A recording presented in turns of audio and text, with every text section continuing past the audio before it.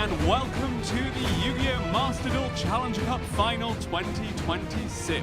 My name is Ibris, joined by the wonderful Joshua Schmidt. Happy to be part of this.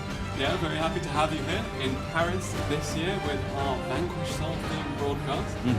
Got some exciting tournament action coming up, and everyone, Razin, Joolong, are going to watch over it. Exactly that. Also, Holly Sue, to a degree, with that giant card that awaits the winner.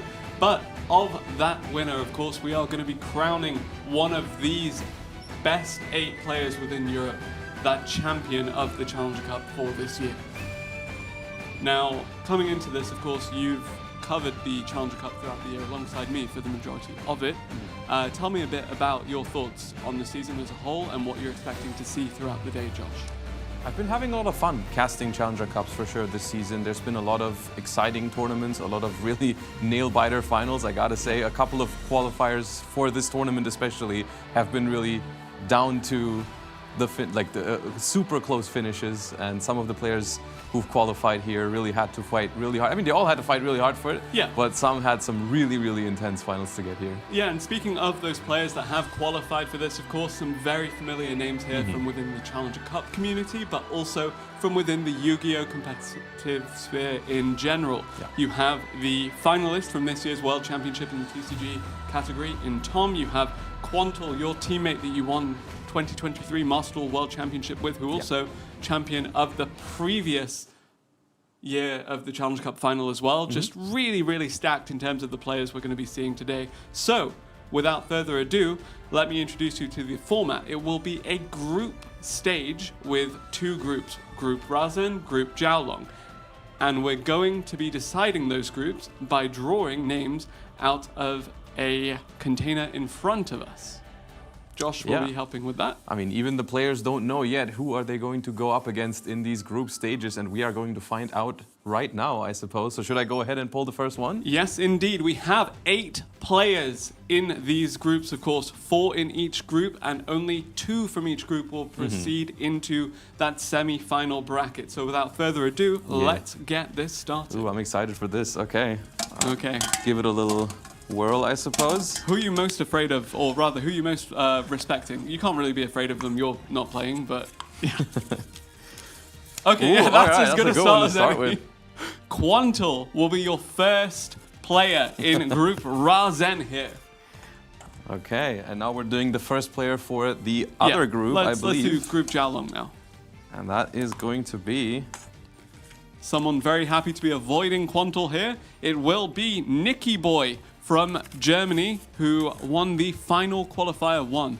If you remember that Trap-holic themed broadcast back then. Yeah, I definitely remember Nikki Boy in a lot of my Challenger Cups, so that is a familiar name. Definitely, Rescue Ace enthusiast.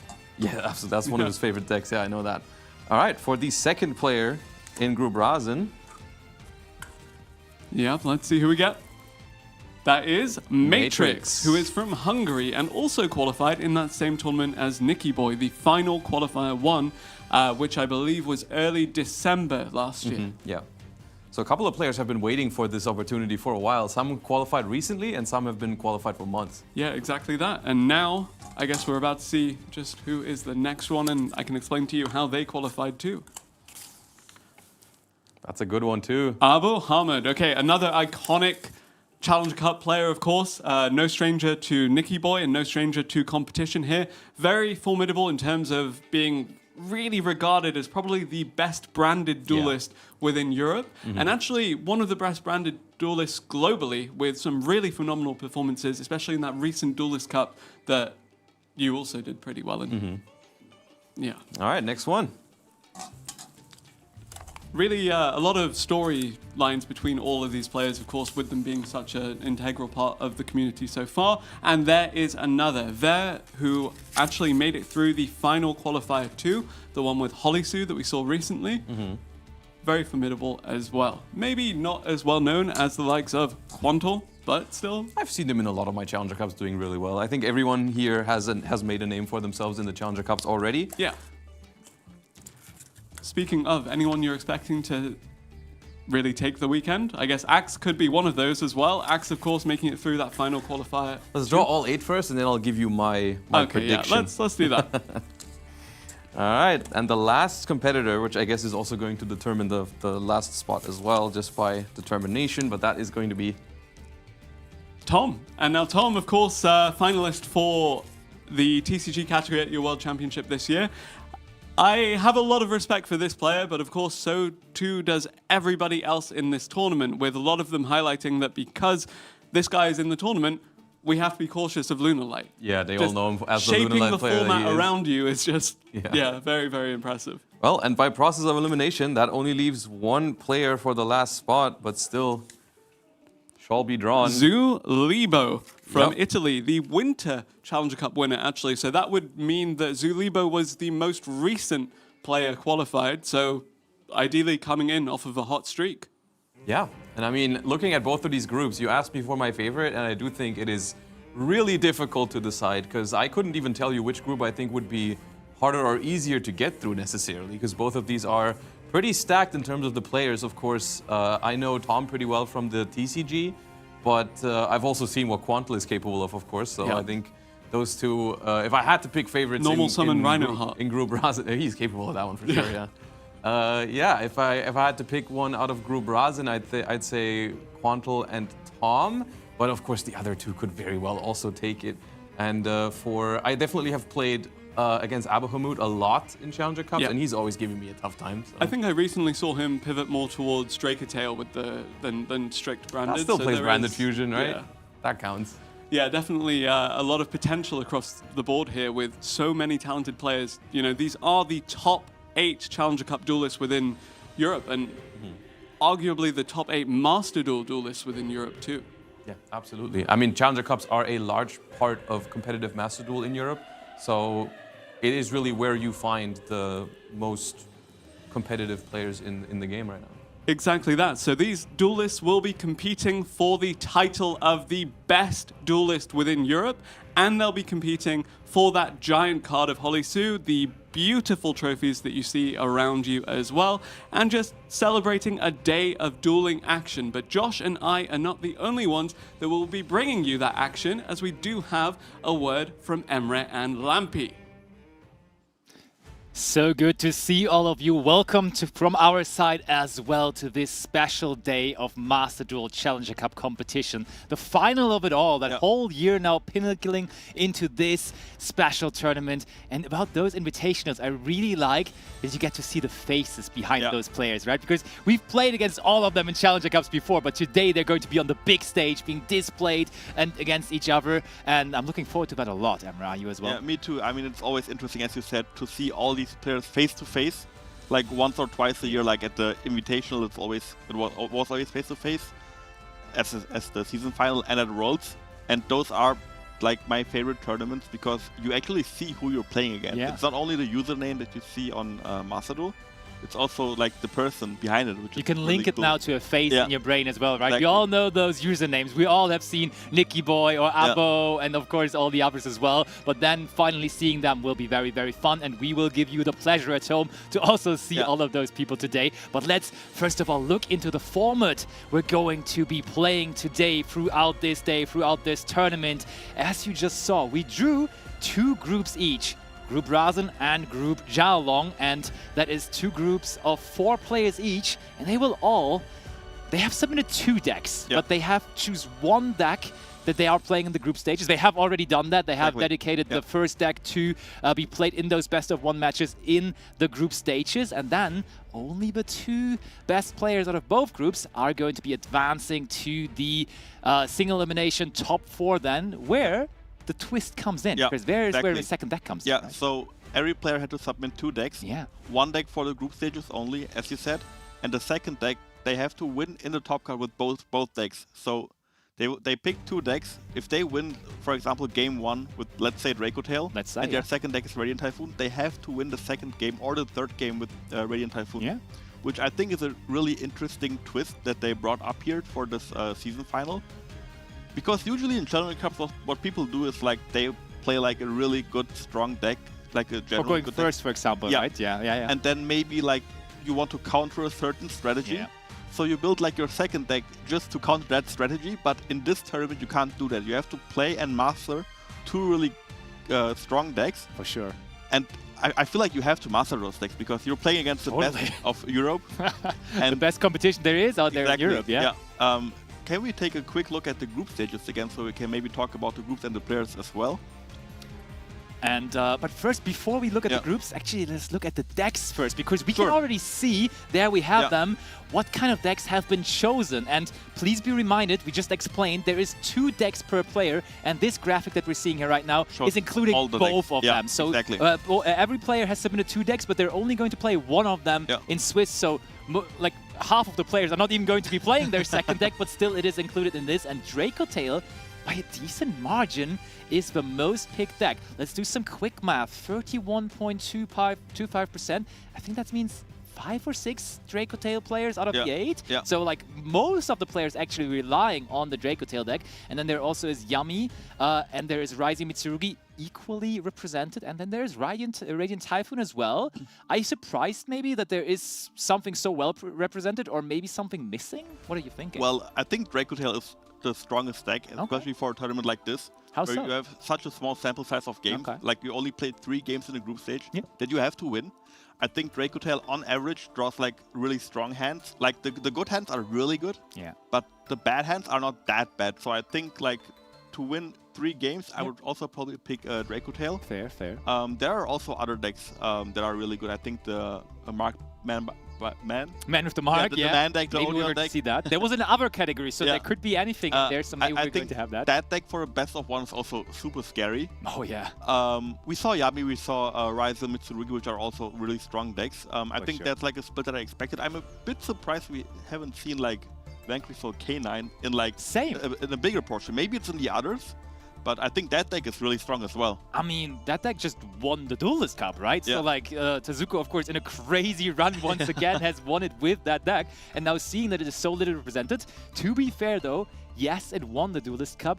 But in overall representation, top 100, it also was rather low, the Vanquish Soul deck. Like, it was definitely overtaken by decks like mostly Yami variants and Mitsurugi variants, so, and the Draco Tail deck, of course, as well. So, will be interesting to see how that all is going to go down. And, well, we saw the group draw, so let's actually have a look at it once again here. We see our 2 groups, Group Rasen on the left and Group Joolong on the right. So, give me some insight. Of course, I mean, your heart always beating a little bit for Quanto, but what else are you thinking about those 2 groups? Yeah, the Group Rasen, I mean, both groups look really strong, I have to say. Group Rasen has a world champion, a runner-up, 2 really strong players in Matrix and Ver. So I think that group itself looks like a group you could face at Worlds. Oh yeah, for sure. That's strong.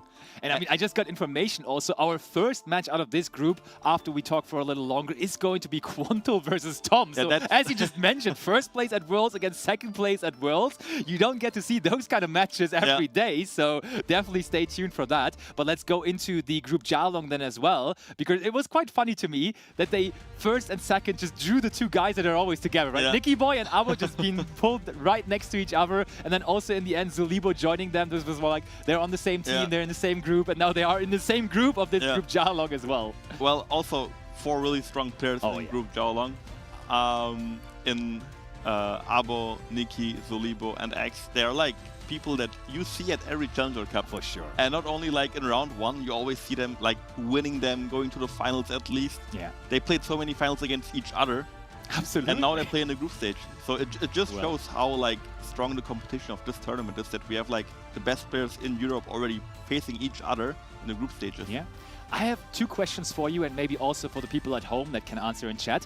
First of all, do you think the physical presence and them playing on stage is going to get to them? Is that like maybe something where Quanto and Tom have an advantage because, of course, they already played on big stage at World Championships before? Or do you think it's not that big of a deal because they're experienced enough with their decks? What would you think? I think it's actually a huge factor. Okay. I know it myself. Like before I played on a big stage, like the first time I was really nervous.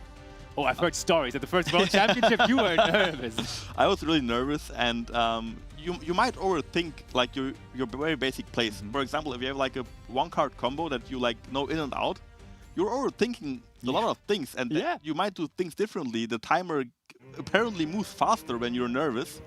So those 300 seconds feel like a minute maybe. To me, they always feel like 50 seconds, to be fair, because I'm always on the edge of the timer. So but yeah, I agree. Yeah, I think Tom and Quanto here especially have a bit of an advantage compared to the others. But they're all strong players. I don't think that it will be too much of like a problem for them.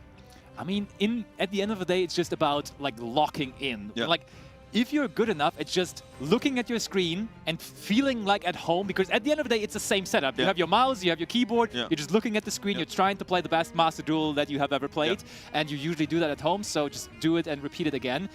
It doesn't really matter where you're at, right? Because it is just the same setup for everyone. Second question, though, is more regarding the format. I think Ibris also mentioned in the intro that Tom is, of course, from his success at the World Championship, but also through his process of qualification, known for the Luna Light deck. And I've spoken to other players, and they were like, yeah, we have to prepare for the Luna Light deck. Do you think that's going to be a big factor, the Luna Light deck overall here, making some waves and people being prepared or unprepared for it? I think especially when you know that you might play against Tom, as you said, with all the history, there might be a chance that he brings Luna Light to the tournament. And like, you have two options. Either you try to make sure he doesn't summon the Liger Dancer. Tough one, honestly. That's a tough one. But I think even the tougher one is that you want to get rid of the Liger Dancer. If there's only one, I think most decks can deal with that somehow. But if there are two, especially paired with an SP Little Knight or like an IP Masquerena, I think it becomes too hard. So it is tough. Also, like, the structure of the tournament itself makes it really hard because, as I said, you can't dedicate one of your decks for, like, as a counter deck to something. So you just have to find a middle ground. I think the best approach is to, like, try to make sure they can't summon the Liger. So yeah, we'll see. Maybe we'll see Luna Light round 1. I mean, as I told you already, it is going to be Tom versus Quanto in the first round, so possibly there is going to be immediately the showcase of the Liger Dancer, which was also on the previous Challenger Cup mat, of course, the most beautiful one. And I'm really excited because for the people at home, just trying to bring some of the atmosphere over to your home, like the stage in there and how you will see it in a second, and like how they're sitting down there and everything. It really, really is a special atmosphere here in Paris. We can show everybody how it looks because the round is about to start. We can see here Quanto thing. Oh my. First deck Domain Monarchs. I didn't even know that. Same. He saved that information for this very day. Of course, also is the reigning Challenger Cup final champion, as he won last year this very tournament in Malaga. And now he's back, of course, Telemans Kid Colors as his favorite card, and qualified from the second final qualifier, which actually was the same tournament that Tom also qualified in. They qualified basically hand in hand and together. As you said, And there we have him, Tom. Oh, the Hero Bumblebee deck as his first deck. That actually, I think, was also the first deck that I played competitively at YCS Bochum or something back in the day. That has to be like 2012, right? Yeah, something like that. That's pretty cool. Ghost Ogre and Snow Rabbit is a cool favorite card as well. I think that's one that you don't hear every day. No, it's but a pretty niche one. It's like one of the Ghost cards, which is cool that because it also can activate its effect on the field. Ooh, it's the only one that you can activate on the field. And yeah, here we can see both players, Quanto on the left and Tom on the right. Oh, and the versus screen of the Vanquish. It looks so beautiful. It looks so beautiful. Indeed. So much love has been put into everything here, and I think you can see it. 100%. And Quanto and Tom know that they may have to play the most hardest match right in a way, right on the first match. Two super experienced players, and they will be put into the test here on this opening match of our finals here in Paris. And you can see they were joking around a little bit there, but then you saw the lock-in. You saw that they were completely in the zone, and here it is, our first match of the day. Are we going to see Luna Light? We're not going to see Luna Light. Interesting. Okay. But also a very strong opener, a card that itself plays through a hand trap. Yeah. So it's always a card that you don't really want to face against. Milling the Fiendsmith Engraver here. But I mean, make some assumptions now. What deck could that be? It's surely not pure Fiendsmith, right? No, it could be Mitsurugi Fiendsmith. Yeah. I think that's a very popular variant of the Mitsurugi deck. But I can see Tom also play Yami. Yeah, no, absolutely. I think he has been playing a lot of Yami recently in the TCG as well, so that would be a good fit for him as well. But since we instantly tributed the Requiem, I don't think it's Yami because of there's a Link 1 on the field. We could special summon our 100%. I mean, it still might be, but maybe we're just lacking like the connection to our yummy cards in the hand, and this is just going to be a simple Fiendsmith combo, which still is not to be disregarded. Like a Caesar or something can definitely be enough on its own, but Quanto. We see Quanto laying back there in the chair, and I'm not sure whether that is a sign of confidence, to be honest. So, knowing Quanto pretty well, I feel like he's in a bad situation. It feels like it, yeah. Like, his mimic and everything, it feels like he's in a bad situation. He doesn't seem very happy at all, that's true.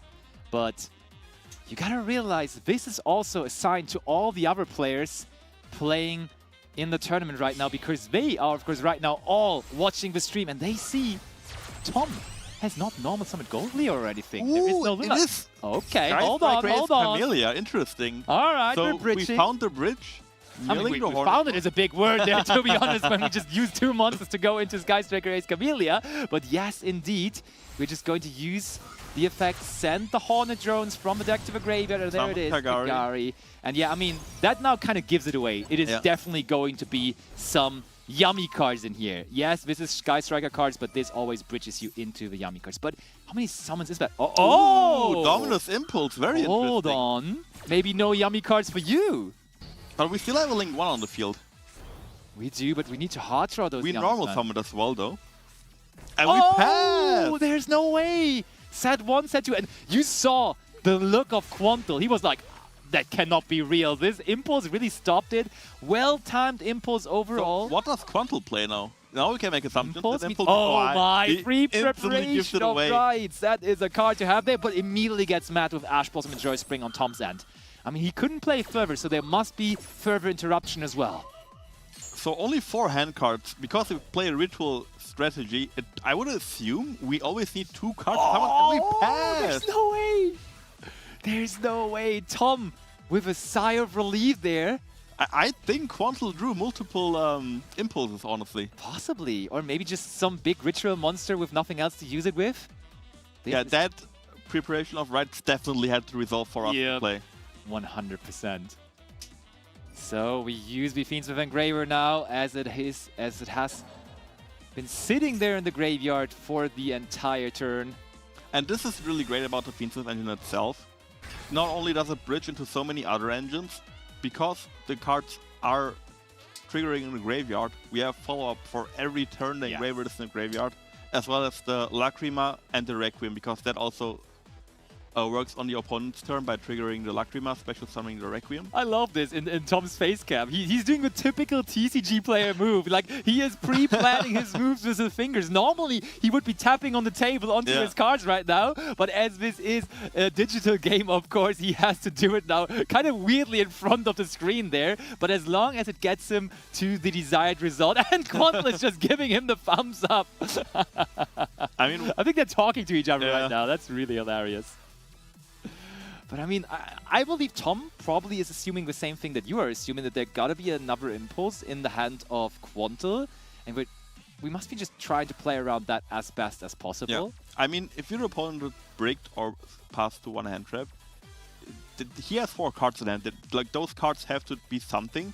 And since they are not engine cards, I mean, sequence. Oh, that looks like it may be sequence. And if we go sequence, that is a very vulnerable card to Dominus Impulse, as there now is another trap card in the graveyard. Oh, okay, we go Moon of the Closed Heaven.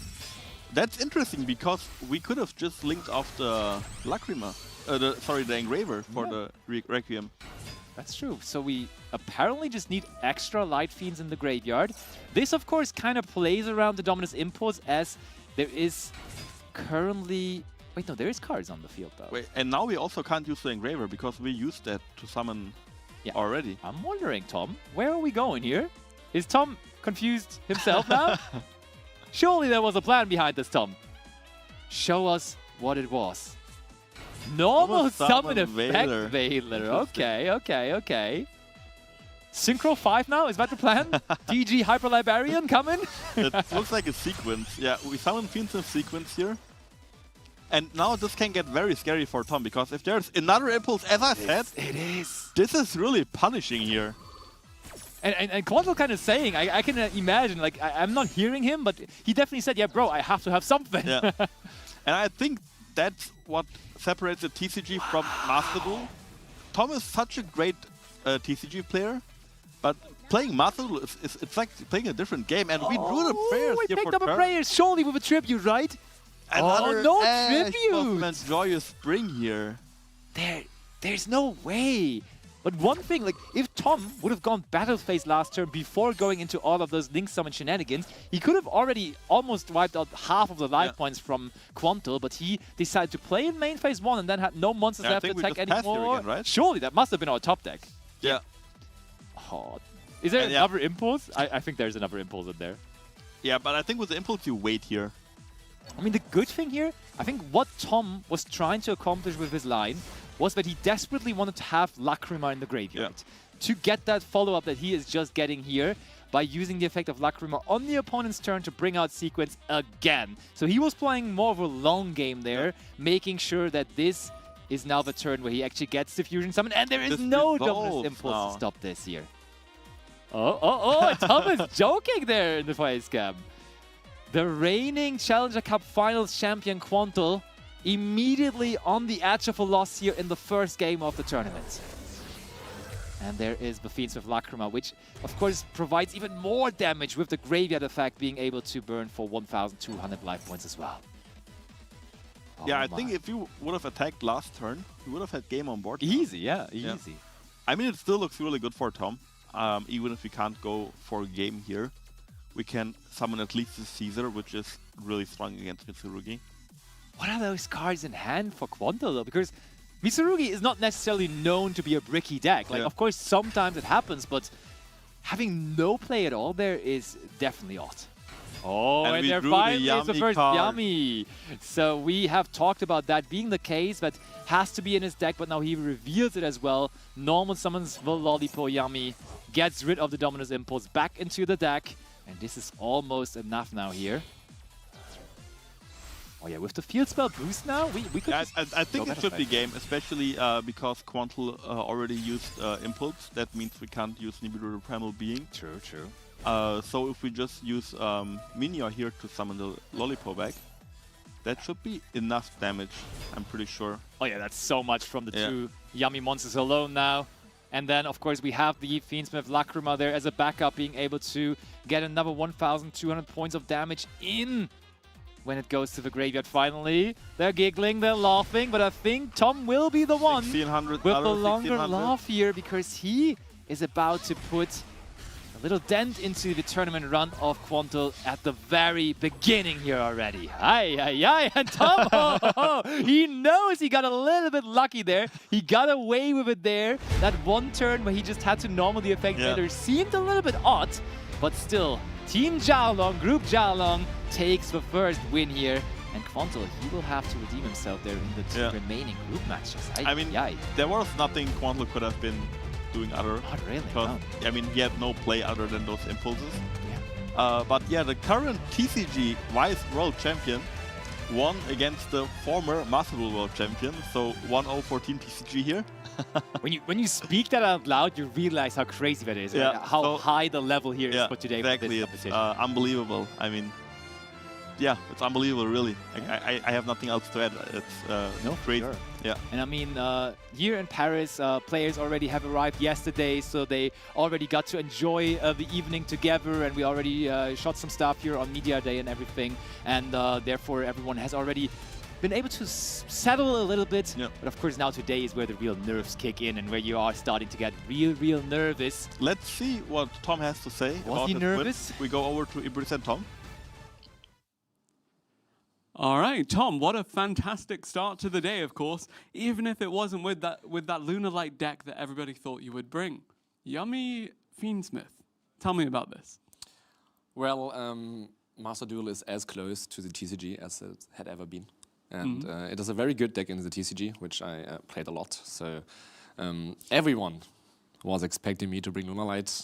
Everyone was chatting about playing Vozu. Around yourself. Exactly. I was always playing it in Master Duel. Everyone was talking about playing Lava Golem, Kaijus, Vozu and stuff. So I felt like I'm gonna do an odd choice and bring something else. And obviously it's different with Camilla that you saw on stream. Then to TCG, we don't have it yet. But I think the deck is just very good. Can play a bunch of hand traps. Usually doesn't break a lot. Obviously, I had one play. Quanto had 2 impulse. But Quanto bricked to the airship blossom of mine, but yeah. And despite all of those disruptions being exchanged, actually going on for 5 turns, which is kind of long by today's standards when it comes to some of these decks. Can you tell me a bit about that back and forth game and your thoughts on how Quanto played? well, Quanto didn't really play. Like, I had one Engraver was my only engine card, so. Yep. And then I eventually drew Valor when he stopped me, but you can't go into Capsule Synchro with Valor and Requiem. Yep. And so there was no way for me to play unless like I draw Yummy. And I just try to use the Fiendsmith engine. That's what it's pretty good for. Like, no matter if you get hand trapped, you can always recycle the engraver and keep your engine flowing. Yep. And that's also why I brought it, like, especially into a lot of hand traps. It's just very good in recycling and keeping the game going. Yeah, and just speaking of Quanto, you know, this is the champion of last year's tournament, right? And of course, he won Worlds in 2023, in case you didn't know. I did. But that being said, of course, a lot of the players in this tournament, mainstays of the Challenger Cup, but I think a lot of us consider you to be one of the ones that are newer to this series of tournaments in particular, maybe more of a focus on TCG usually than Master Duel for you. Tell me a bit more about your Master Duel and your Challenger Cup journey. Well, I started playing Master Duel right at the beginning, so I literally have all the old cards. I never dismantled them. And when I just putting more time into Yu-Gi-Oh! Like in TCG, I also just wanted to play Master Duel because the format is very nice and it's so easy to play at home. So if you're not playing Master Duel, honestly, download it right now and play it yourself. It's so fun. You get to meet so nice people if you do well, and it is a very good step to also just pop into the TCG if you want to. Because like it is so similar right now. Yep. And yeah, obviously playing against Quanto in my first round. I mean, it's a start to a tournament. Yeah. He asked me to borrow cards for an event, and I was so scared that he's gonna bring the deck that he asked me cards for today as well. Because like it's pretty good to play the decks at the same weekend twice, so you just get to test it more and get more practice with it. So yeah, luckily I won the dice roll. Obviously Mitsu bricking is one of the biggest issues that the deck has right now. Yep. But yeah, I could have wished for an easier opponent, but I feel like there is no easy opponent today. Exactly. Everyone got here qualified and will be a hard opponent, so yeah. Yeah, and speaking of Quanto and the other opponents in this tournament, the other players, you seem very close to a lot of them with your friends. Any shout-outs that you want to give to any of your other friends that might not be here today or might be watching you from Josh's stream or from home? Shout-outs to all my friends, shout-outs to everyone rooting for me, coming up to me taking pictures, saying hi, and so on and so forth. Very grateful for all of you. I'm very grateful to be here. Thank you for hosting. And yeah, hope to see you in the finals. Yeah, Tom, fantastic start to the day for you. Here's to our next game. I'm Nikki boy, I'm 26 years old and I'm coming from Germany. I qualified for the in-person final while reaching top 4 in the final qualifier, if I remember correctly. Oh, my favorite memory with Yu-Gi-Oh! There are 2, but I rather want to pick the first one. When I reached 3rd place in the Duelist Cup, I was kind of happy with my result and I was like this close for getting to Worlds, and yeah, it felt great, and after that I still performed really good, and I think that was my favorite memory in Yu-Gi-Oh! My favorite card in Yu-Gi-Oh! It's definitely Rescuer's Impulse. Rescuer's Impulse, he looks good, he's a good board breaker, he's a really good design card, I just love him, and also Rescuer is the best deck in the game, so what should I tell you? Looking to play most this weekend. It's a really hard question because I don't want to say Tom because I'm playing Tom at locals, he's from my same town.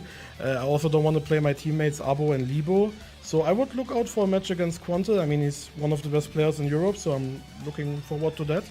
And also against Matrix, because I know him for a long time and he's also a really good player for sure. The favorite game match from the Challenger Cup, I mean, they're all insane the last 2 years, that's all I'm going to say, but the favorite one is probably... I think the Yummy Surprise one is pretty good, but I think the best one is the Baron de Fleur. I fell in love with the mat. I just love that mat. I like the colors pink and white, and yeah, but they're all great. I'm gonna be honest, they're all great.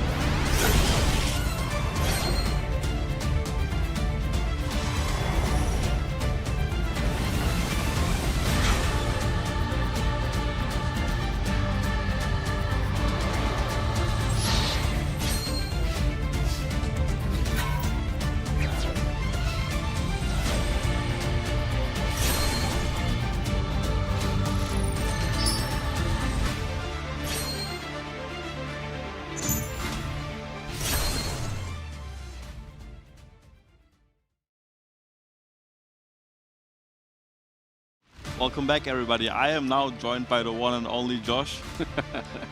What is up, everyone? I'm also happy to be behind the booth for the first time for today, and it is going to be an exciting day. We've already seen two giants, really, of both TCG and Master Duel go up against each other in this first round, and I don't think that this next pairing is any less exciting either, because we've got some really very strong players. Yeah, I mean, Nikki Boy, who's like winning Challenger Cups left and right. Yeah. Same as Libo, two very popular and known players within the European Challenger Cup community. You're going to hear us say this today a lot because that's exactly how they got here. I mean, this is the Challenger Cup final, so literally all 8 players here have had a very successful season in the Challenger Cups. But, I mean, for some of them, they just qualified through just one really good run at one specific tournament, but specifically Nikki Boy and Libo have been super active in Challenger Cups in general, not just the tournament that qualified them for this one.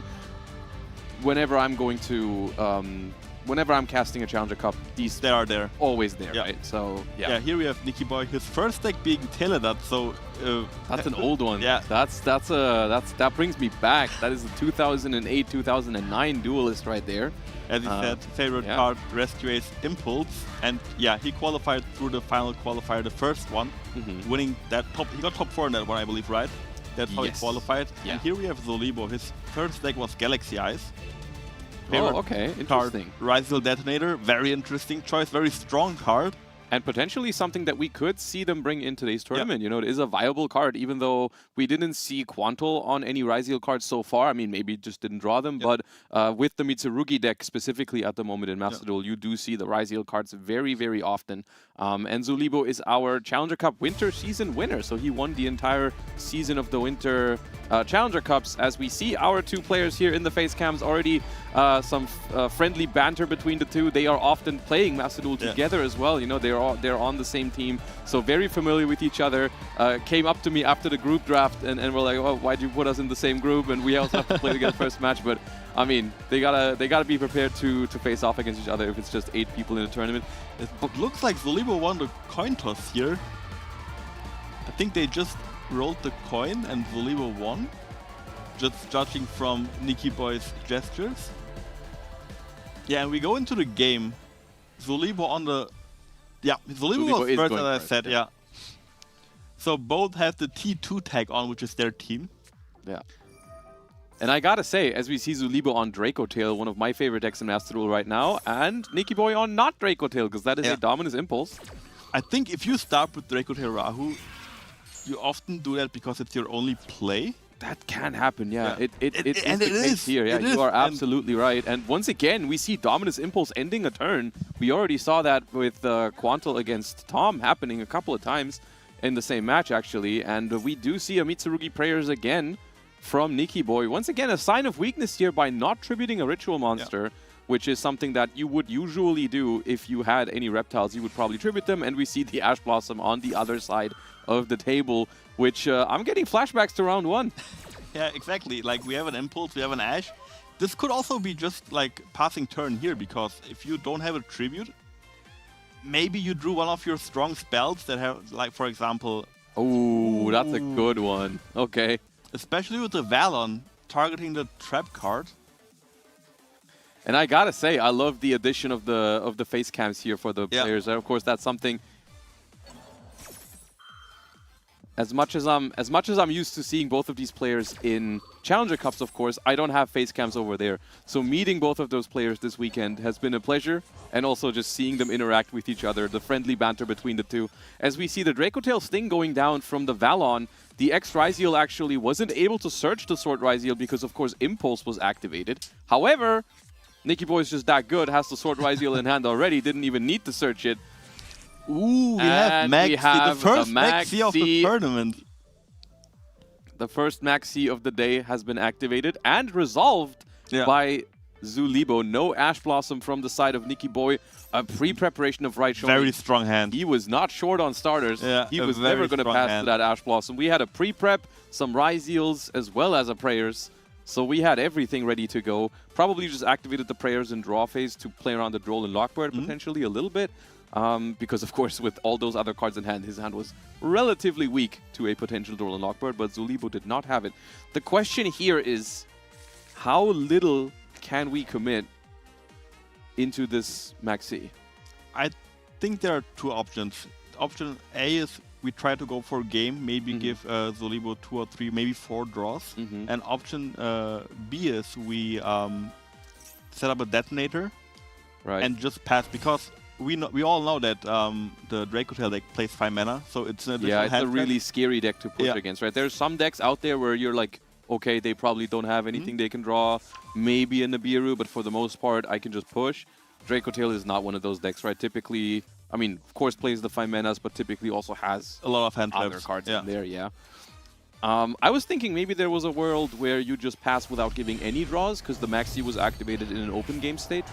And we knew that Libo didn't have a play on the previous turn after the Rahu got ashed. That's also Impulse. Definitely an option. The only scary thing about that is Libo already drew a card off of the Sting, so that could be a play.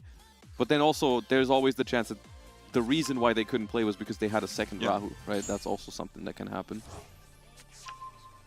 Either way, it looks like Nikki Boy has made a decision to go in here, and we are giving more and more draws to Libo. So this game could very well just be decided on the verge of, does Libo find a way to stop Nikki Boy from going for game here? I will say one thing that makes it significantly harder for Mitsurugi to go for game is if you had to use Prayers already. Yeah. Because that's one of the easiest ways to get to the battle phase and then just attack with the Murakumo, tribute it, bring it back, and attack again. Yeah. That is so much damage, and most importantly, it happens in the battle phase, so it's too late, even if they draw a Nibiru or a 5 mana off of that last Murakumo summon. We just have to be cautious when we do that we don't summon the Murakumo off the Prayers itself. Exactly, yeah, you have to summon it back with its own effect, But we see here, some quick math in my head, that is 8,100 damage on the board from Nikki Boy. We've gotten there with, I believe it was 3 special summons, the Saji, the Habakiri, and the Murakumo. There is the Nibiru, though. We did find it within those cards. Now, the Murakumo, I think, can still come back. The Murakumo can come back, we can also use the Habakiri also can come back, I think. Both can come back, but that would be additional draws. That's more draws towards the 5 mana, right? Yeah, exactly. It's a pretty tough situation here for It's actually Nikki. really, really tough now, because you're going to have to put so much additional damage onto the board now. Even if Habakiri and Murakumo come back here, that's not enough yet. So you're going to have to commit more summons. And most importantly, that's one of the main downsides of starting with the Ryzeal cards, or even having the Ryzeal cards in your Mitsurugi deck. We are locked. You are locked into rank 4s out of the extra deck, which means we cannot make like a Photon Lord to protect from the 5 mana. Because in theory, if you were able to make a Photon Lord here, you'd be pretty safe, because Nibiru's been used. Yeah. So if you can just cover the 5 mana... Is Photon Lord a dark monster? Photon Lord is a light monster, so that also doesn't work with the Impulse. doubled, double cooked. So yeah, we use the Murakumo to destroy the Nibiru here. Now we need to find a way. Yeah, I mean we still have the Ice Rise in hand that we can special summon. Right, we need 2,400 additional damage. So the ice is 17. Not quite enough. Yeah. Not quite enough. I mean, did we use the Mitsurugi mirror off of the pre-prep that we activated? I think we didn't. So we could still bring back like the Futsu from the graveyard, but we would have to tribute something from hand. Yeah. Because if we tribute off the field, it doesn't come back. Yeah. I mean, we still have 6 cards available in hand. It's kind of crazy, isn't it, how the Mitsurugi Ryziel deck is so good at maintaining hand advantage, right? Because you would think after so many special summons, Zulibo would eventually be ahead in card advantage, but still not the case here. Yeah, all the cards replace it themselves. We have a Ritual Monster to tribute. We do have a Ritual Monster in hand, so Nikki Boy is going for exactly what I said. And that Futsu is not enough yet. We were missing 2,400, this is 2,000, so Special Ice could do it. But that's one more draw. Zulibo drew so many cards, the chances that I he gotta drew a say, 5 mana at this point, pretty high. If you don't have a 5 mana, that is very unfortunate. The Ice was normal summoned, actually. Yeah. We hadn't normal summoned yet. And we have 5 mana. And now Nikki Boy shaking his head. I think the Maxi is going to get the better of him in this case, ultimately, because now, after this, probably Arthalion resolves. I'm not entirely sure. I mean, we could just bounce back all the monsters. Exactly. I mean, unless Libo just didn't draw many monsters to begin with. Only drew one other Draco Tail, I guess. Which is the crazy part. Even after all of this... Only one name. Like, even after all of this, Mitsurugi is not going to be that far behind in card advantage. But of course, I don't know if we have even any other ways to summon the ritual monsters this turn, right? Like, we cannot get them back on the field. We've used both sides of the ritual spell. We've used the mirror. And I don't think we play any other. I mean, some Mitsurugi decks have been playing Magatama, which can technically ritual summon. It's interesting that we're leaving the Habakiri on board to add the Frixel back to hand. I mean, I do think if you're so low on Draco Tail cards, because clearly we didn't have any other Draco Tail cards, we do need to worry about even playing the game on the next turn. Because even after drawing, how many cards off Maxi was that? 5? Yeah. Or 6? We still 3 cards in hand now. It's not that much for Draco Tail here. I wouldn't say this game is necessarily over yet. Also the Wozu coming down here. Interesting. All right, we're pushing even further. I'd be surprised if we could put another 8,000 damage onto the board. I mean, it's interesting that he left the Habakiri on board because it made Arthalion's attack go to 2,200, which means we can add back the Cartesia that we just used as material because the fusion monster hit the graveyard. I was wondering about that when he summoned the Arthalion in attack mode, whether that was intentional, because the Habakiri would have been able to run over it, whereas if you put it in defense, because Habakiri does not reduce the defense, couldn't have attacked over, but maybe that's what Zulibo wanted. So here is that Cartesia that we got back for free in the end phase, and we're going to activate it to try and fuse. And we do know from Nikki Boy, at the very minimum, I remember Nikki Boy adding the trap, the Mitsurugi Great Purification, from the deck to the hand, which means we do have the option to negate 1 card from the side of Zulibo at the very minimum. It's a very scary card to play against. Yeah. And we do know from the previous turn that Zulibo does not have the most amount of Draco Tails in hand. Looks like we've drawn a Mululu. I would guess that was not there last turn because we probably would have fused with it. Summoning the Lubellion, discarding the Frixel. This is one of the most fun parts about branded Draco Tail is when you just draw the Albaz and you can go into the fusion monsters of the branded archetype just out of nowhere with the Cartesia or a 5 mana. Which is happening here with the Lubellion, the Searing Dragon. Arthalion returns.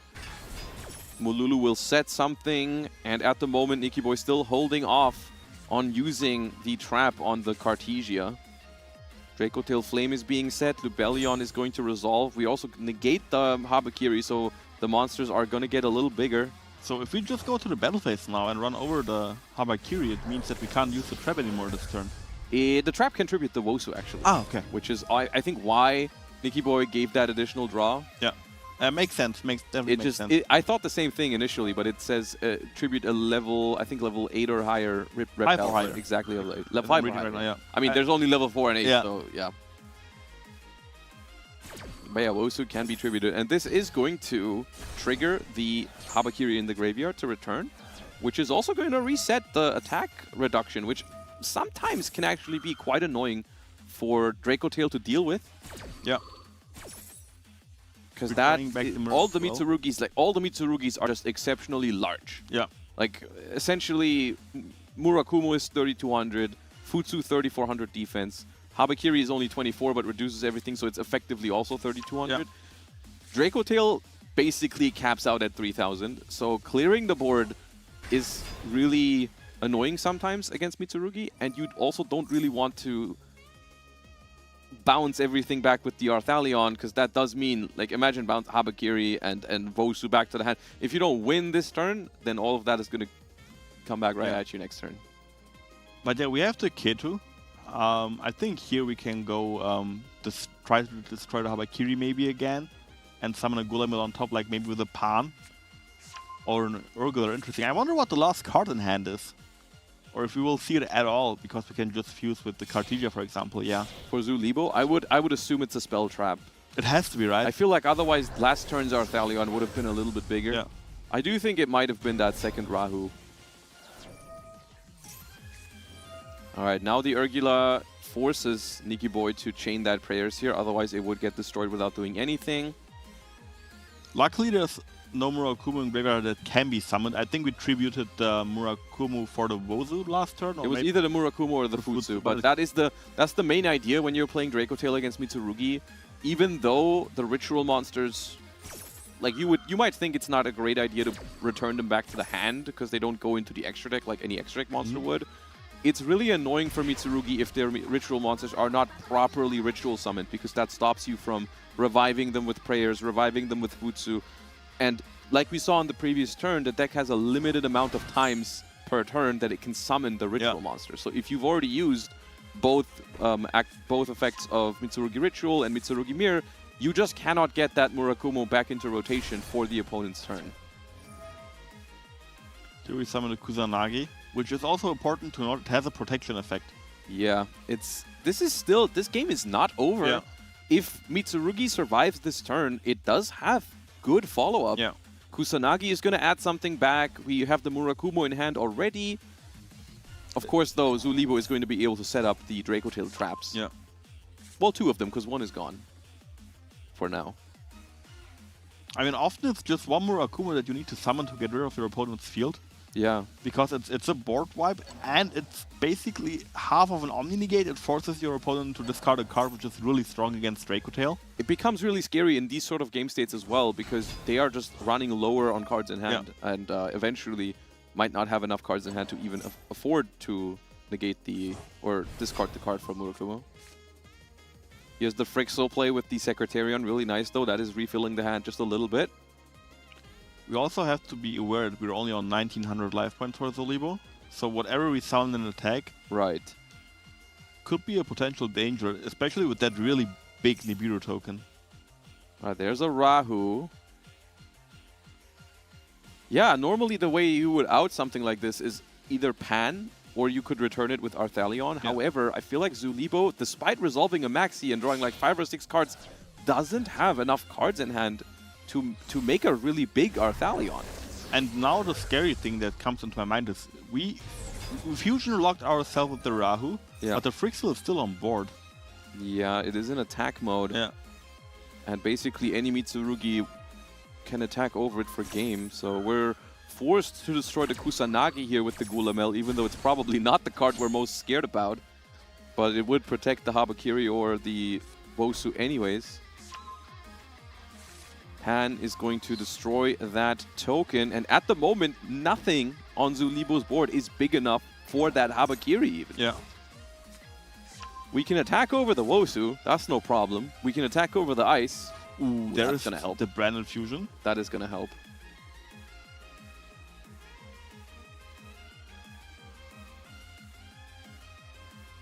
So the Albas was return to the deck, we use the Cartesia, probably summoning an Albion. That may have already been the reason why we even made the Lubellion in the first place, because we wanted the Albaz back in the deck for that Branded Fusion. But also, that Branded Fusion must have been a pickup from the Maxi draws. I don't think we had that on turn 1, because we could have done more.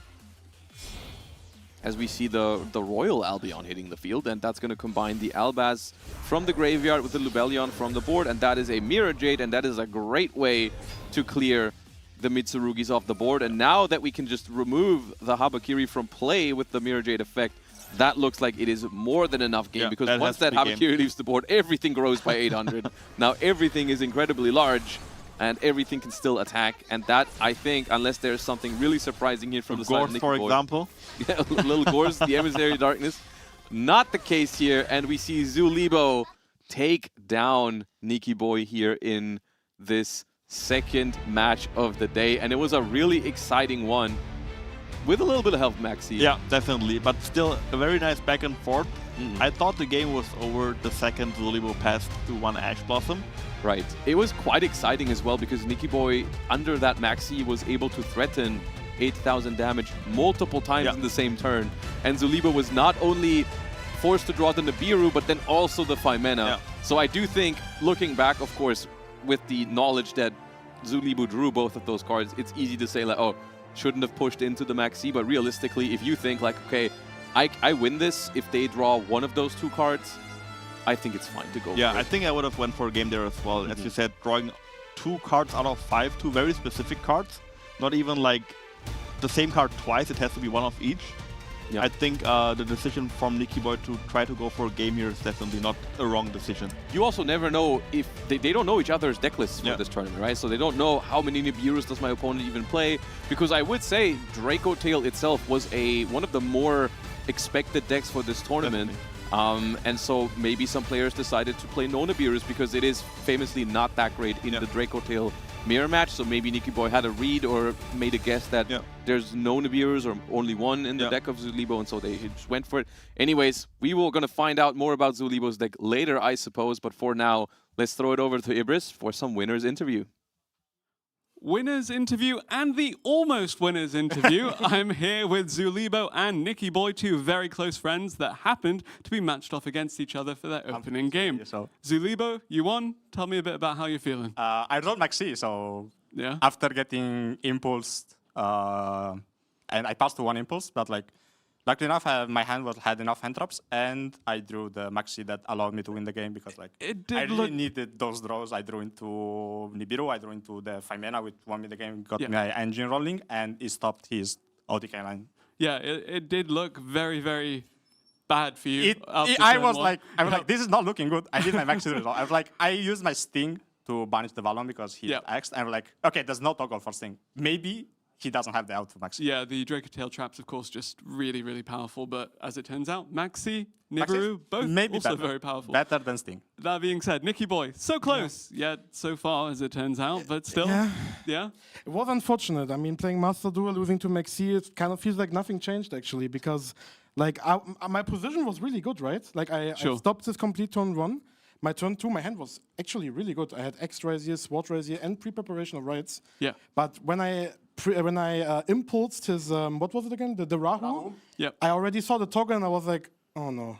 Yeah. Please don't tell me. You commit very, very hard, and it looked like you were going to finish that in a single turn, and then... These are these 50-50 decisions, you know? I could have probably stopped at that time, and that maybe would have been enough to just stop and like see what he has. My second draw after the Nibiru. Do you mind holding the mic closer? Yeah, sorry. Because like, if I was thinking like, if he passes on the spot, I was in a not very good spot.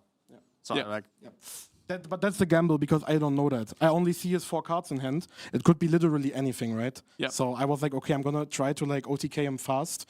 I tried, but then the Nibiru came, and then the Phimena came, and that was just one too much. Actually. So I know that both of you, or at least you, Nikki Boy, did very, very well in the recent Duelist Cup. Was this the deck that you were piloting at the time? Actually, it was my second deck. So my second deck at the tournament and Duelist Cup was my Rising Mitsu deck. Yeah. My first deck is my second deck now. Ah, okay. So I kind of switched it up a bit. Yeah, fair enough. Because I thought that Rising Mitsu was a better pick for the group stage, because a lot of people are playing Draco Tail.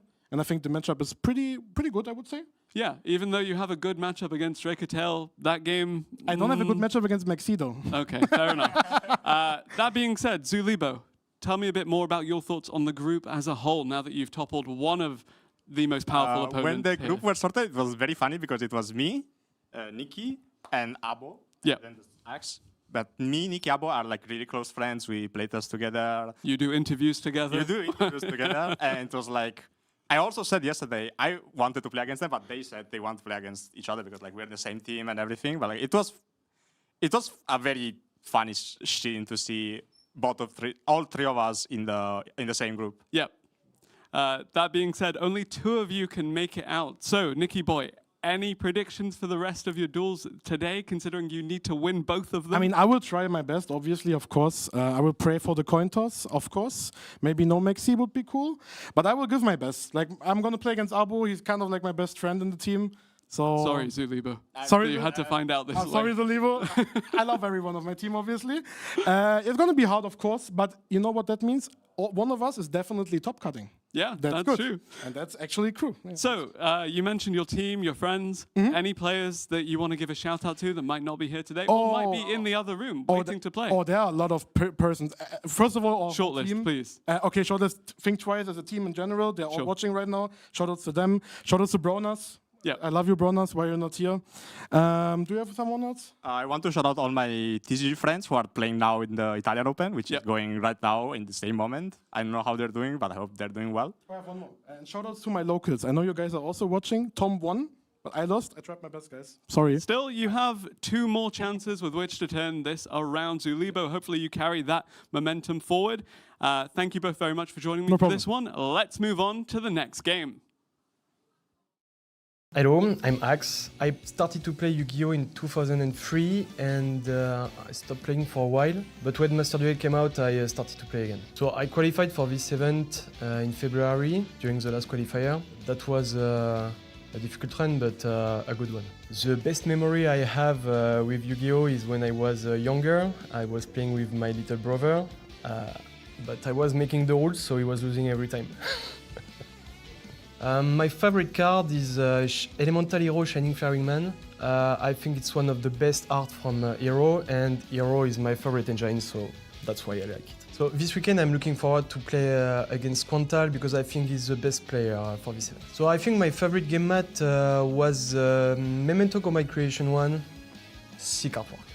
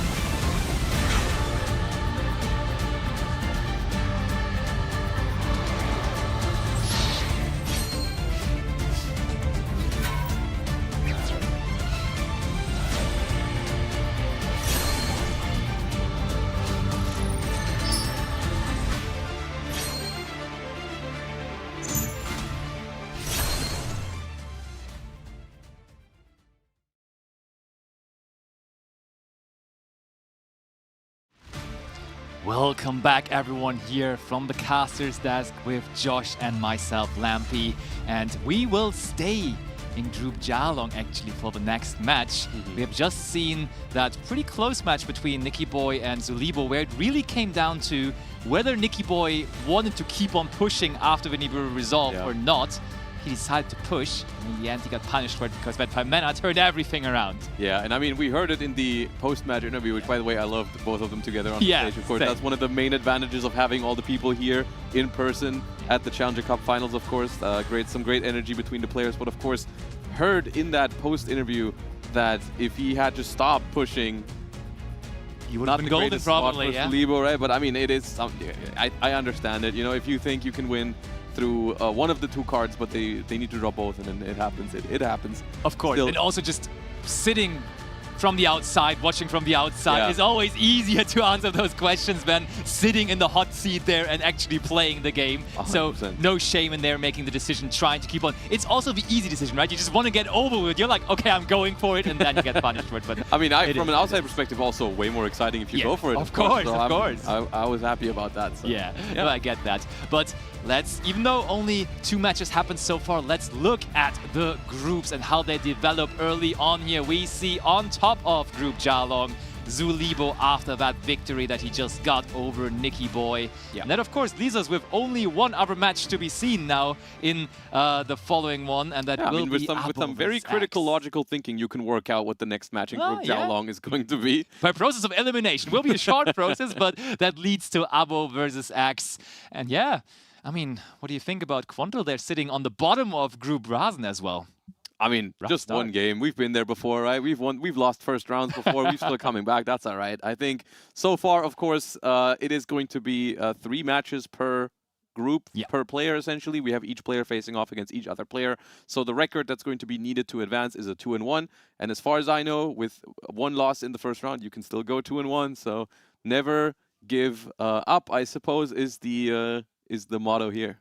That's how you should tackle it. And of course, I'm excited to see those 2 duelists in action that are about to go into this match, because Abbo really is, when you think about Challenger Cups, very, very shortly after, you at some point will also get to the name of Abbo, because he has been in all of those cups.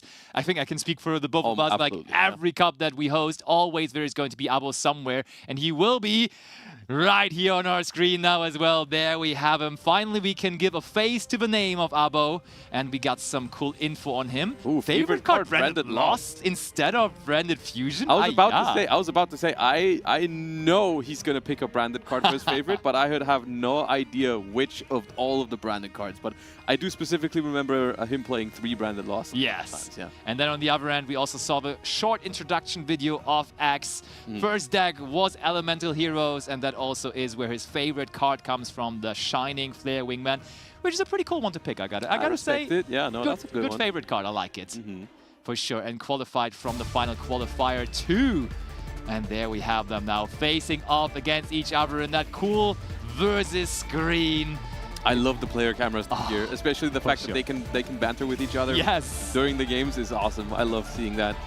Same. And now it will be decided who of them came better prepared, who can execute better under the given circumstance, because playing on your home setup is always a little bit more comfortable than being on the spot here, having that new setup. Maybe like players were able to familiarize themselves with the setup, go for good toggles and everything, but we will be going in here and Abbo will be the one starting this match off. So that's the first win already. No, actually, Axe is going to start us off here with the Fuwalos in standby phase, which gets dashed. And you saw Abbo just looking over to Axe. Not today, my friend, not today.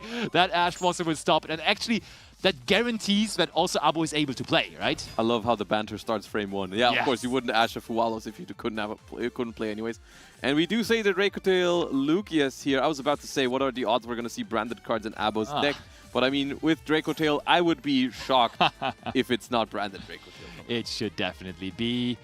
The master of the branded deck has become a master of the branded Dracotail deck, and we will see whether he will be on top once more in this very special Challenger Cup competition today. The pinnacle of Challenger Cup competitions that there is. And yeah, I mean, Axe immediately leaning back, right? He doesn't look too happy about that Ash Blossom on the Fuva loss. How could you be happy about it? I mean, if there's any deck though, that you are probably okay going second against and having your Fuwalu's Ash, it's probably Draco Tail. Depending on the deck you're playing, of course, some decks struggle more into the Draco Tail traps than others. But in general, I would say, depending on which deck Axe is bringing to the table here, it could be winnable for them. But I think the Secretarion Dragon here is already going to give away some of what Abbo is planning to do, because I do think that is not unlikely to lead to a Verte Anaconda. I mean, somehow he has to get to his branded cards, right? He has to get his daily branded in for every game that he plays. So whatever line it is, it shall always be getting him to that branded fusion. Even if it's just sent from the deck to the graveyard, it will still be fusion summoning through the effect of Verte Anaconda, of course. Oh, and the Rahu next. We already said one of the Draco Tail trap cards. This is looking golden for Abbo early. Yeah, I mean, this is basically the full setup for Draco Tail with the branded cards in it as well. And that Arthalion gets to recycle Ash Blossom now even gets to add back Ash, which is one of the most powerful things about drawing Ash Blossom in Draco Tail specifically. I mean, Ash is a powerful card in any deck, especially if you can hit a Molcharmy with it when you're going first. But in Draco Tail, it means your opponent is going to not draw off of the Molcharmy, and you're going to have the Ash Blossom still for your opponent's turn. Like in every other deck, like I've been in spots where I had an Ash Blossom going first, and then my opponent uses a Charmy, and I'm like, maybe I can just not give them many cards and keep my Ash for their turn. In Draco Tail, you never have to make that decision. Have to ask I'll Ash it because I get it back anyways. Yeah, totally. Okay, speaking of the branded fusion, here it goes to the graveyard, allowing us to just resolve it with the Verte Anaconda and the Fallen of Albus, meaning Mirror Jade will have a visit here onto the digital gameplay table. I mean, I would have questioned if it is the real Abbo Hamoud if we didn't see a branded fusion on the first turn. So. He is definitely making a word for himself as the branded god. Ooh, a fourth set. Sad cards. What could that be? What could that be? I don't actually know. I was about to say the same thing. Usually there is no fourth set. Yeah. There's some players maybe called by the grave, maybe Forbidden Droplet sometimes. Brandon lost maybe because it is his favorite card. He included it as well, and he said, "I don't even need to activate this." Oh no! Time wasted. Quickest Ash Blossom and Joy Spring ever on the K2 Draco Tail, revealing that both of these duelists are on the Draco Tail strategy. Yeah, and I mean, you typically see this where, of course, we do know that Abbo has Draco Tail Flame available, but you rather use the Ash Blossom because then the Draco Tail Flame could get ashed from Axe. Yeah. You don't want that to happen. Oh, and resolves. Both fusion spells on the end of Axe will not be doing what they are supposed to do. Any other way to keep on pushing? Maybe a Katizia or something? Maybe a Malulu? 5 mana? Any of that? Oh, yeah, it doesn't seem like it. It's rough because Ash Blossom is a really decisive card in the Draco Tail versus Draco Tail matchup.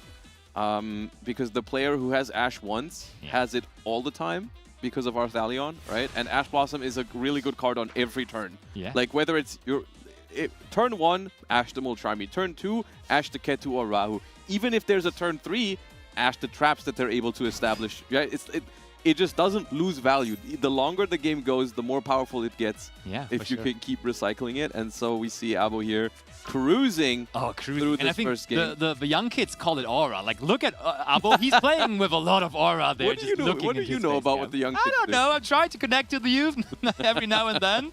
But that definitely is some more pressure coming down now with the Lukias and the Fusion Summon resolving off of that 5 mana. And we are going to have more than 8,000 points of damage. Yeah, and Axe does not seem happy about it. Understandably so. And you gotta say, I mean, didn't even get close of breaking this board, right? We still had all 3 traps and the Mirror Jade available, so there was a lot of work to be done. And we see a duplicate Ketu, of course, that does not help. And Abbo does not waste any time. We have more than 8,000 damage on the board already, and the Mirror Jade is going to be the one that finishes off here this first match for Abbo and Axe in this tournament, and Abbo taking a very convincing victory in this one. And a very quick one as well. And I think if it somehow comes down to tiebreakers. I think the last tiebreaker that there is actually is how quick you won against an opponent in the group. So that was a pretty convincing and quick one. Yeah, so I mean, the most important tiebreaker, if there is people who end up on the same score, is going to be your opponent's win percentage. Yeah. So if you take a win against the better players in the tournament, that's going to count more than the ones that are going to have a worse record. So that's going to be the most important one. But yeah, with just 4 players per group and only three rounds essentially, there's going to be some players on similar records. So got to figure that out somehow. Yeah, that was the start. I mean, he was already like being with the players and everything. Abbo was already saying that he has plans here this weekend, and he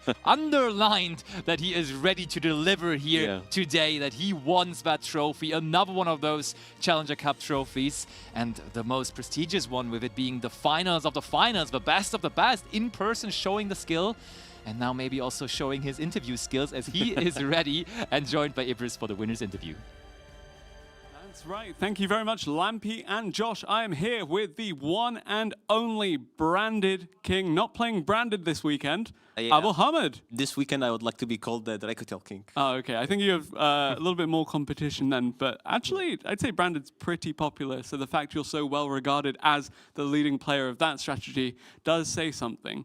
Now, something else that made a statement was, of course, your convincing victory in this previous duel. You want to tell me a bit about what happened with you and Axe there? Yeah, so I usually say when I win, it's always like skill defense, not lucky. But this time it was just lucky. It was straight up lucky.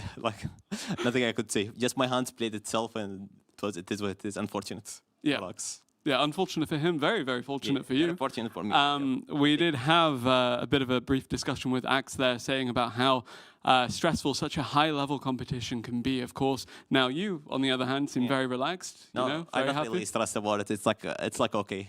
Yeah. And also, like, all the players here are my friends, so like I don't mind any of them winning. Well, you've achieved half of the wins that you'd need to secure your way out of the group, so, you know. Yeah, I feel confident about also facing Libo next. It's also a mirror, and I'm gonna cook Libo. Okay, nice. Isn't he your teammate? Yeah, but okay, yeah, fair.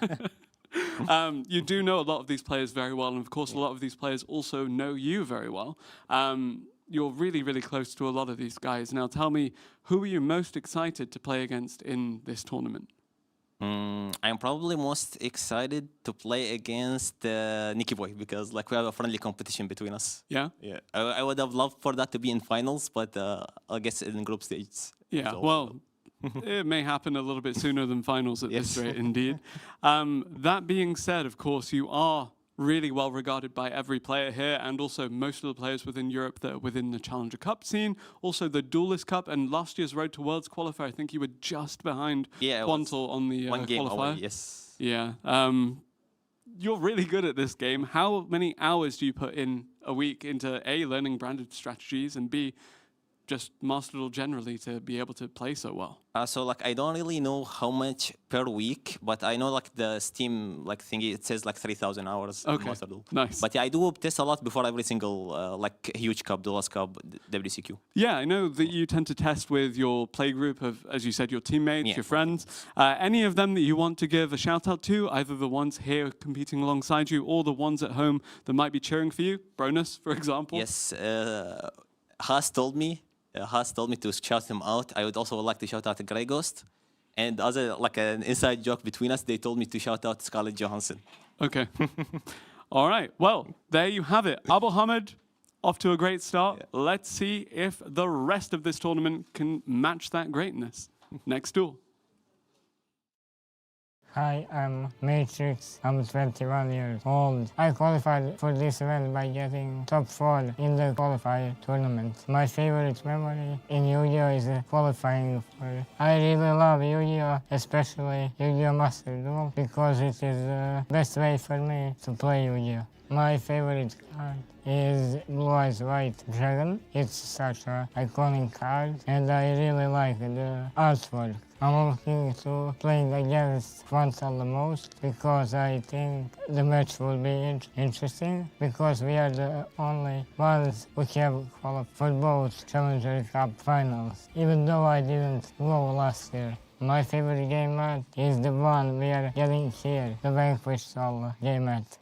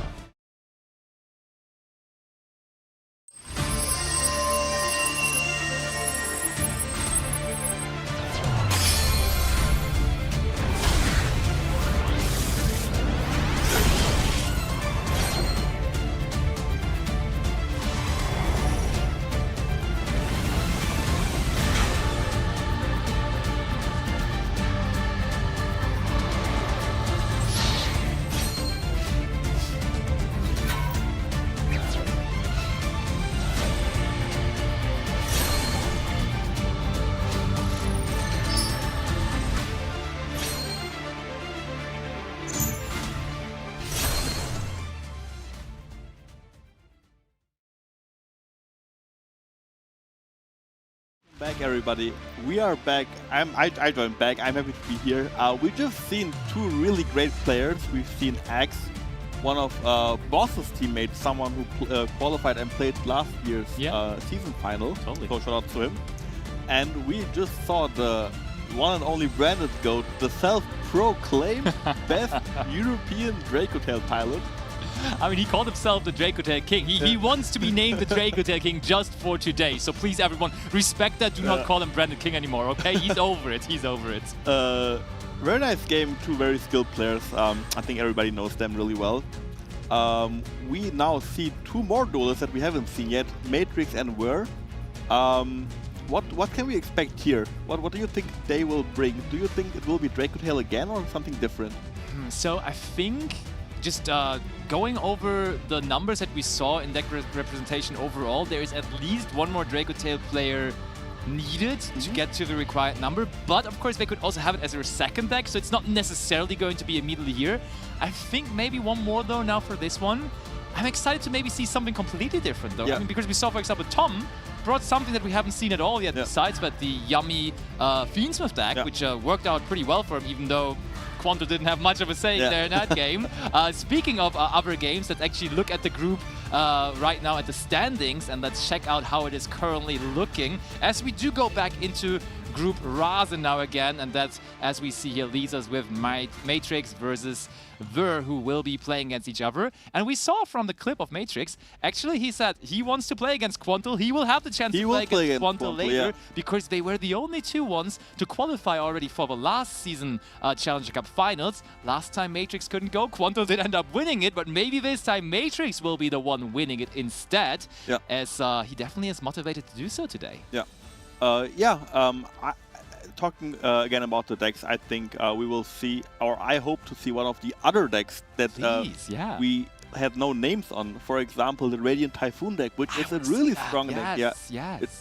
It's a really strong deck that we haven't seen yet, or the Man Marked by Flame deck. Also very scary to come up against. Or maybe something completely different, maybe Lunar Light. Malice. Malice. I think Malice is still very viable, to be honest. I think Malice is still really strong in Master Duel, especially in the best of one. I mean, where you have like a lot of not only non-engine, really strong non-engine. You can play the best of the best hand traps. You can play a Dominus Impulse, for example, like the Mitsurugi deck. I think that's also pretty strong. And as you can see here, the beautiful Raisin and Joolong playment. We haven't yet seen to see that as well. Vanquishful yet, and I think Vanquishful is also a really hard deck to play against, but also really hard to play. For sure. And I think we're about to see Matrix, and Matrix is one of those players that has been playing Challenger Cups since Season 1. Like all of the Challenger Cups I hosted, pretty much in every single one of them, Matrix definitely was in there as well. And with him, you could never tell what he's playing because he's always just on the best deck, it feels like, and he can play all of the different decks. So it's really, I think when you're going into that close of a competition here with the best 8 players in Europe, it's good to be so versatile, right? Because when you're just like more of a one-trick kind of guy where everybody already knows kind of what deck you're going to bring and they can prepare against it, it seems rough. Even though Abbo just still doesn't care, apparently, because he just still plays his Draco Tail cards and it's fine. But when you cannot be countered, it is just a little bit more comfortable, maybe, because you just know your opponents. They can't predict you. They can't know what you are going to bring eventually. I think that's a very important skill to have, that you are able to not only play all these kind of decks, that you can master them. That's something, for example, that I still lack, even though, I mean, I've had my success. You could say so, yeah. Keeping it low there, former world champion, but yeah. But it's always like one deck that I focus on, and people know like what I play, so they can prepare themselves to like play against. When they know they play against me, they know what I also play against. And I feel like that's a skill that not a lot of players have. Like I think only like the top players. Yeah. You don't know what they're playing. Sometimes, even in this room there, like all the other players just watching the current feature match that is going on, and they're all like talking about what these guys are doing, and sometimes, like as you say, I play my one deck, and I'm close to somehow maybe almost mastering it, but they talk about every single play from every different deck in the format, and they always know, okay, yeah, that's best. And I'm like, but you don't even play that deck. Like, how do you know? How is it even possible that you know all of those things? But yeah, they're just masters of their craft, and therefore rightfully so here in this competition today at the Challenger Cup final, live from Paris. And I mean, this is now the last match. So like after this match, every single person will have played a game, and round 1 will be concluded. And that's already maybe a tendency on how that is going to go, because of course now Abbo basically only has to win one more game. Same goes for Tom. Like 2-1 is a topping record here in this 4-player group stages, so it will be very, very, very interesting to see. But of course we cannot just yet give full tendencies, because Matrix and Ver will still be there to try to make it through, and Ver actually also a little bit on a hot streak, because I think he qualified pretty late to this tournament here. So I think he was the last one to qualify. Yeah, exactly. So he definitely he still wants to go in, is on maybe a little bit of a hot streak, you never know, and tries to convert that recent success into success here as well. Definitely very familiar with the current format, you could say. Yeah, I think winning the first round is very important. Obviously, in a 3-round group stage, winning every round is important. But especially the first round, because if you win the first round, the pressure is a bit lower on you. You already won once. What's stopping you from winning again? And yeah, the complete opposite is if you lose round 1. You're kind of like with your back against the wall. You're stressing. Yeah, you're stressing. You have to win out the entire like tournament now to win the beautiful Rasen trophy. Oh, please. Can I have one as well? That's something that we witnessed together. In I think they nerfed us actually, because 2 invitationals before we still had that team competition with 2 players playing against playing together with each other, and then we could form as the Exo-Sister Dream Team. But they never invited us again as a team together, because we just went into the finals with that deck.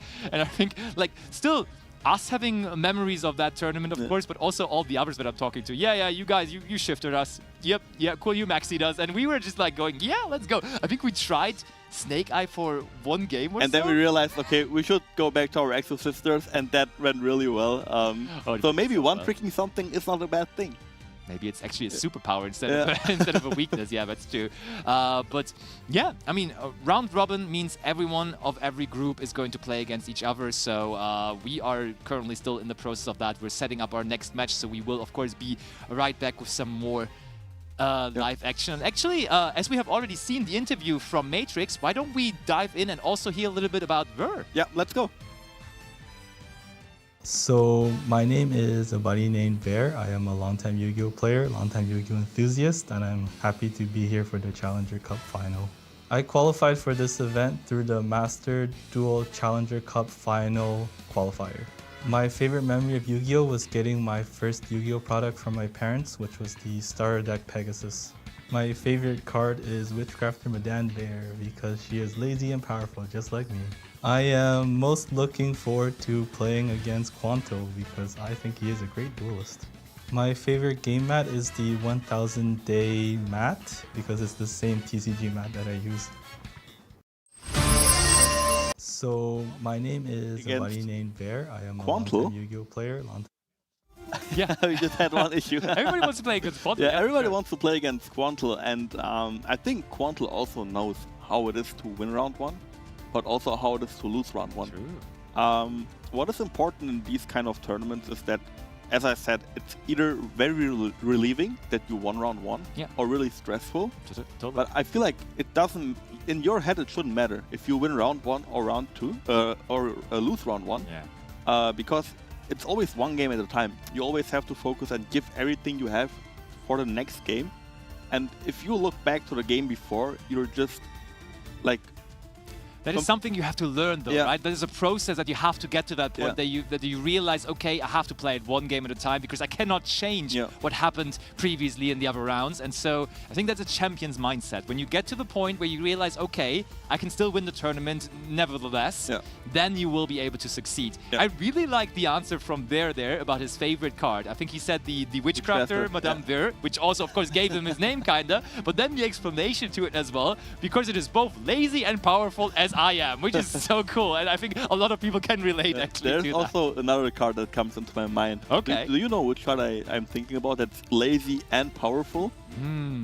Lazy and powerful. Is there any Yu-Gi-Oh card with Ember in its name? No. It is indeed so powerful, in Master Duel it is banned. Ooh. Was it ever legal in Master Duel? It was legal for a very long time. It was legal for a very long time. Got banned last year. Rank 4. Oh, it's Baguska? It's Baguska. It's so lazy, of course, but terribly tired type here, of course. Yeah, true, actually. That's a cool favorite card to have as well, for sure. Definitely, but let's see here. We have Ver, which is with his favorite card, Witchcrafter Madame Ver. I love that you take that inspiration from your favorite card and make it your online nickname as well, right? That's so cool. Also, favorite deck, Destiny Heroes is also super cool. Oh, yeah. One of my favorite archetypes, actually. I'm a Destiny Hero enjoyer. I like Destiny Hero more than Elemental Hero. Okay. But also the, I mean, he will be very happy then with the just released bundle for the Destiny Heroes. That's with really the very nice video that we just saw here. Yeah. Also qualified through the final qualifier number 2. Indeed, still on a little bit of a hot streak. And there we have Matrix. First deck was Cyber Dragons, where I can relate actually, because I used to play Cyber Dragons back in the day as well as one of my first decks. I played it in such a weird way though. I wanted to play Cyber Dragons as a deck, and in some magazine I saw like some example lists, so I just tried to rebuild it. My problem though was I did not have Cyber Dragons, but only Proto Cyber Dragons. So I tried to make a Cyber Dragon deck without having the Cyber Dragon. Turns out I didn't succeed too well, but what a combination actually. Your first deck being Cyber Dragon, and then your favorite card though is Blue Eyes White Dragon on the other end. So basically playing on both teams, right? But very well cultured, I have to say. I mean, the fusion out of like the Cyber Dragon deck and the Blue Eyes deck, they're pretty similar, right? Yeah. The Cyber Ant Dragon and the Blue Eyes Ultimate Dragon. True. Both three-headed dragons. One is a machine, one's a dragon. But they're pretty nice cards.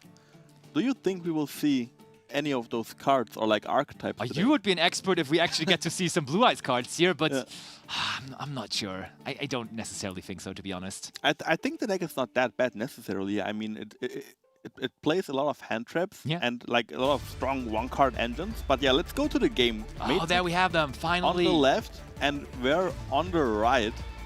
Let's go. We will be able to conclude round 1 here. And that is going to be Matrix on the left versus Ver on the right, who will be able to also follow Tom and Abbo with their first round victories. I don't know why, but and when I Libo, see, of course, not to forget. When I see Ver, I get Vanquish Soul vibes. I feel like he's playing Vanquish Soul. I don't know why. He told me he plays Vanquish Soul in the TCG, so maybe that's an indicator already. You might be onto something there. We shall see as they're about to go into their game here. And we will find out whether it is going to be a lonely Vanquish Soul enjoyer, as we have not seen any Vanquish Souls so far, or we are going to see some more Mitsurugi, Draco Tail, more of that. I mean, it just shows you that these decks are right now very well positioned in the metagame when from those super powerful players here. We have multiple of them going with it, and here we go. And Ver will be able to go first. Will we see a Vanquish Soul Razen? I think if he normals Razen, give him the trophy. Ooh, probably even better. Pre-preparation of rights here, so also a Mitsurugi player. But Matrix has the Ash Blossom on Joyous Spring to counter that. Easy, quick response. That made Quanto pass in the first round. Can Ver go after this? Does he have any further plays, or will it be a quick turn once more here? So, we drew the Saji, interesting. I mean, Saji alone doesn't play. Resolves though. We also know that Ver has no Mitsurugi prayers, but because I would have assumed he would have went for the prayers in the draw phase to play around that draw on Lockbird. Oh, but he does have Ritual in hand. The Ritual paired with a Ritual monster, but the one-off Maxi! I mean, Matrix, Maxi, it's almost the same, right? The combination of letters. And here we go. Supposedly, like, thumbing up the Maxi from Matrix, not much you can do, but in this, like, Maxiing in this spot is not even that strong in my opinion. I mean, obviously it is strong, don't get me wrong. Yeah. But if we summon a Murakumo here... Is it a Murakumo? It is Murakumo. Then I think it's not that bad, because we will get the Ritual back. We will get a Surge of the Aramasa. What we can do here now, theoretically, is we can use the Ritual again to summon something from the hand, because we will already add summoned from the hand. Sorry, from the deck. Yeah. Yeah, from the deck. And then we can establish maybe Purification. Yeah. Of 2 draws. I think that's not bad paired up with a Murakumo on board, which is always not an Omni. It is an Omni Negate theoretically per se. We're searching for Murakumo here, so maybe that is supporting your strategy. Because we don't necessarily want to summon back the Murakumo, because that just gives more draws to Matrix. So distributing the one from the hand might be a way to only give one more draw and still get an additional search of the Ritual monster. So yeah, I like that. Seems good to me. And we also... Oh, it's not resolved. There's a response though. This could be... Matrix with all the draw power in the world. Oh yeah, that's a tough one though. You have to sacrifice another card here if you want to have that Fuvalos resolving. As the Murakumo gets chained. I think we do, yeah.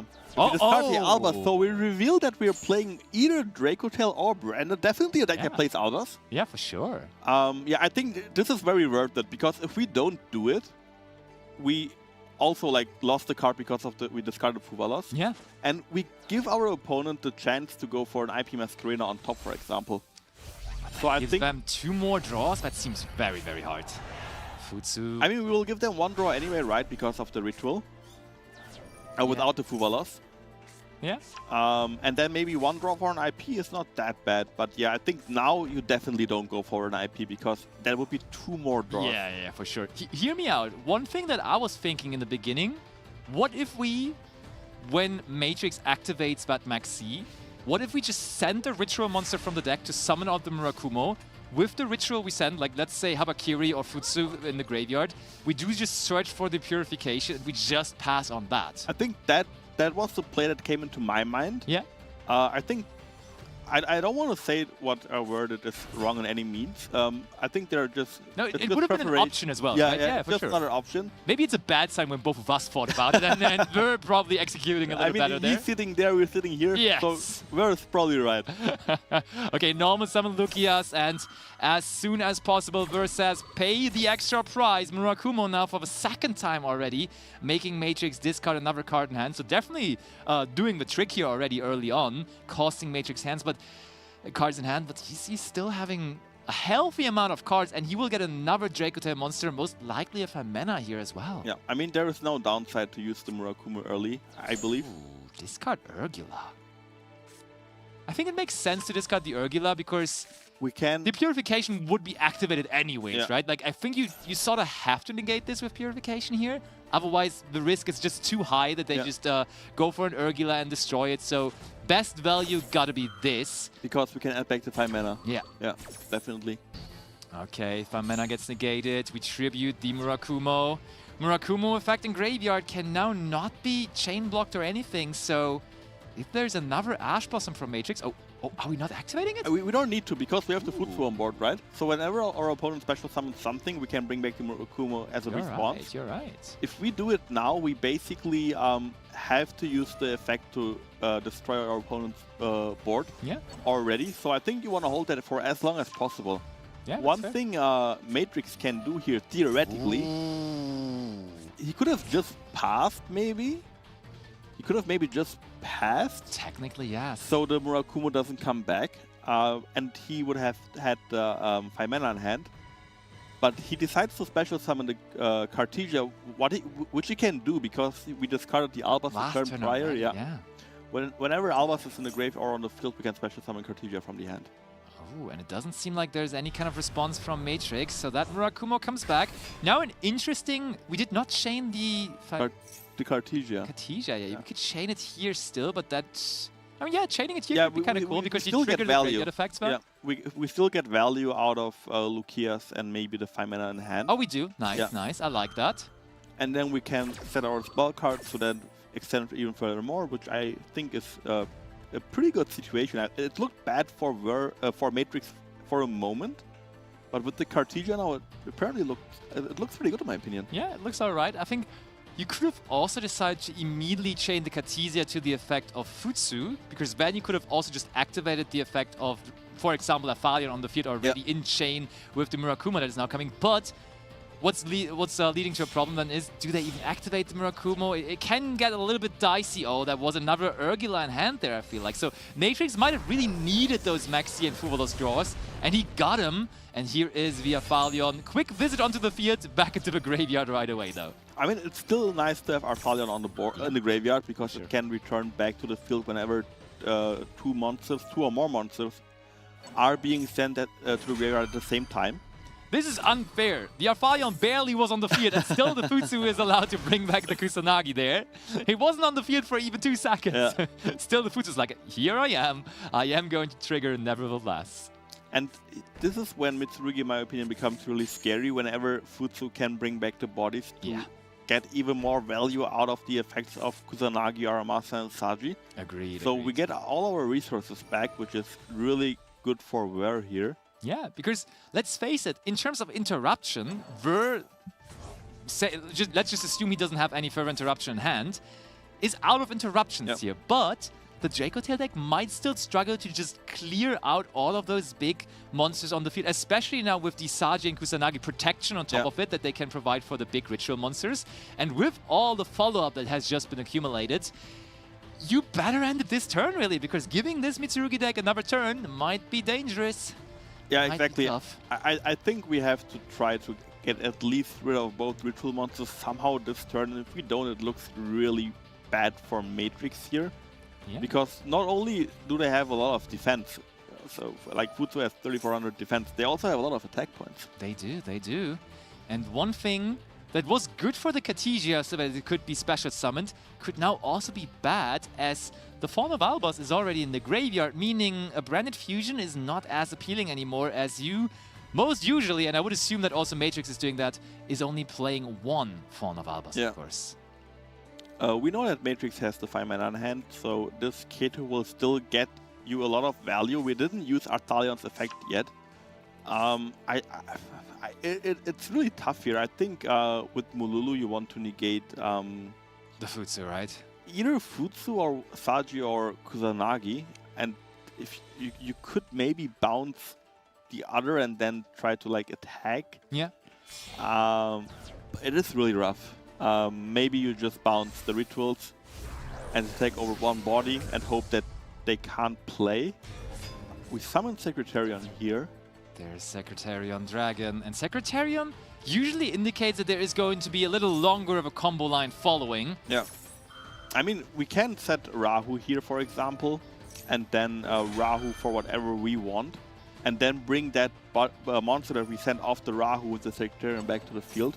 Yeah. Which is done often with Grixel, because Grixel is not only a body on the board, but also a Draco Tail name in the hand. So that's like 2 cards in one. And I mean, now you probably just negate the Aramasa, right? Yeah, because that would be the one that could search on a newly incoming chain. And negating the Futsu doesn't really do anything here anyhow, because the field now is full on Ver's end. Yeah, we're negating the Aramasa with the Mululu. Only makes sense. Yeah, no searching for you. We could have added Habakiri, which we didn't even use yet. True, yeah. True. Unusual, right, for Mitsurugi deck. Usually always the Habakiri is used on the first turn, but here we started with the Saji, so we didn't get to do that. Here comes the Aphelion back from the graveyard. It's good to have that in the graveyard early on, so really, really good sequence there from Matrix. Fusion summoning with the Khadija, even though immediately losing it onto the field, not even able to activate the effect, but now getting some of that graveyard resource back onto the field. Over. Oh, is that a response on Ver's hand? I think we're targeting the second card with Secretary on here, I believe. Maybe we are. I saw the Mululu being targeted and the Lucias, yeah. And no response here from Ver. I believe Ver has no interruptions in hand. Maybe it could be maybe a Nibiru. Nibiru would be sick, honestly. Yeah.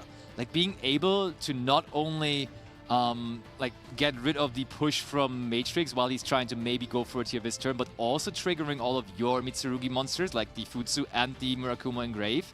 That would be pretty crazy. And now additionally, did we even use the effect of... Oh yeah, we did use the effect of Murakumo. Ooh, Battle Phase though.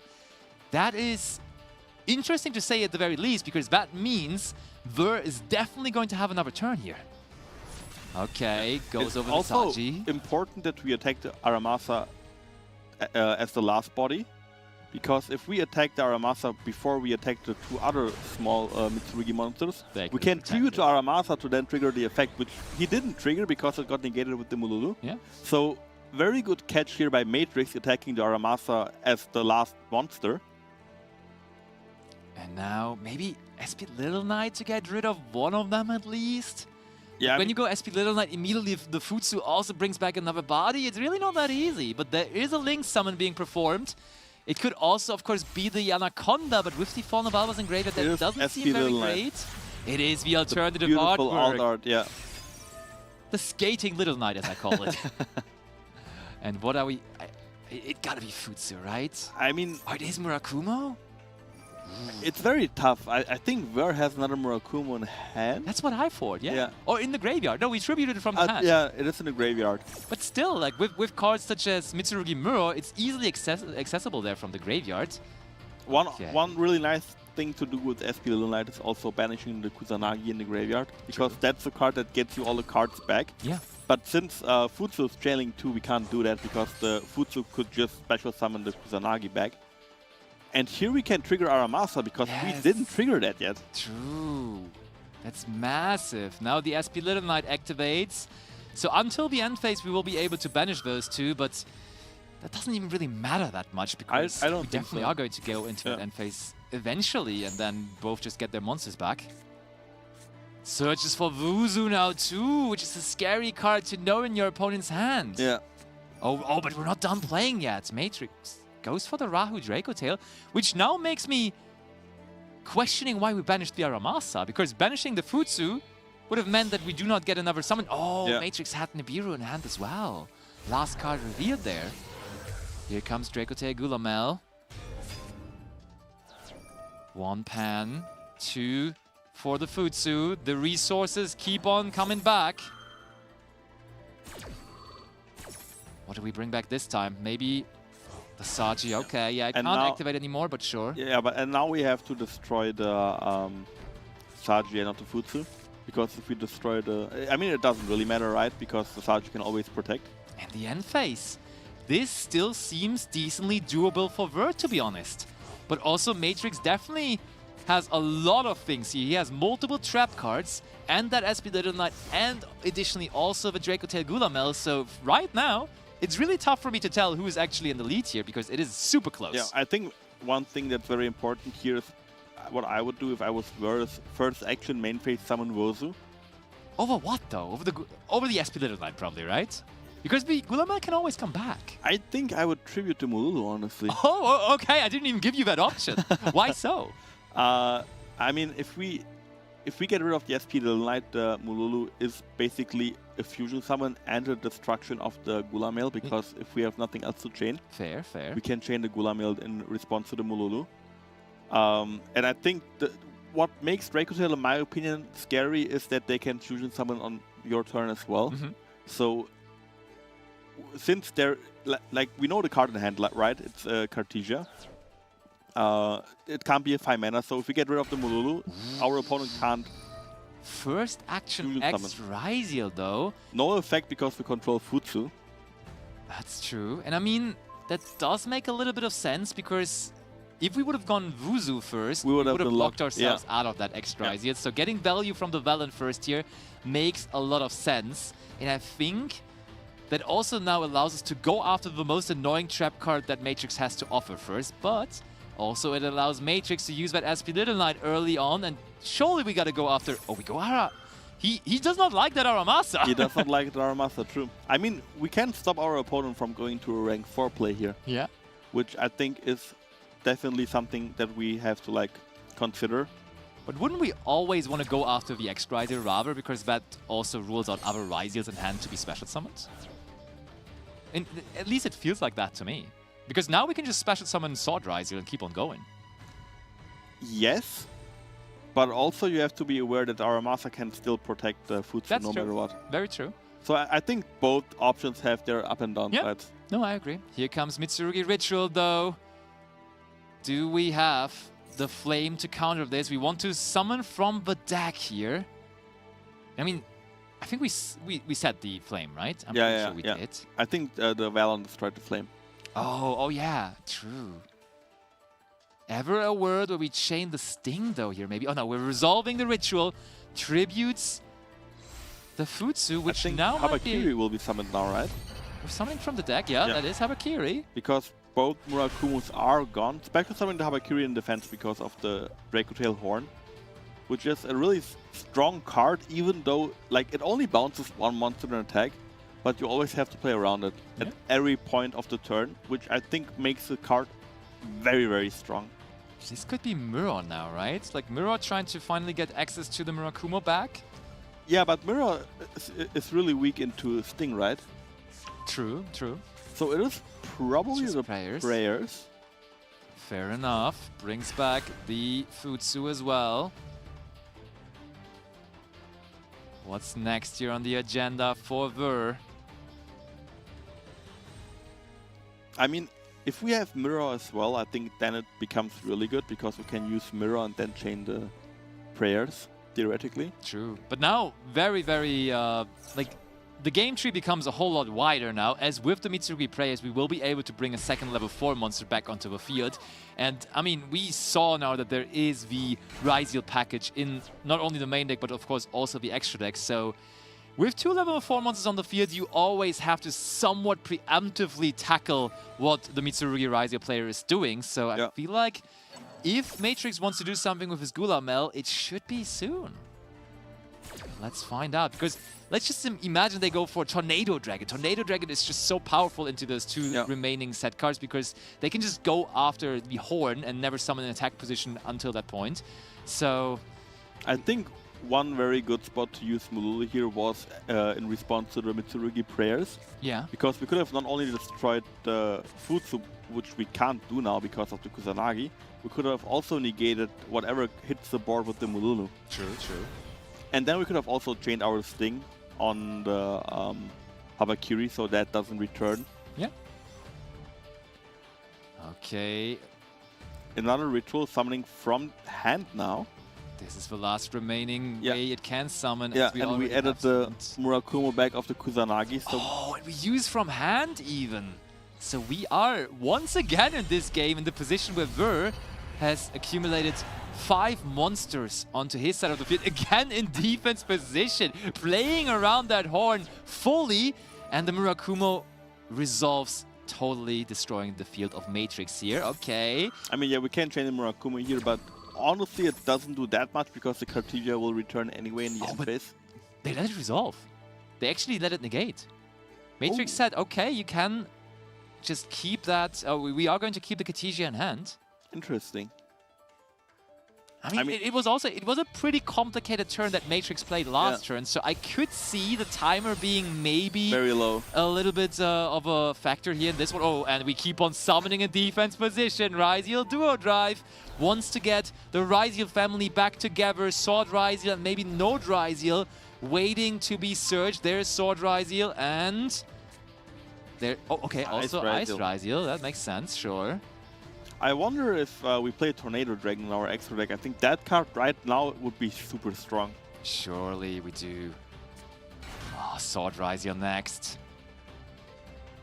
Yeah, we still have a target. Okay, so we use the sword to. That's just another Ice. Yeah, it's just another Ice. That's why I thought usually in that combination of the dual drive searches, I go for Sword and for Node Ryzeal because I know okay, Sword is going to get me the Ice Ryzeal anyway, so I can just go ahead and do it in that order. We bring the Ice Ryzeal onto the field now as well, sending a monster from the field. That is domination. Okay, well, we can go into Detonator now as well, which puts a lot of pressure on. Oh, we go Dugaris though. What are we doing with this Dugaris? Probably draw. We want to draw more cards. What cards are we needing at this point? I thought we have everything we could ever imagine. Probably non-engine, right? Maybe we're trying to find Ash Blossom. Ash Blossom, Impulse are really strong cards against Draco Tail, especially if they're long on cards. I mean, Matrix, if he needs a one-card combo or like a one-card play theoretically, because the Murakumo will discard the other card. Yeah. So every time you're low on cards, Murakumo becomes extra strong against you. I mean, the amount of cards that Matrix has already, the Murakumo has done so much this game already. Oh, Detonator also in defense? Of course, also in defense position. Oh, and Valen under Detonator is also so crazy. Yeah.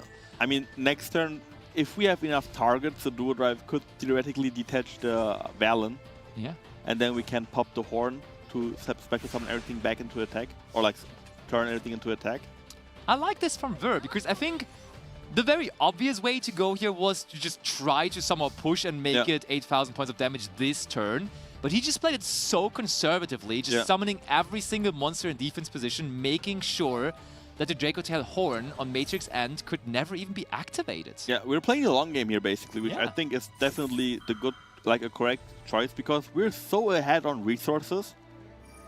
Oh, here comes the SP Little Knight. The thing, though, is the Detonator always able to answer this, of course. And when not both monsters can be banished by SP Little Knight, none of them shall be. So SP Little Knight will go to the graveyard here, will be destroyed, and Detonator... Uh-oh, hold on, though. Chain Draco Tail Sting. On the Velen before it can activate. Smart move by Matrix here. Well done. Yeah, but we can chain Detonator here, right? To pop the back row regardless. Maybe we just want to... I mean, we need to draw cards here. Yeah, I mean, this is the Horn, and now the Horn can just go ahead and get our own SP Little Knight back into the extra deck. I like how we did this, yeah. I like this play. I like this play a lot. Chainlink 7, you don't see that every day. Chainlink 7 is crazy. Chainlink 8.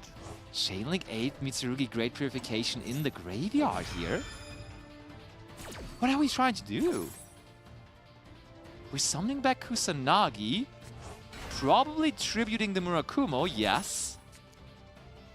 But what is that accomplishing? Because when we summon... Oh, I mean, I guess we just want to have the Murakumo in the graveyard at any point so we can bring it back with the food. So that must be the reason we do this here. But that's... We're getting into such a complicated game state here. They're making, like, Ver and Matrix equally so are really asking every single bit of their opponent. They're really trying to fight for every single little interaction that they have here. And we are now in the situation where Matrix, honestly, with just one Rahu Draco Tail, with a combination of Rahu Draco Tail plus a good Draco Tail name in hand, we could easily dismantle this field, to be honest. Oh, we're triggering the Murakumo. I mean, we can get the Surge, but maybe not summon back. That's always a possibility. Yeah. And we recycle the trap card of the Kusanagi. When we're at that point where we get to recycle the trap card, it's crazy. Do we bring back Murakumo? Surely not. Interestingly, we didn't negate... we didn't discard a card, right, for the 5 mana. We bring back Murakumo, Emerald. That's also pretty interesting. How? I thought surely we want it in the graveyard there, so that we can bring it back later on. Oh no! No! We're not destroying our own Murakumo now. No! Not like this. What are we doing? We could have just searched and not summon it back, but now we destroy it. I think Ver here made the mistake, but realized that he made the mistake fast enough to undo the mistake, basically. Well, with the costly price of having no Detonator instructions for opponents' cards anymore.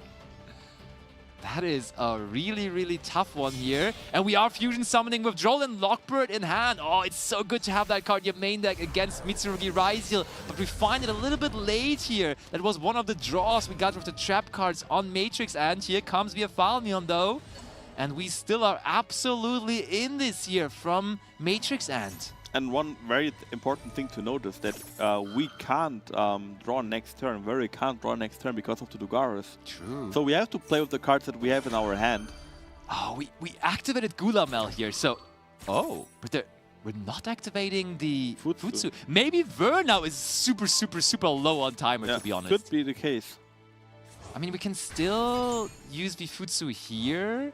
But like, if we would have just chained the Futsu, we could have destroyed all 3 of them, because that is when the Murakumo would have only activated. I mean, now the Gulamel is gonna do a lot of damage because... Oh, normal Mululu. This game really is going back and forth. If you would have asked me last turn, I was like, Ver is in a little bit... Oh, we passed though. I think we're short on time. The timer is so low, maybe on both players here. Ay, what a nail biter we find ourselves in here already in the first round. And now, finally, that there is no Draco Tail Horn anymore, we can do a little dance party and just put all of those monsters into attack position. That's hilarious. Look at all of them, just doing a little cha-cha-cha dance there. Left, right, attack position is how you win games. Mululu. Oh, after every single one of them has turned to attack position, we activate the Mululu. But now, I mean, the only explanation for this is that we are low on timer. So that we also know that there can be only like 30 seconds remaining. Or how many seconds do you get back? I think 30 seconds at the beginning. If you pass the turn, it's, I believe, 30. If it's your turn, it's 60 seconds. Yeah. So it should be 30 here, which is not a whole lot, as we are resolving the Mululu and the Effect Veiler now. So yeah, now we can negate the Aramasa with the Mululu, and the Pan can destroy whatever you want. Futsu is also going to bring back the Murakumo now, though. We can bounce it back. Yeah, we could. We can bounce it back. We could if we really wanted to. And now we need to hope that for Matrix that Ver has no... We're adding back Nibiru, though. Okay, yeah, that could be a good one to hold. Mululu, of course, activates. Pan wants to destroy something.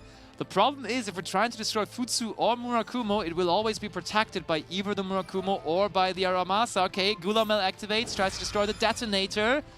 Low on time, but maybe still with the chance to win here. I think the correct play here from Matrix was to bounce the Murakumo back to hand. That was just that the Futsu targeted. That would have been punished by Mitsurugi prayers though, so maybe there's a high chance that he has prayers. But if that Murakumo hits the board now and destroys the entire field, I think it's game over. We are definitely under 5 summons. And we negated the Futsu, actually. Yeah. That was a pretty solid sequence on Matrix End. So targeting the Murakumo is probably not correct here, Yeah. Well done from Matrix, also managing the timer there, not timing out just yet, and now... Oh, Ver immediately goes into a Link Summon. SP Little Knight on his end now. Oh, it's not a Link Summon. I thought it is, but it's an unconventional Exceed Summon instead. As for Eclipse Twins, you are allowed, as it says in the very first sentence, to also use a rank 4 as material for it as well, instead of a regular level 4 monster. Here comes the Mitsurugi Prey, as we were mentioning, tributing a monster, paying 800. This is getting... Like, how long is this game ongoing? It has been a very long game, yeah. And something I believe very important to notice, I think Ver here can't go for a game because Eclipse Twin says it can attack twice, but only monsters twice. True. So, yeah, we're not even using the effect of the Murakumo, it seems like, or are we? No, we're not. Just goes Battle Phase, straight in. That Aphelion can still come back as it goes into the graveyard. Now we get rid of the Cartesia as well, which might come back in the end phase, as we just saw Fusion Monster going into the graveyard. We crash the Eclipse Twins in Battle Phase. Okay. That's strong. Eclipse Twins a fact. We can also summon Zeus, right? We didn't lock ourselves out of anything that's not ranked 4th? Technically, yes, but I don't think you have space for Zeus in this super tight extra deck usually. Fair enough. Okay, we do get that Detonator. Detonator gets a material underneath itself again. Attacks over the Gulamel now, which is now finally banished, so we don't have to deal with it anymore. Main phase 2, sets 1, sets 2. It's still not over. How is this possible? Yeah, it's a very back and forth game. I felt like at one point Ver is gonna win, and then I was like, okay, this looks really good for Matrix. Yeah. And now again, it looks really, really good for Ver. So this is a really tough battle here for both duelists. And how were we on the edge of timing out on the last turn of Matrix, and now we're still able to resolve all of this at end phase? This is crazy. And it is Matrix turn again. And as you explained early on, when it goes back to your very own turn, you actually get a little more of a bonus again. You should be getting 60 seconds back onto your timer, so maybe we can make something happen here again. Urgila once more wants to bring Famena back from the graveyard. Detonator only left with 1 material, but as per usual, the Murakumo tax shall be paid. And we also shouldn't forget that we still have the purification face down that we added back of the Kusanagi the 2 turns earlier actually. Yeah. Mana will be added back because we did sacrifice another card in hand for this. Normal summons for Frixel now. Frixel is huge here. Frixel is really strong here because not only, as I said, can it bring back a body, it also recycles you have itself. to. I was about to mention, maybe it is so strong that you cannot let it resolve. No, definitely. Tributes the Murakumo. Okay, Frixel will be destroyed. Murakumo activates in graveyard. Oh, any response? Nope, no response. Mitsurugi Mirror finally finds its way into the hand of Ver. Funnily enough, I just realized we still didn't use Hawakiri. Yeah! Still in turn 6. How is that possible? Okay, Cartesia summons back onto the field. That card is just also such a grind game machine, right? Coming back every single end phase. Oh, but now the Raizio Detonator. We're banking on the fact that there is no further cards in hand to fuse with as we are destroying the Draco Tail Aphelion here. So yeah, it basically comes down to the last card in Matrix's hand.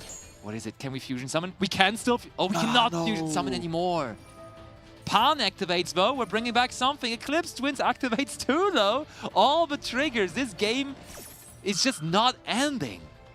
And this is unironically one of the best duels that I've ever seen in my life. It's so back and forth. It's we have everything. We have high quality engine cards. We have a really tight timer, which makes it even more exciting for us so to watch. Intense, yeah. Definitely not for the players, because for them it's just stressful. But for us as viewers, it gets a little more intense because of that. Now the Raizio Duo Drive wants to have another material. Futsu also activating. Man, how many monsters has Futsu brought back this game? At least 10 of them, I can tell you. Oh, but there maybe it's a Chain by Mana. So this is the very last push that Matrix has, the 5 mana in hand. It is. And interestingly, even though Ver used Dugares, we still didn't run any non-engine. Yeah. It's all engine. Here comes Mysterion, the Dragon Crown. Oh, that's huge! Because we can banish both the Futsu and the Kusanagi now. Right? That's how Mysterion works. Yeah. And even if we decide to bring back the Murakumo now, that will also be banished. And cannot even activate on the field, true. So activating Futsu here really not something to be recommended, I would say. Mululu activates in graveyard. The Aphelion comes. There's no way. I think it swings again into the favor of Matrix here somehow. Oh, but we haven't activated Kusanagi yet. I think you want to negate the Duo Drive here because of the Ooh, he activates me. Attack push. We activate the effect of Futsu. Oh, uses the prayers too. I think with Mysterion, the card that we target has to be on the field still? Oh, so maybe this is a workaround. But there is the Draco Tail Flame. We said that last turn. We are again to Chainlink 7. And multiple Chainlink 7, Chainlink 8 We can't destroy our own card with the Detonator to dodge the Draco Tail Flame. Draws another card. This is some high quality gameplay here. The prayer still did his work by tributing the Kusanagi, which was worth it. We're back to summoning Murakumo in defense position here. Oh, great purification back into the hand. And now Aphelion also still resolves, of course. And I'm curious now. I think you're right. I think the Mysterion will not resolve really here, but we are about to find out. Sets a Keto Draco Tail. Surely now negates the... Yeah, now negates the Murakumo. And as you said, the Mysterion, with the monster disappearing that was targeted, not able to resolve anymore. But here, K2 Draco Tail. Ay, ay, ay, ay, ay. There is Retaliating Sea! The first non-engine that we see. Very interesting to play in this kind of tournament, in my opinion. I think very strong read the card. format very well. Yeah. There's so much Draco Tail. His first matchup is Draco Tail, and he has Retaliating Sea in his deck. That's crazy. It is very strong against so many different decks. For example, Lunalight as well. And Retaliating Sea has a special effect on in the TCG as well, but on Master Duel it comes to use a lot. Yeah. Do you know what I mean? Of course. I mean, the on-field effect is powerful, but when it goes to the graveyard, from the field to the graveyard, you can search for, well, a sea card, right? I think it's an insect with 1500 or less attack. Oh, and there it is. Ver! He knows this one was stressful, and he is a little bit lucky, but also well-deserved in the end to win this encounter there against Matrix. That was quite the match between the two of them. They both really dueled it out there until the very last moment, but it is going to be ultimately Ver taking it down there with the Mitsurugi Rising strategy. And I mean, so far, the Mitsurugi decks have not really performed too well, because we saw Quanto lose with his Mitsurugi deck, and then we also saw Nikki Boy losing with his take on the strategy. But now it is Ver at least holding it up for the Mitsurugi family, which I have to admit I'm also part of. I think in the long run it looked really good for Ver at the very end. I mean, it looked good for both players, like every now and then, like it was back and forth. But at the end it looked really good for Ver, so even if it wasn't for the timer, I believe Ver would have probably won that game, or most likely. And as you said, like once the Mitsurugi strategy starts to like roll out once, it's like a snowball that keeps getting bigger and bigger. Like if they have Murakumo rotation, if they have the Futsu rotation, it is very hard to beat that deck. It is. It is so hard. And I mean, the one person that had to live through all of that right there and can maybe explain to us how hard it really is to pilot that Mitsurugi deck is, of course, Ver. So why don't we hear it from the winner himself? Let's go over to the winner's interview. All right. Thank you very much, Lampy and Emre. I'm here with Ver. Ver, that was such a close and back and forth game. Tell me a bit about that one.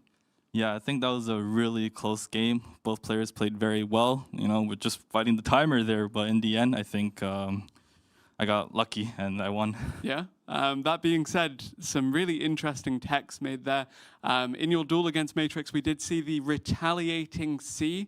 Probably a choice given the sheer amount of Draco Tail you're expecting to see this weekend. Yeah, that's right. I didn't like that Mitsurugi played into Draco Tail Flame and Draco Tail Sting, so I respected that deck a lot, and I chose Retaliating Sea for the tournament. It turns out it was very good there. Yeah, and now with Draco Tail having that commitment from you in terms of a response, is that the deck that you're expecting to kind of be the most competitive this weekend, or do you have some more in mind that you're expecting to see? I'd say so, yeah. During the polling, it's at least a third of the duelists here that were playing it in one of their two decks, so I'm definitely expecting a lot of Draco Tail today. Yeah, and today is, of course, the final that you've qualified for after a really strong showing throughout the season. Can you tell me a bit more about your Challenger Cup and Master Duel journey? Yes, I picked up Master Duel initially when it came out because I thought it was a really nice way to play people around the world without having to go to in-person events. And though the format has its quirks, you know, with Maxi, you know, we all love Maxi, it's definitely a great way that we're pushing Yu-Gi-Oh! Into a greater player base, and it's just a really fun game. Yeah, I'm really glad to hear that, and that you found so much success through these tournaments. Now, I'm seeing you for the first time in person at an event here.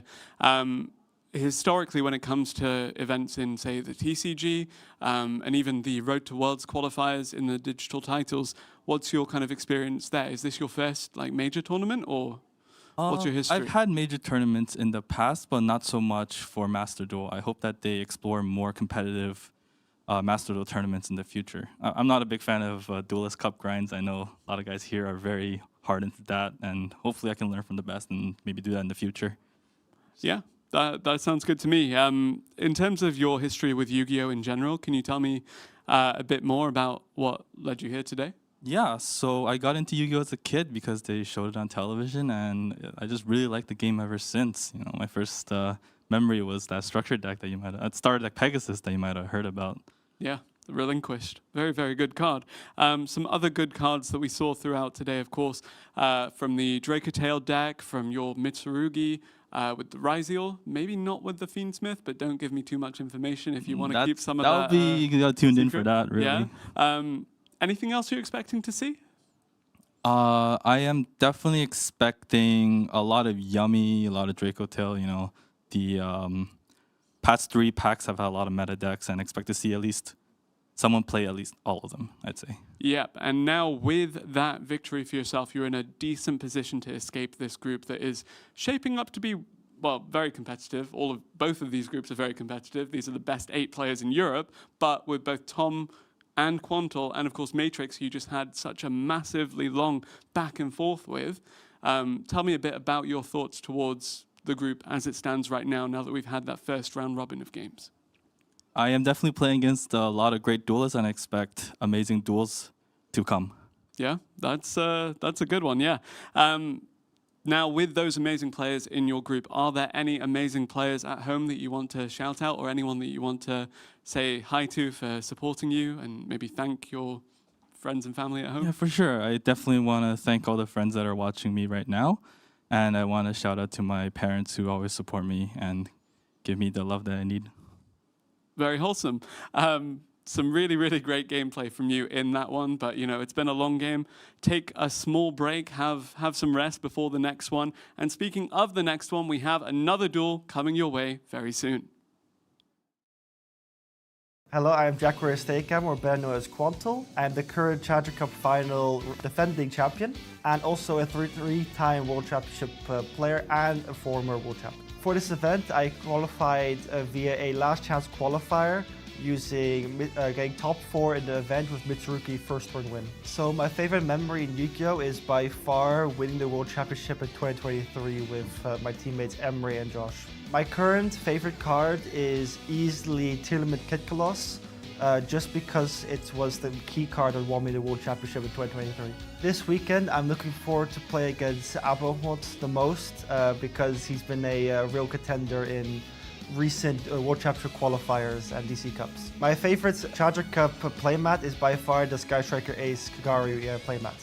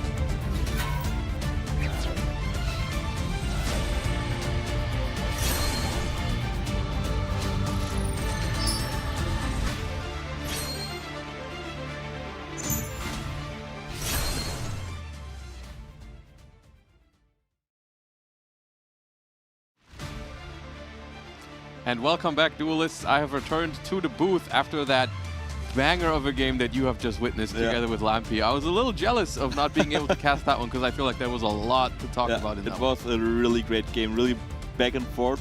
Something that you always love to see. I mean, that's the beauty of Yu-Gi-Oh! Games like this. Very exciting. Unfortunately, the timer ended the game earlier than it should have. I mean, it is a important part of playing Master Duel itself. Of course, that's something I've also learned, or we've also learned over the last couple of years, playing in more and more Master Duel tournaments over TCG as well. There are components that are slightly different that you have to adjust to, and like the ability to, you know, play your turns, your combos in an appropriate time according to the timer, right, is important. And it is also especially important when you play under pressure, which I assume that these players really want to win today. So, yeah. It was rough, but it was fun because I can tell you were casting in here, and we were all watching outside anyways. All the players, all the other casters, like we were all watching, and it was really exciting. Every turn it was like, oh, now Matrix is winning, and oh, now Ver is winning. It was pretty exciting. I felt like in the beginning, it was looking really good for Ver, and apparently like after Matrix played all of his cards out, it looked really good for Matrix. And I was like, okay, maybe Matrix got this. And then the next turn, Ver played his cards exactly, out. That's what I mean. It was really exciting to watch and commentate. And not necessarily what I expected after, of course, seeing Matrix resolve Ash Blossom, Maxi, and Fualos going second. I think got a little bit unfortunate. I mean, unfortunate, but drew the Fua, I think, relatively late off the Maxi, off the Maxi, which ideally you'd want it the other way around. But still, I mean, can't really complain about that. But it was a really exciting game, and we're gonna take a look at what that leaves us with, because now we are just at that point where every duelist has had one game exactly. So essentially, our first round of games is over. We have 3 in total because every player has to play against each other in their group. We see in Group Razen, we see Tom and Ver with their wins. And of course, Matrix and Quanto are a little bit on the back foot, which is actually going to be our next match as well. That's going to be Matrix against Quanto.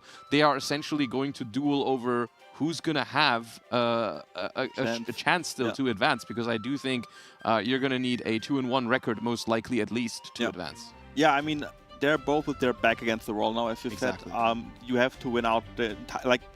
At this point, if you want to win the tournament, you have to win every game. Right. So it is definitely, it will be tough. It's possible, though. I mean, we both played the World Championship in 2024, where we lost the first round as well. We did lose round 1, yeah. Yeah, we lost round 1, but only because you lose round 1, it doesn't mean you have to lose the next round as well. So yeah, after this game, one of the participants will be out. The other one still has a chance to qualify for the top 4. And we know it's a mirror match, right? We can assume it's going to be a mirror match. We've seen both of them. Well, no. Matrix is on Dracotail and Quanto was on Mitsurugi. Ah, yeah, true, yeah. Yeah, I confused Quanto there with Libo, actually. There's one small caveat to it, because I do think there's a very small chance that one player goes 3-0 and then 3 players go 1-2. But actually, no, that wouldn't be the case in this case. No. It's 3-0, 2-1, 2-1. And 0-3, right? That is one possible combination. Yeah, right. No, you're right. Yeah. So yeah, as we said, one of them will be out after this. The matchup itself, Mitsurugi against Dracotail, what do you think is preferred there? I mean, I'm a little biased towards Dracotail because I love that deck so much. So I always tend to think, I think Dracotail has a solid chance in that matchup. I think the key to victory is returning the Mitsurugi monsters after they've been ritual summoned back to the hand. We've talked about that in an earlier match already, which I think that's also what ultimately came back to bite Matrix in that previous game, where the Futsu was allowed to stay on the field and we never took the opportunity to just return it to the hand with Arthalion. I know it feels like a really negative interaction where you summon the Arthalion, you try to return the Futsu, they get a revive off of the Futsu as well, and then the Futsu still stays in their hand. You technically lose a lot of cards in that moment doing all of that, but in the long run, the Futsu just like revives so many monsters that I think, we saw it in the game. I think it was maybe 10 monsters that the Futsu revived. It's crazy sometimes. 3,400 defense, And even if you can summon anything that can run over it, if it's bringing back all these other Mitsurugis, they can protect it. It's so difficult. Yeah, exactly. Also, you can bring back the Futsu itself with the prayers, for example. Exactly. Yeah, even if you manage to outrun. So yeah, now we see the beautiful smile of Quanto again in the graphic. Yeah, we went through the favorite deck, favorite card, the first deck, and everything. Yeah. Domain Monarchs, huh? Okay, I see how you get. That's my teammate. All right, and of course we saw he qualified through the final qualifier number 2, which actually the last chance to qualify, whereas Matrix was qualified a little bit earlier because he went through final qualifier number 1, so he's been qualified for a while. Also, first deck Cyber Dragon, that is also a cool one, and also potentially a really back in the day one.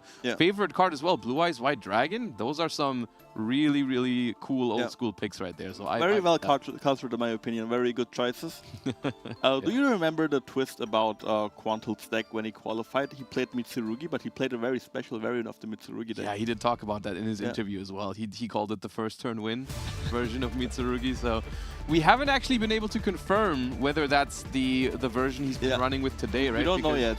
The interesting thing about that deck is that you technically can't really tell it's that deck until you see the first Xyz summon. Until it's often too late, actually. Right? Because that was a version of the Mitsurugi deck that incorporates some of the gimmick puppet cards in the extra deck, actually, because they have some generic rank 8s that you can make with the Mitsurugi monsters. And the only thing you have to add to your main deck to play that is that one rank up magic spell. Yeah. And then you can potentially win the game on the first turn. And all it requires you to do is, like I said, play that rank up spell, but then also some cards in the extra deck for it, of course.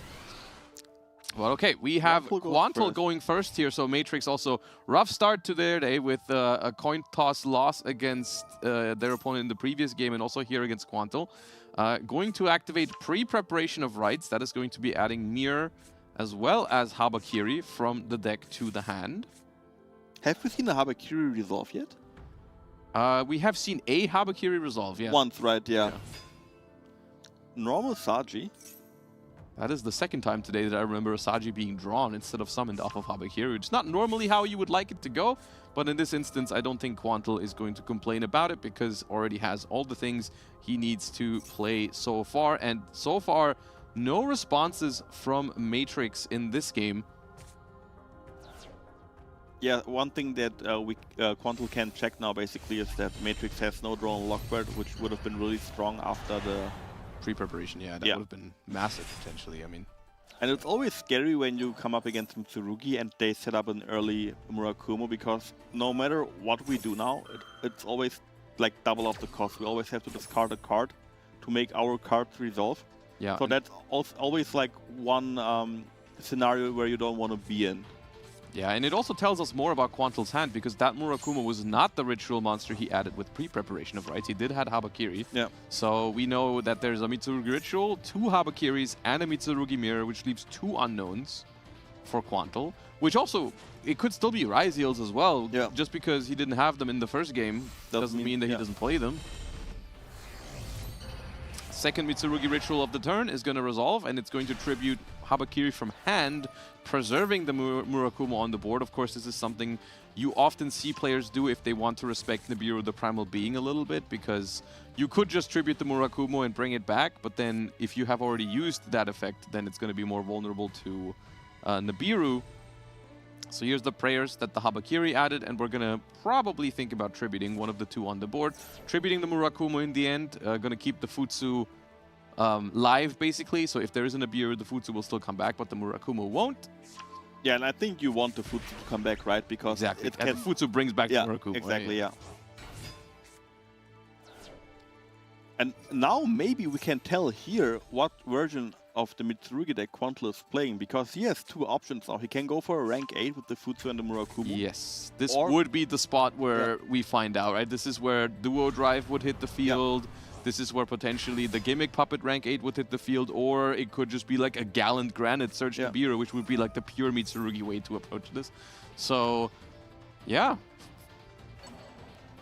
Quanto going all in here, summoning the last ritual monster from the graveyard. Oh, this is a very exposed board to a Nibiru now if we use this Futsu, because now all 3 Mitsurugi ritual monsters have used their tribute effect. So if there is a Nibiru in Matrix's hand, which is not, I think we may have already seen one in the previous game. I think they played... he plays Nibiru, I believe, yes. Okay. Yeah, he plays Nibiru. This would be the spot, I feel like, but there it is a doesn't look pause like. here. I don't know if it's Quanto thinking, oh, it's not a Nibiru. That would have been the perfect Nibiru spot, Yeah, honestly. I think so too. I think that means there's no Nibiru. Oh, okay. Gimmick, Puppet, Fanatics, Machinix hits the board. And adding the one main deck card that you have to play for the first 10 victory. Do you know what's awesome? I can see the other... I can see all the other players in the room watching the game, and now the moment where Quanto revealed what version of Mitsurugi he's playing, I can see their reactions. It's awesome. Okay, there's the rank up into the C107 Neo Galaxy Ice Tachyon Dragon. And that means Matrix cannot activate any cards on the field. That is going to now be overlaid to go into the full armor Photon Dragon. And that's going to add back the rank up magic from the graveyard to the hand. We can activate it once more. Rank up that full armor Photon Dragon.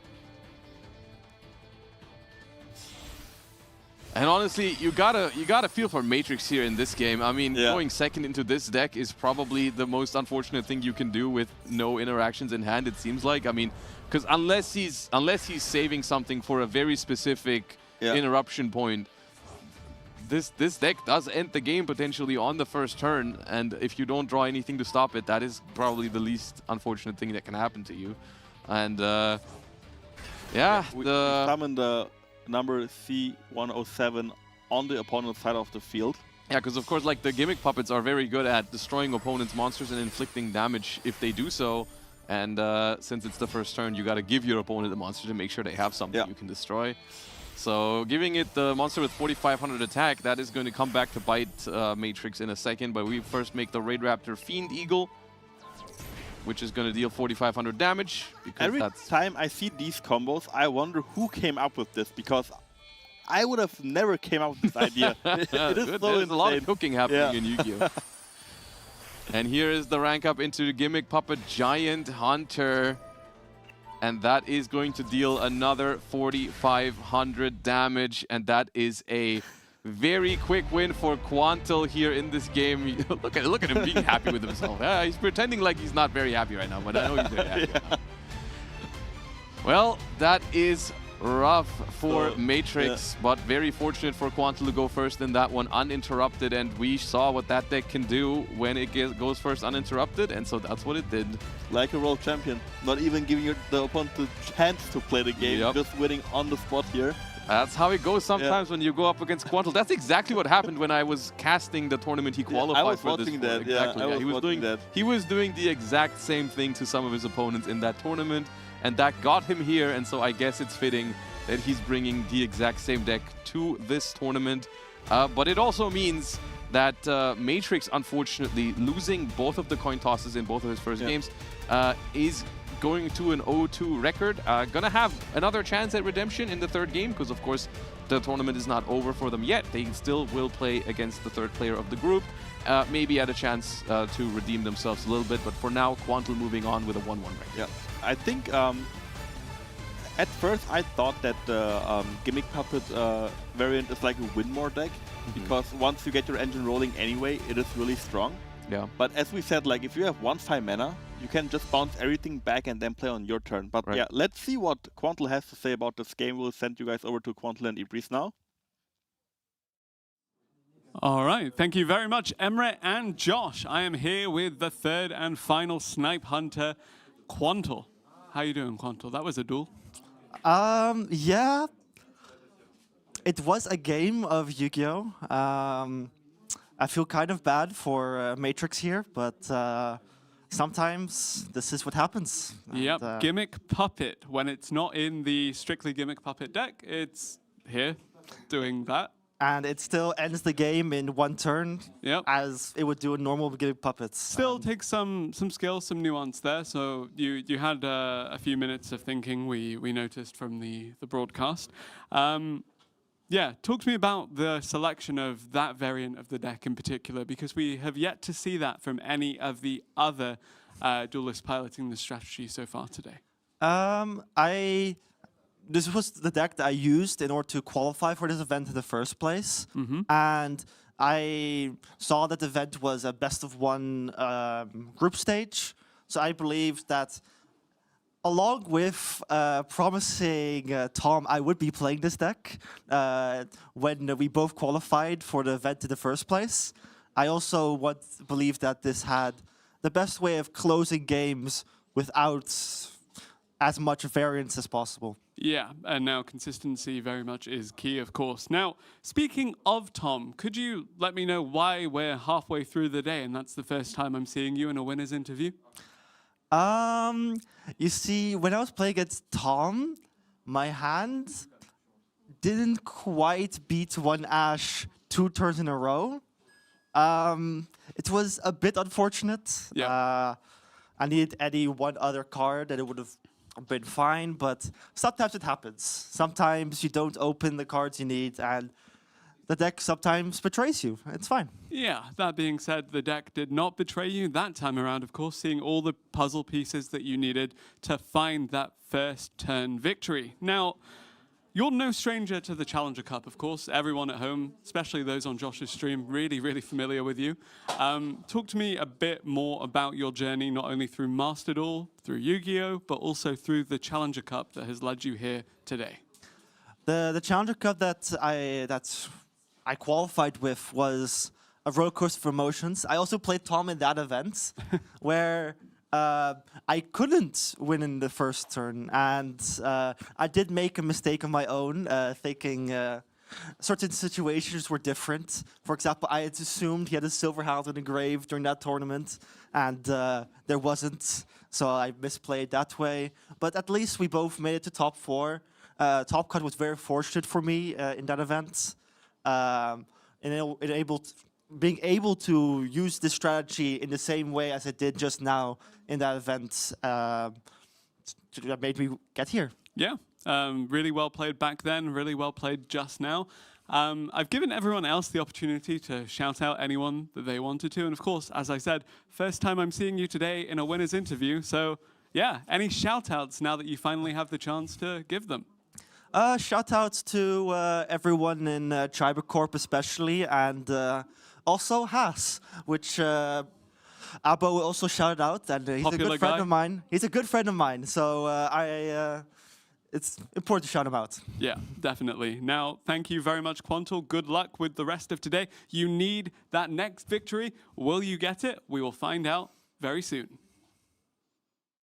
I'm Nikki boy, I'm 26 years old and I'm coming from Germany. I qualified for the in-person final while reaching top 4 in the final qualifier, if I remember correctly. Oh, my favorite memory with Yu-Gi-Oh! There are 2, but I rather want to pick the first one. When I reached 3rd place in the Duelist Cup, I was kind of happy with my result and I was like this close for getting to Worlds, and yeah, it felt great, and after that I still performed really good, and I think that was my favorite memory in Yu-Gi-Oh! My favorite card in Yu-Gi-Oh! It's definitely Rescuer's Impulse. Rescuer's Impulse, he looks good, he's a good board breaker, he's a really good design card, I just love him, and also Rescuer is the best deck in the game, so what should I tell you? Looking to play most this weekend. It's a really hard question because I don't want to say Tom because I'm playing Tom at locals, he's from my same town. I also don't want to play my teammates Abbo and Libo. So I would look out for a match against Quanto. I mean, he's one of the best players in Europe, so I'm looking forward to that. And also against Matrix, because I know him for a long time and he's also a really good player, for sure. The favorite game match from the Challenger Cup, I mean, they're all insane the last 2 years, that's all I'm going to say, but the favorite one is probably... I think the Yummy Surprise one is pretty good, but I think the best one is the Baron de Fleur. I fell in love with the mat. I just love that mat. I like the colors pink and white, and yeah, but they're all great. I'm gonna be honest, they're all great. And welcome back, duelists, to the Challenger Cup in-person final here in Paris, and welcome back to the booth, Lampy. Thank you so much for having me, and yeah, we're going to continue with another match, which almost already feels like a little final to them because it is on the edge of elimination what we're going to see. Of course, with that in-depth introduction there. We had Nikki Boy, of course, who lost the first round. And he will be facing off against X, who also lost the first round. Yeah, so this is essentially the equivalent to the last game, but for the other group now, where we have the two players who lost their first game going up against each other. And once again, the winner of this round is going to have a chance to move on. Actually, not even a bad chance. You know, if you go 1-1, you win that final round, you probably advance. So here we can see that exactly Axe and Nikki Boy on that 0-1 record so far because they lost to Libo and Abbo, who are both in a very good position, of course. We're going to see the next match in this group is essentially those two going up against each other. One of them is already going to be guaranteed to move on, essentially, pretty much. But yeah, this one is going to be probably one of the most intense matches of the group stages because the winner is going to have a good chance at moving on and the loser is probably, or maybe even guaranteed to be eliminated. I haven't done the math in my head yet. Yeah, but, and just outside I was talking to Nikki Boy and he was mentioning something that I didn't even realize up until this point. He, as the Mitsurugi Raizio player that he is for today, is in a group full of Draco Tail. Like all three other players are just Draco Tail. So every single group stage match he plays against Draco Tail, which to be fair, is not even the worst because Mitsurugi Raizio can be, like, it has a decent-ish matchup into it. It's not like 70-30, but it's at least 50-50.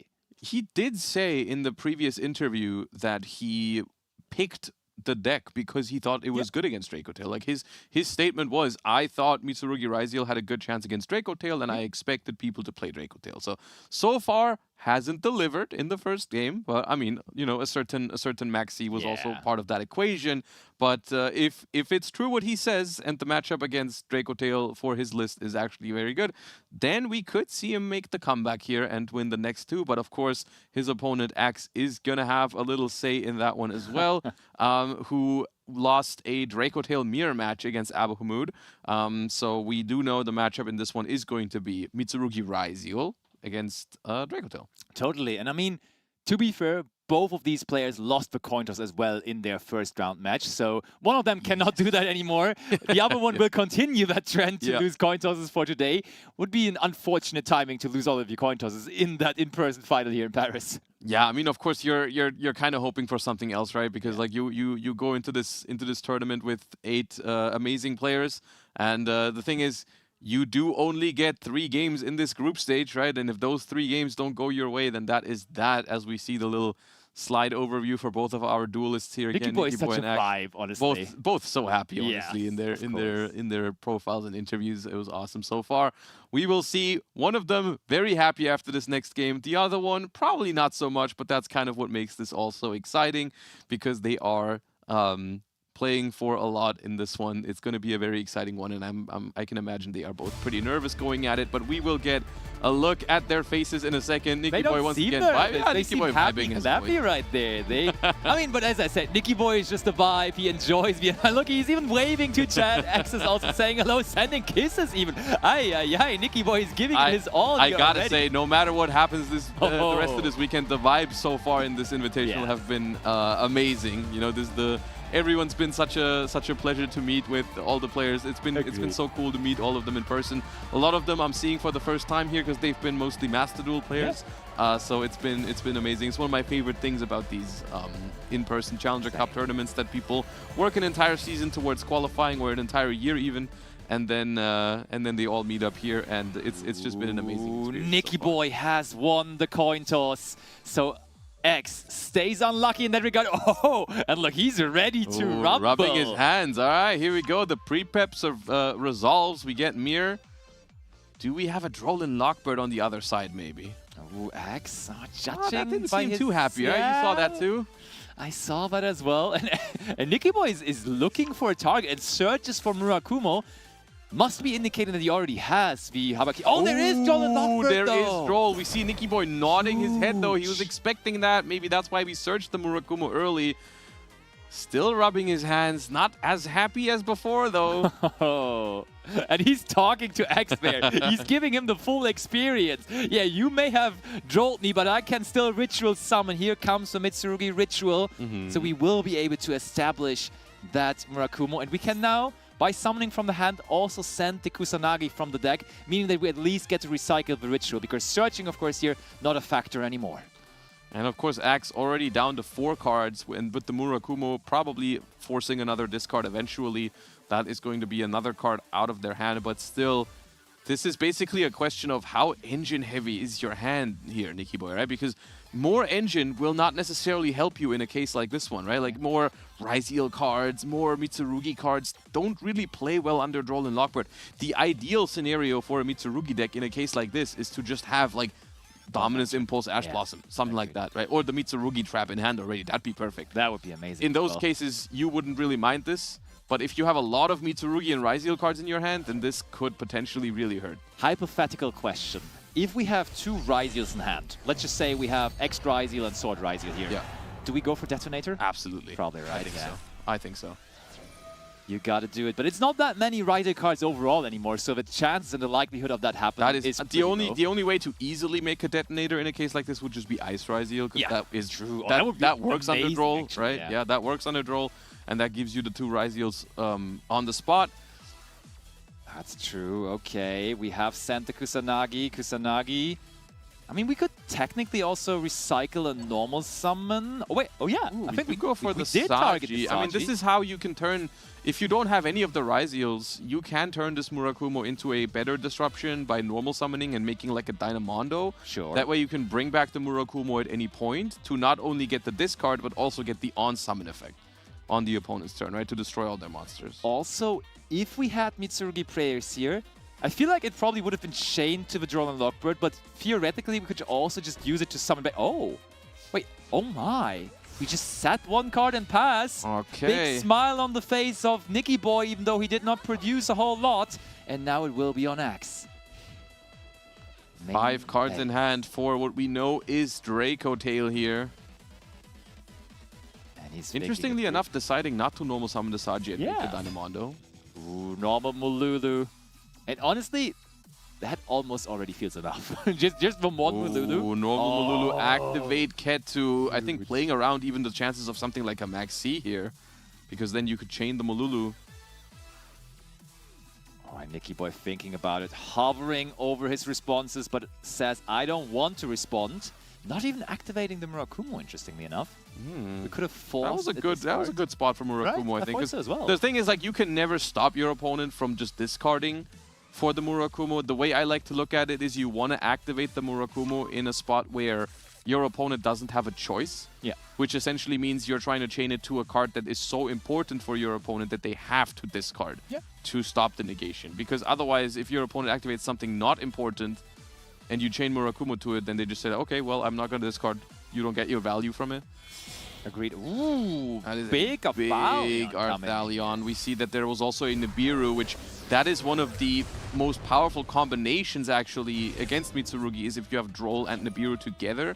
Because under Droll and Lockbird, none of the Mitsurugis come back if they get tributed by Nibiru. That's true. Okay, Arthalion now. Did we just try... Did we target the Murakumo? I don't think we did, right? I don't think so either. I think the set being like the trap or the prayers is just too dangerous. Yeah. So, any response? There is an Urgula in there, so we're forced to chain our Murakumo here. But maybe... do we chain the set card? Otherwise, the set card is gone. Oh, I don't think we tried Nikki Boy cares much about that set card. Otherwise... I mean, so it definitely is not the trap card, right? I think we would have just used the trap card. The trap would have been used on Ketu. Yeah, 100%. You had to. So it's not the trap card. He does discard the effect Veiler, so the Urgula resolves, meaning we will be able to destroy that set card. Honestly, my bet is just the Mitsurugi mirror. You might be right. Let's see. We'll find out. It is the Mitsurugi mirror. You read him as if you were looking into a mirror there. Okay, sets for flame already. So Axe already setting up essentially here. But I don't even know whether we will need that setup, because I could even see this being the last turn of the duel. Will we get to 8,000 points of damage is the question. If Nikki Boy has all engine in hand, then Draco Tail, there's definitely a world where Axe can go for a game here. Yeah, absolutely. Rahu, Draco Tail. Of course, we are happy now that the Murakumo is still on the field, because we get the... wait, no, that would have been with K2, but... yeah, but it's most importantly also worth noting that it doesn't even require Axe to summon 5 times to go for a game, potentially. because it would just be the Mululu, the Arthalion, whatever the Rahu summons, and then if you summon another Draco Tail with the Mululu, that is 4 summons.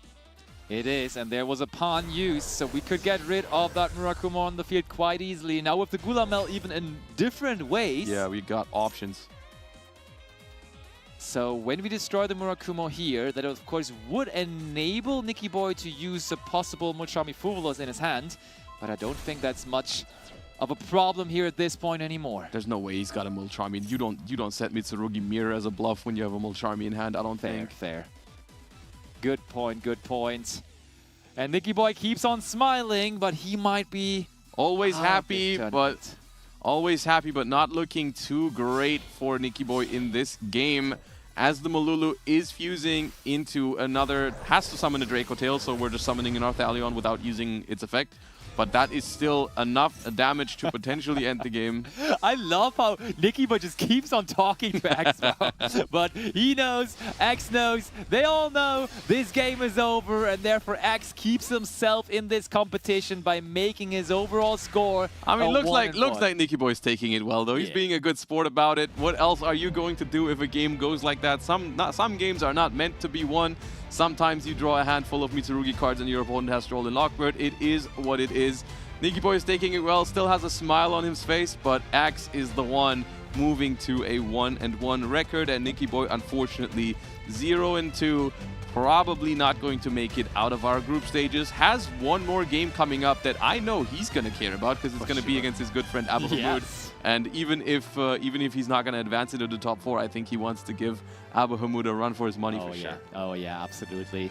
And Axe on the other end, in his first match against Abbo that you just mentioned, really didn't have much of a say. Like, he really went second with the Ash Blossom on the Fuvalos, really couldn't even start to get into that game. But here in this one, dominating since the very beginning. That Joolong Lockbird just opened him the door. Like, it didn't just open him the door, it just wide open. Yeah, no, I mean, he essentially experienced the opposite of that game in his first round. He was basically on the other side of the table in the first round. So for Axe, it must feel great to finally be on the giving end instead of the receiving end of such an experience. But we are going to hear more about Axe's experience in the winner's interview. Take it away.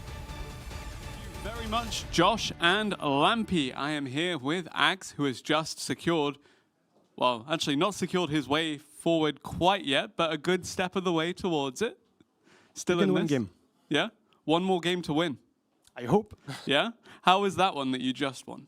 That was again a one-sided game. The first one I made against Abbo Mod was just unplayable, and this one was unplayable for him, for Nikki Boy, so... Yeah, so 2/3 of the way through this group, of course, now. How are you feeling about the group itself and the fact you're in with these 3 players in particular?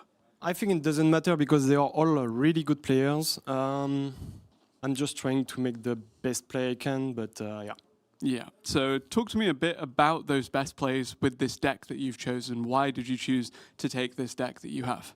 Darkotail, I think, is a really good deck for best of 1 because you can play second, you can play go first and have a really strong board. So I think that was a good pick for this one. I was a bit scared about Lunalight, but there is no Lunalight around, so that's fine. Yeah, as it turns out, despite warping the format around him, Tom, not on the Lunalight. Yeah. But that being said, some people have prepared some Draco Tail specific counters, such as the Retaliating Sea that we saw earlier. Are you excited to go up against that later if you make it through? Not really, but I can play around. Yeah, you can play around indeed. Yeah. Now, you've played that duel, you had another one earlier, 1 more left to go. How are you feeling about it? I will give everything I have, and we'll see. Yeah, fair enough. Axe, thank you very much for joining me here. Thank you. Before I say goodbye, any players that you want to give a shout out to? Anyone you want to thank at home? Shout out to RS team. They helped me to prepare. Then shout out to FSN team also, especially Mars, Isoka, Dragon, Boss, and the best for the last. How fast? Excellent. Thank you very much, Axe. Best of luck with the rest of the tournament, and I'll see you very shortly. Hi guys, I'm Tom. I'm 27 years old. I live in Germany. I'm the current Vice World Champion of the trading card game, so I'm very happy to also be playing the Master Duel event here in person. And yeah, I'm very excited. I love Yu-Gi-Oh! And yeah. I qualified for this event, getting top 4 in one of the Challenger Cups that allowed me to get this invitation. Oh, my favorite memory with Yu-Gi-Oh! Probably the World Championship that took place like half a year ago, also in Paris, where I'm right now. And yeah, it was such a great time with Drury and the entire team and so on. And yeah, my favorite card is probably Ghost against Snow Rabbit. Like, I don't really have a special connection to it. But yeah, I just grew up with this game and I like the card a lot. Obviously, I've been playing this game for years now and also love Lunar Liger Dancer, I love Kashira Raisa, I love Mitsurugi cards. But yeah, I feel like if I have to tell you, my favorite card is probably Ghost Ogre and Snow Rabbit. I'm looking most to play against Nikki Boy this weekend. We are from the same town actually, so it's pretty funny that we got to get here together and have the nice journey and enjoy it with a friend. So yeah, I'm really looking for you. My favorite game of the Challenger Cups, honestly, I can't really decide. All of them are stunning and gorgeous. I would honestly love to play all of them at the same time, but yeah, unfortunately I can't. Well, Emre, Tom just stole your slogan there. I love Yu-Gi-Oh! I mean, as we all do, of course. And this do you know what? Huh? You might not know, but I also love Yu-Gi-Oh! A lot. You spoiled me there, but of course we all know you do. And yeah, this now is going to be the complete opposite from what we have just seen, because in this match that we're about to see, and we can also see that in the group standings, we will have 2 winners facing off against each other. Both players won their first match, as it will be Tom versus Ver here back in Group Rasen. So and that means one of them can secure his ticket into the top 4 now.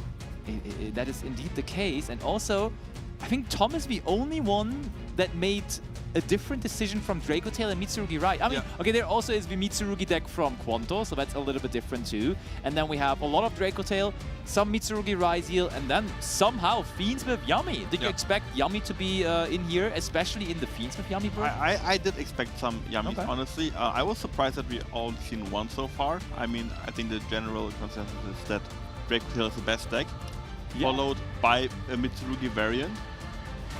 Where's Sulfur Cord Yami though? I talked to a lot of people, and also in Duelist Cup, Sulfur Cord Yami was really successful. So I'm surprised that there is so little of that, because the upside of being able to play Herald of Orange Light in your Yami deck just seems so overwhelmingly strong. And you see it so much also on the ladder in Master Duel, but none to be seen yet today. It's a very strong deck, but the one downside the deck has is that it's really weak into Mulchami Fruvalos. I mean, as a second deck, I think it's a good option, but you want to make sure that your first deck does not really lose into that deck. What a smile. TCG Vice World Champion of 2025. Round 1 winner against Quanto, Tom. And then on the other hand, with the favorite card, Witchcraft Madame Ver, also giving him the name Ver. We have our duelist Ver, who was able to, in an absolute nail-biter, win out in the end against Matrix in the end. And now we see Ver on the left, Tom on the right. Who is going to go first? Tom went first, Ver went first, so one of them will go second now. We'll have to deal with that, of course, but maybe going second sometimes an advantage, as we saw just in that very last match there, where Nikki Boy couldn't really capitalize out of going first there against X. And with that draw and lockbird, that game concluded incredibly fast, but here we go. Will it be a Yami first turn for Tom? Yeah, it will possibly be. I think Tom really needed to win this coin toss here, because the matchup against Mitsurugi is not that great. True. Murakumo is a beast. Also, we've seen Tom play Effect Veiler in round 1, which is also not that strong against the Mitsurugi deck. And like last round, we see the Fiends of Engine first, so we discard Engraver to add Fiends of Distract here. Oh. Quick pause. Is there a Draw and Lockbird? Not this game. That would have been a good moment for Draw and Lockbird. That would have been really good. But not today. And I mean, here, the decision of Ver to play Retaliating Sea in the main deck could actually be very problematic, because it, of course, is completely tailored towards the Draco Tail and maybe also the Luna Knight matchup. But against this deck, is there even any application? I mean, you could chain it to Yami Surprise. And on Minion. And on Minion, but both really doesn't seem that great, but there is Mulchami Fruvalos, and it does resolve. And as I said, this is like a really big downside that the Yami deck has. it's really weak into Mulcharmi Fuwala, so that's why I believe most players picked something that has no real big weakness. Yeah. In Dracotel, we see Requiem. Okay, we accept the Fuwala's challenge here. Oh, Joel and Lockbird! There was no Joel on their end, but Tom has it himself. This is interesting now, though, because that means the Yummy part of our deck, if we do not already have all the Yummy cards in our hand, is not available to us as we cannot bridge anymore. I think regardless, if we can set up DDD High Wave King Caesar, that's still really strong against Mitsurugi. That's true. Okay, we send another copy of Fiends with Engraver to the graveyard.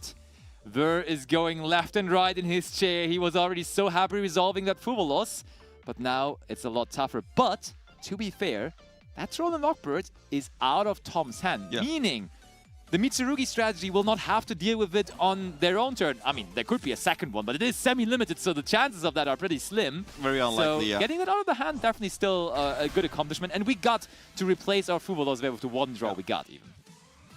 Oh, and yeah, Ver is sitting up in his chair. He's definitely... He knows he will have a say in this, as Tom possibly cannot establish his Yummy field here. And Tom, he's thinking it. Like, oh, okay. Track Graveyard Effect Diffuse. Maybe we don't play Necroquip. Maybe we don't, you're right. It's not necessary with Fiends of Lacrima in the extra deck. Okay, here comes Lacrima. I always love it when you have Maxi or Fuwalos or Perulia resolving and then Droll and Lockbird is being chained, that every single time, first the Mulcharmi Fuwalos is reminding you, yeah, you used me this turn, and then the Droll and Lockbird is displayed after. Yeah, never mind though. Well, it's important on which end you're at, right? Yeah, I mean, if you're the person who Droll, it's really funny. If you're the person who Maxied or Fuwalos, it might be... Also very funny. Yeah. You can just have a big laugh together. Okay, the Requiem goes onto the Fiendsmith Engraver, and there's your answer. There is a Necroquip Princess in the extra deck.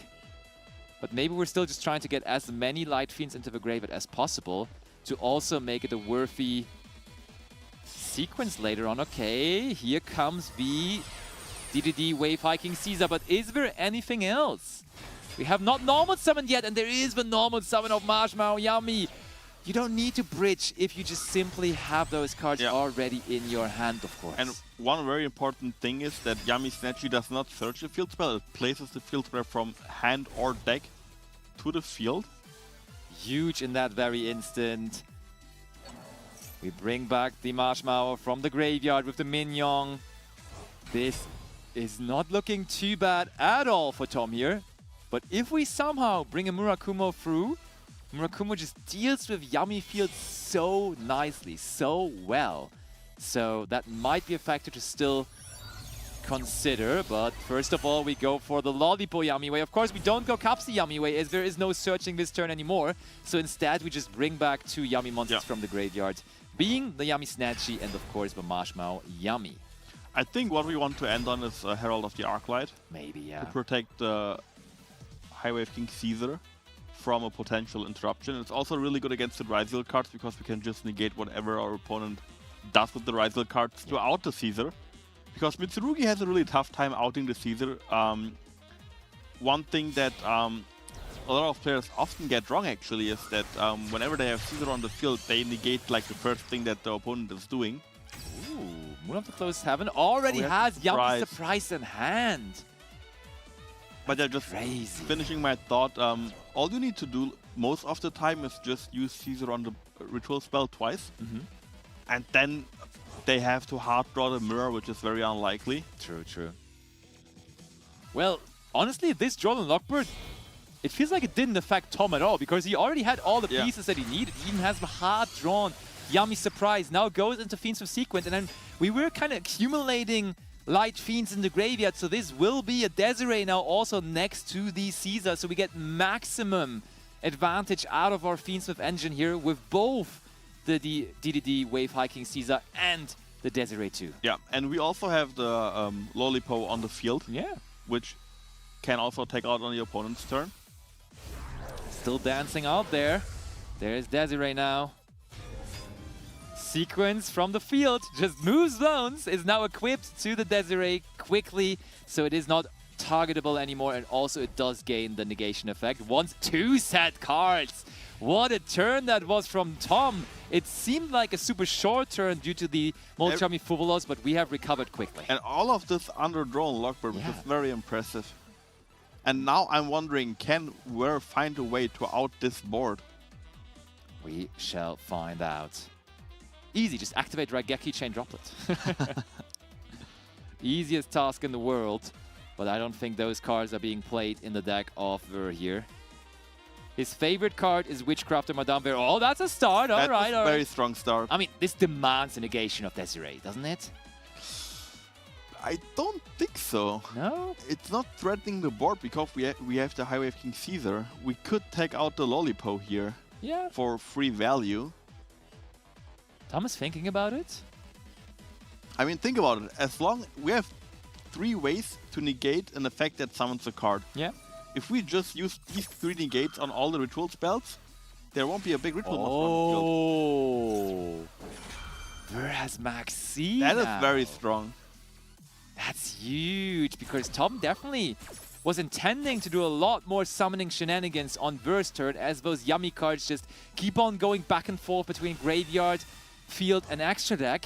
And there also still is the yummy surprise set, which would be a possible additional special summon, but maybe he just doesn't do any of that now with the Maxi resolving. Yeah, I think the #1 priority for Tom here is that there should not be a ritual monster on the opponent's board, so we have to do everything to stop that. The question is, can we find a 4th way to summon a ritual monster, or can we find a way to make our opponent use the Caesar or the Desiree earlier? Ooh, normal summon Aramasa is quite the weak one, though. Yeah. Because I felt like the Rizier cards could be where we actually get there. Like, just summoning X Rizier here honestly would have immediately been such a huge, huge play. But starting off with this is rough, but we do play the Vuzu, which does make a lot of That problems. is really tough for Tom here now.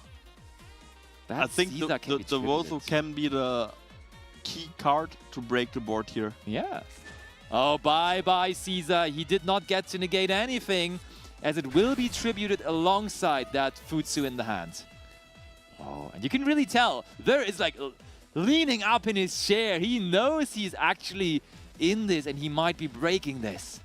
And Tom, who's obviously a very good Master Duel player, is mainly a TCG player. Sure. So I don't think he really expected the Vuzu here being searched by the Aramasa. Yeah, that card is not as popular in TCG, right? In Master Duel, though, in a lot of decks you see it. And I mean, in TCG, to be fair, in Mitsurugi Raziel, you barely ever saw it. Yeah. Like, it never really was in there. In pure Mitsurugi, sure, but in a that good side combination, deck card. Yeah.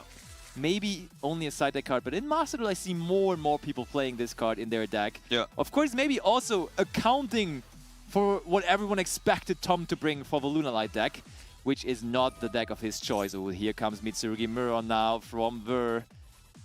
Oh, it's just rough. When are you going to negate with that Desiree? It feels like there is not even a really good moment anymore. I think we have to do it here. We have maybe here and hope that our opponent can't ritual summon any further. Yeah. And I think Tom is thinking about it right now. He's also under Maxi.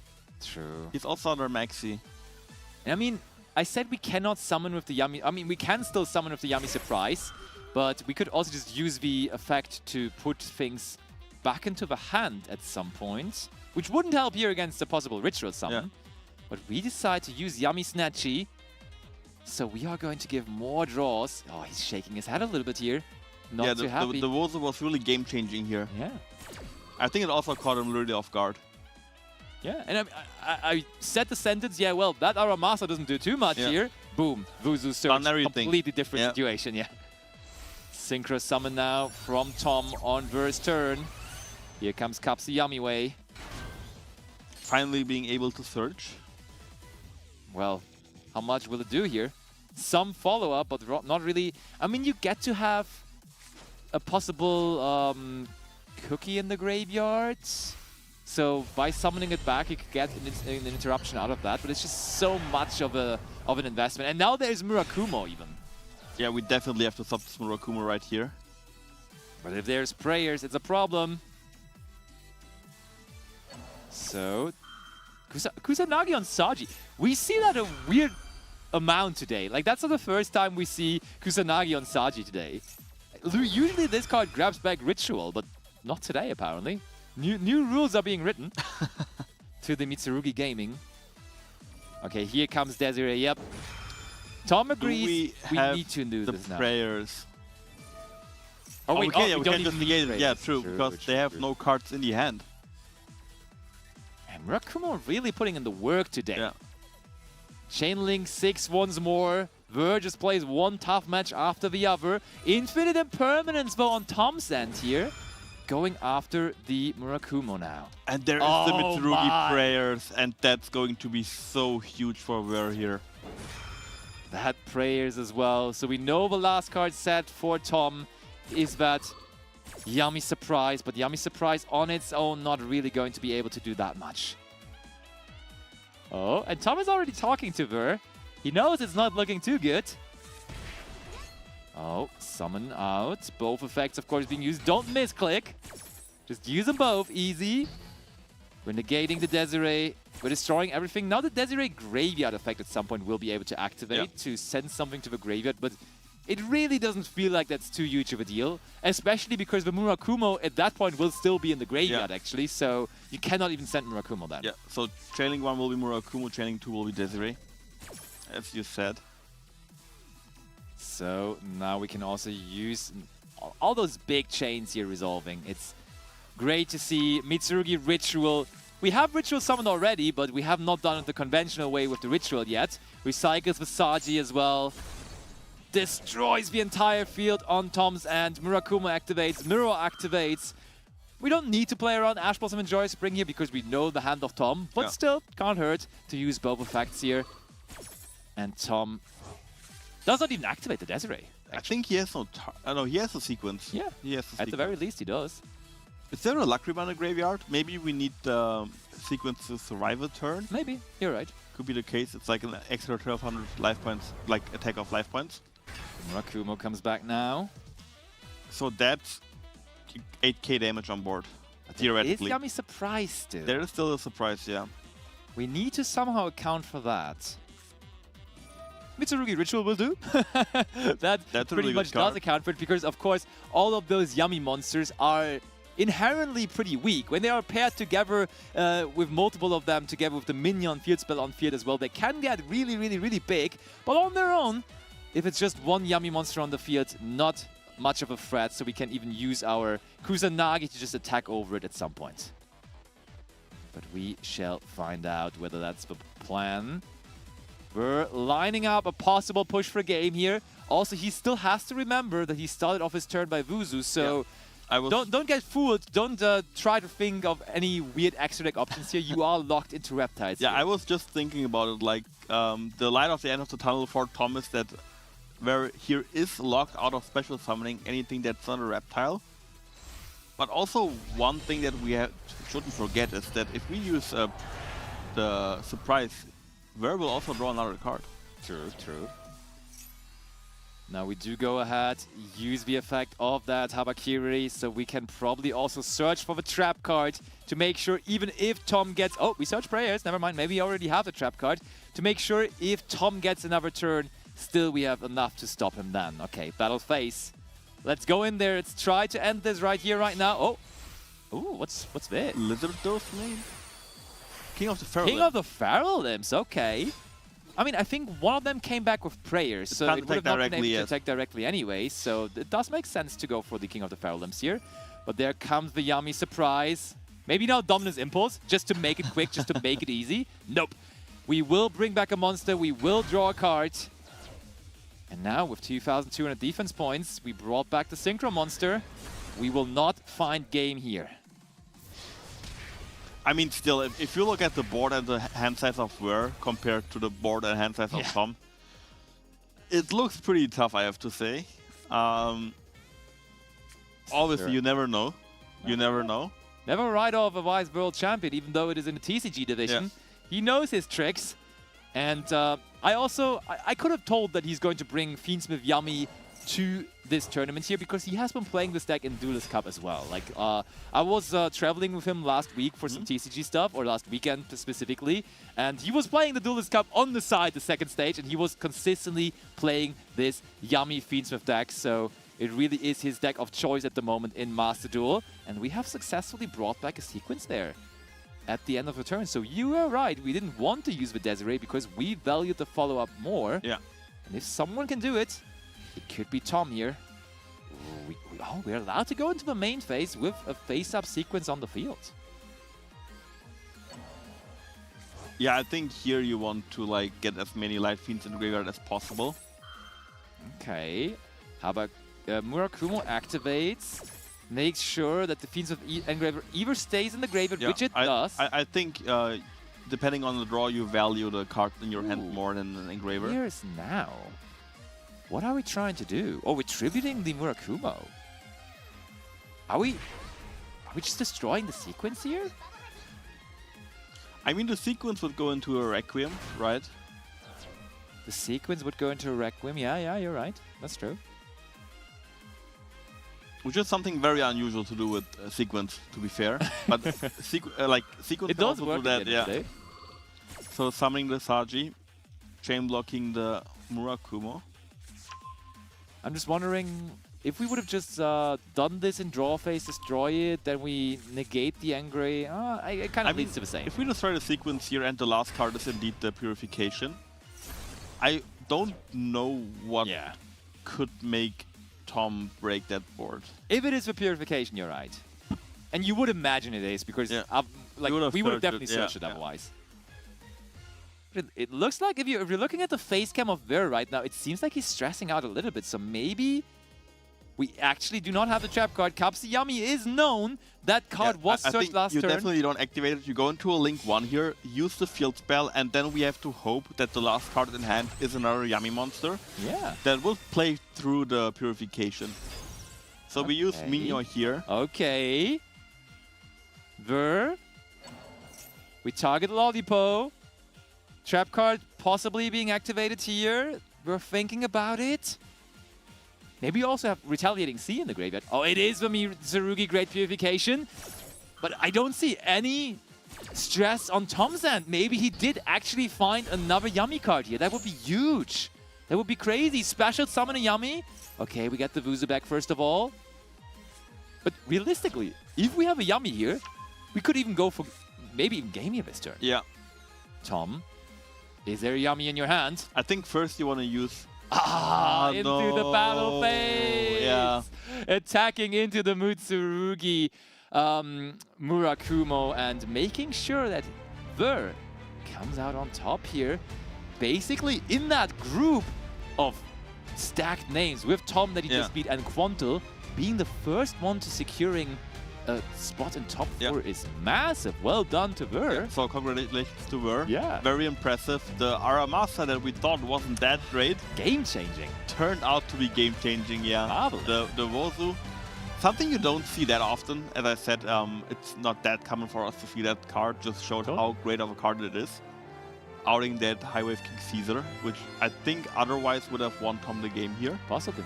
I think at the end it could have been also very dangerous for Ver if there was indeed a Yami name in the hand. Yeah. With a special summon. For sure. Because often it's just 2 monsters that the Yami engine needs to break like any board. With Minion you can make sure that all of your bodies have like up to 5,000 attack to run over the Yeah, it could have been easy. So the easy work. Small level 1 monsters apparently turn to be really big monsters. Sometimes they do, but it didn't matter here in this game, as Ver was the one that in the end took it all. So let's throw it over to our interview with Ver. Very much Lampy and Emre. I am indeed here with Ver. Ver, how are you feeling now that you've secured your way out of this group? I'm feeling good. Those were very good duels. I had lots of fun so far. Yeah, I can imagine, because honestly, coming into today, you know, as soon as Josh was able to draw both Quanto and Tom out of that bucket, it was just, that group immediately was on fire, and yet, there you are. Yeah, that was a good, I got lucky, really. Yeah, well, luck aside, you played that so skillfully well. I do just want to ask you, what are your thoughts on the other group now as well, especially given that you will be facing one of those players in that next stage of the tournament? Yeah, the other group has a bunch of Cho players. We had fun so far this event, and I'm excited to duel them. Cool. Now, speaking about your group in particular, there will, of course, be one other duelist making it through with you. Who are you anticipating that will be? I think Tom, because my friend plays Fiendsmith Yummy, and that deck is goated. Yeah? How come? And how were you able to beat it if it's so good? I drew good. I mean, Max E is Max E. Whee! Fair enough. Yeah, I don't have much more to say aside from you played very, very well so far, and I'm sure we haven't seen the last few for today. Yeah, anything you want to say while you are able to? No, I just hope that I can continue this performance and win this event. Sure, thank you very much there. We will see if you can win that event in the next duel. Hi, I'm Libo. I'm from Italy, and I am here at Paris for the Challenger Cup Finals in-person event. I qualified to this tournament in the last chance, like in the last season final. And it's funny story how I qualified because I got second in the tournament. So technically I didn't win this place, but the first place couldn't go, so I got it instead of him. My favorite memory with Yu-Gi-Oh is like when I got first to our Ultimate Championship like 2 years ago, and from the 2 boxes I won, I pulled Mulcharmy Follows and a quarter century rare Dominus Impulse. My favorite Yu-Gi-Oh card is Rizal Detonator. I just enjoy the deck very much. He's the boss monster of the deck, and I think he has very cool way to interact with your opponent, with being a non-once per turn, not once per chain destruction. And I'm also very happy that I got a Royal one in Master Blue. The players I'm looking to play the most against are Nikki and Abbo Hamoud, because they're very close friends of mine, so I think it will be fun to play against them. My favorite game mat is the Baron the Floor one, and it's the one that I'm currently using in TCG2, so I just love it. But I love Baron the Floor, it's very powerful, and the design is very nice. Woo! And we're back with Josh here. Just seen a really nice game, Tom against Were, and now we see two really strong players once again, two friends, two teammates in Abbo and Libo. Abbo, the self-proclaimed Dracotail GOAT, and the branded Prince, as you said. And once again, we're going to have two people who have won their first game, and so the winner of this is taking a massive step towards first place in their group. We were talking about this previously, actually. The winner of this is not guaranteed yet to move on, because there's still some scenarios where things can happen. Even in the other group, Matrix could theoretically still advance. We calculated it in the break while I was not commentating the last match. Technically, if Matrix wins the next game against Tom, then both of them are 1 and 2. And if Vere beats Quanto, then we have 3 1 and 2s in that group. So technically then we'd have a tiebreaker situation, which we'd then have to figure out how exactly that would work. But in theory, it is still everything possible in this one. So Libo and Abbo here are going to try and get their second win, but it is going to be exciting all the way until the end of the tournament. So we have Abbo Hamoud versus Libo here. Abbo Hamoud, of course, the Challenger Cup Autumn champion of the season, which is always really exciting when that season finals happens.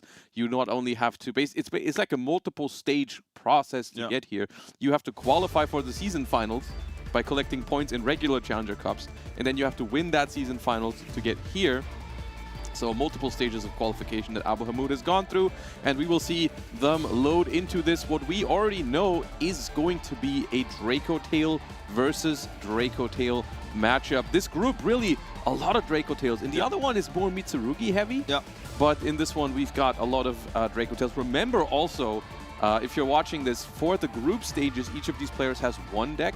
But as soon as we get into the top 4 later, each of these players also has a second deck. And we will see both decks eventually, because the rule in this tournament is in the top cut. Both players have to win with both of their decks in the top cut. So Libo goes first here.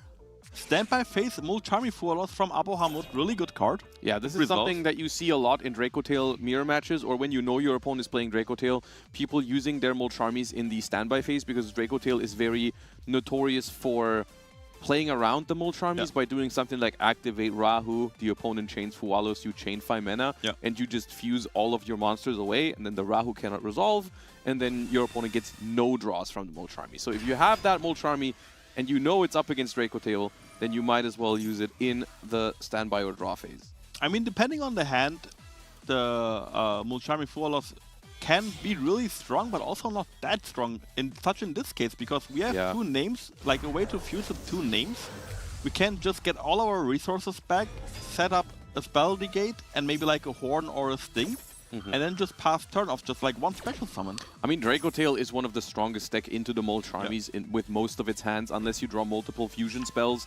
But for the most part, you are going to not give many draws under the Molcharmies. I do think we see Abbo here going for a little bit different of a line, because at this point of the tournament, the players already know what they are dealing with here. We see the Secretarion Dragon being summoned immediately, which is obviously a very strong card in the Draco Tail matchup. So, yeah. Because normally I was expecting there to be an Arthalion. Like if that's a game and you have no idea what your opponent is playing, you just go Cartesia, make Arthalion, add back your 2 materials, because that was 5 mana and Pan. Right? You just add those back to your hand and give your opponent 1 draw, call it a day. Have 2 traps, 5 mana, Cartesia on the field, Pan in hand. That's like a phenomenal opener. But since also we have a Rahu in hand, we felt inclined. Just going to say, with like 1 more draw that we can give to our opponent, we can set up a way stronger board. Yeah, but it's only way stronger because you know it's Draco Tail, right? Like the Secretarion makes it way stronger in this matchup. Exactly. If it was a different matchup, the Secretarion wouldn't be worth as much for Abbo probably. But you also gotta keep in mind that the Secretarion can revive something still from the graveyard here, so it's gonna add a little bit more to that end board as well. Yeah, I think that's why we sent Molulu, because we wanted Molulu in the graveyard to then revive off the Secretarion Dragon. I think he added it back with the Arthalion, actually. Oh, he did? I think so.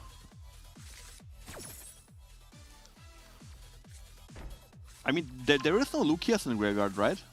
I was expecting a Lucius to go there with the Rahu maybe, or like Ketu for Lucius was what I was expecting. But Urgula is gonna add back 5 mana. I mean, the thing is, like, Molulu is a really valuable card to have, even if it's just in hand, not even on the board. Because technically, we already have Cartesia on the board. We might not need another way to fuse. But like being able to fuse a Molulu away in response to your opponent's fusion spell is really good. Yeah, then definitely. Like the way the chain links work out on your opponent's turn is their Arthalion, for example, is always going to be on a lower chain link than your Molulu. Standby phase Molcharmy Fualos. Fualos also pretty strong on your own turn against Draco Tail, because the deck revolves around fusion summoning also on the opponent's turn. You are usually guaranteed to get your card back, because eventually they're going to find mana. In this instance, might even give him 2 cards, because the Cartesia is also on the board. So, yeah. But at first, Abbo is going to have to find a way to play into this board, of course, because this is going to get Draco Tail flamed.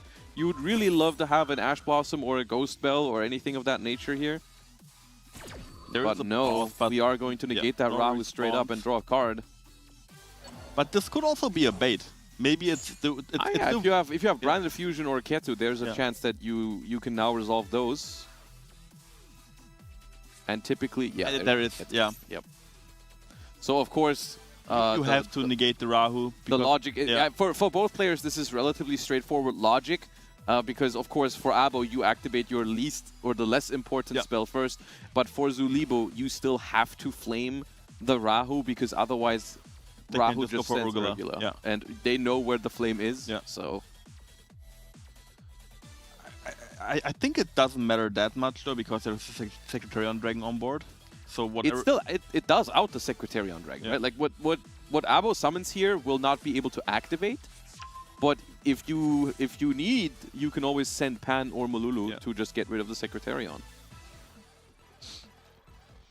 So we will definitely fusion summon here as well. Yeah, and we are in for a pretty interesting game here, I would say, as we fuse Lockbird as well as Molulu here into our own Secretarion in defense position, of course. Very important. There's a horn on the board for Libo, so we're gonna have to respect that and not summon our fusions in attack mode, which is one of the biggest reasons why a lot of these Draco Tail mirrors end up going the distance of like multiple turns, because it's just so hard.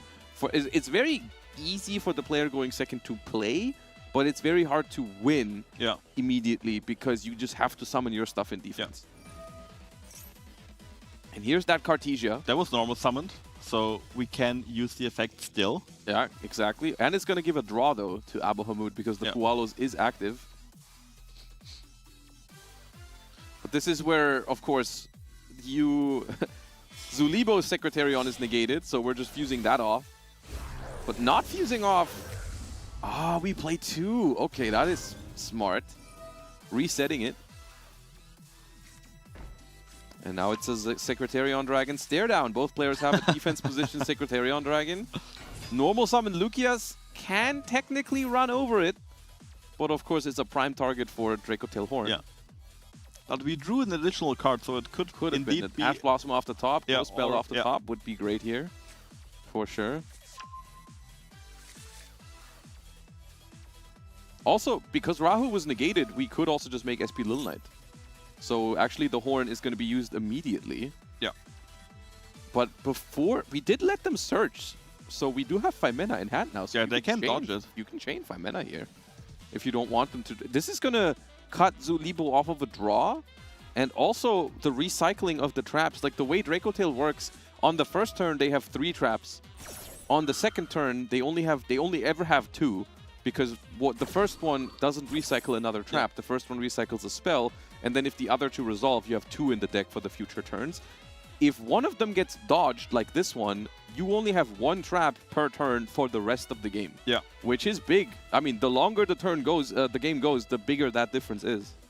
Yeah, the trap cards are basically like your grind game. Yeah, exactly. Yeah, and I had to learn it the hard way myself that if you're out of trap cards or if you only play 2... It's pretty rough, yeah. Yeah, it gets pretty rough. Oh, and we fuse an Urgula away. That's great. That was the draw off of the Molcharmi. Because remember earlier with the first Ketu, we fused the Droll and Lockhart away. We would have definitely fused away the Urgula if we had that already. So that's great here. That is going to force the Sting right away. But now we can pop the face down that the Frixel set. And slowly but surely, Zulibo is going to lose his board. Yeah. We're lose the board, but also lose more and more of the spell traps in the road. Because, of course, we have to recycle a trap here to not run out. But the Urgula is going to pop the spell. And then the number of spells that Zulibo has for Dracotail is going to get lower and lower relatively quickly now. Because I don't think he can ever afford to recycle another one. Yep. That's also one thing that rarely comes up, that you run out of spells. Because to trigger your Dracotail cards, you need to have spell and traps in your deck. Yes. It happens rarely that you run out of spells, but when it happens, you are completely in a bad spot. And it happens mostly in Dracotail mirror matches, I would say, like that, or maybe like Dracotail versus Radiant Typhoon, or Dracotail versus Mitsurugi. In those grindy matchups. Matchups that can get really grindy, and this position that these two have created here is like super grindy, right? Like this is going to be all about now Abbo trying to make a board, but I think if Abbo is able to make a board here, then he's looking pretty good. I would have expected an SP Little Knight here. Honestly, banishing maybe the Cartesia so it can never come back again. Especially since he knew about the Mululu and 5 mana in hand. Yeah. This Verte seems a little risky. But I guess we draw a card off that Fuwa for sure. But if we can't chain anything to this Mululu... we can't, the Secretarian is there. Right, right. But the Verte will still get negated by the Mululu. Yeah. I mean, now we could go into SP, right? You still have the option. Yeah, you know what? Maybe it's a good call. Maybe it's just baiting out the 5 mana, drawing a card off of the Fuwa. Now you can make SP, and now you're in firm control. SP Little Knight is so good in the Dracotail mirror match. Yeah. Because it checks multiple of the trap cards, essentially, right? Like if you can summon it and just banish their flame, it's huge. And then it also always checks the Dracotail Horn, because you can always banish whatever they target. So I think Abbo is actually looking pretty good here, I would say. He played the turn out really good. Yeah, really clean gameplay. To be honest, I would say from both sides, I also really liked Zulibo's turn 1. Yeah. The setup there was pretty strong. We have once again 4 sets from Abbo. I mean, at the end of the day, these are the best players in Europe playing the season final. Absolutely. And I mean, Zulibo still is going to have a battle phase to try and deal with this Secretarion Dragon, is also going to technically start to turn with the body on the board, but that's going to get outed immediately. And we recycled the Gulamel, because that's usually a one-of in these branded Dracotail decks. I mean, it looks really good for Abbo Hamut here, but often in the mirror match, it's just one fusion resolving. Yeah, look, one Ash on this flame. Yeah, and it we're looks back completely different, yeah. And there is something, but not an Ash Blossom. Yeah, but we know the other set is Ketu, so I think, at least I think we know it's Ketu.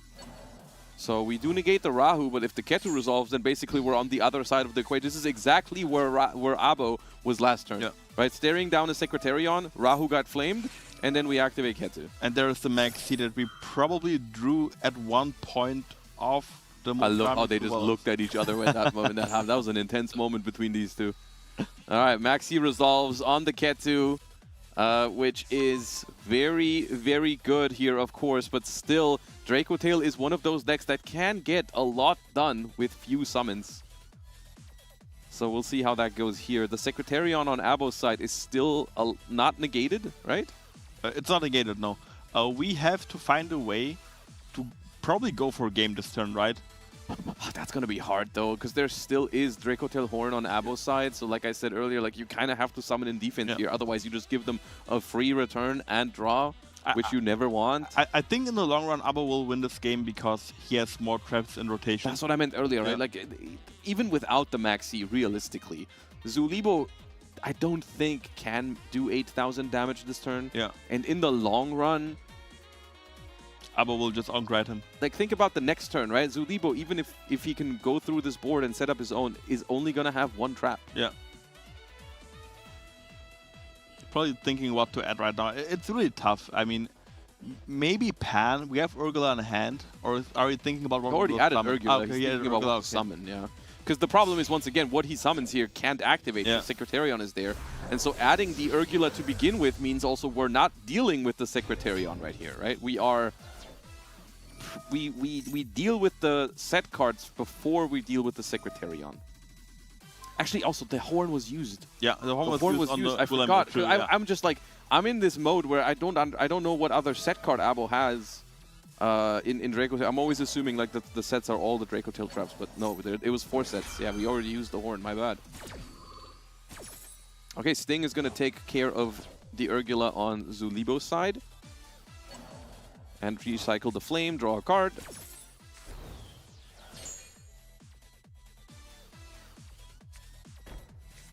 We set Rahu, but we've already used it this turn, and we're going to destroy another Ketu. That's what it was. Yeah, I mean, yeah, usually you would like to set your traps now, but we don't have those traps in rotation. Yeah. The SP Little Knight returns, and the Gulamel returns. And I think Abbo, I think it's going to be impossible to take this game away from Abbo at this game state. We have 5 cards in hand. We have an SP on the board already. We have a Cartesia. We have a Secretarion ready to go that is still not negated. Yeah.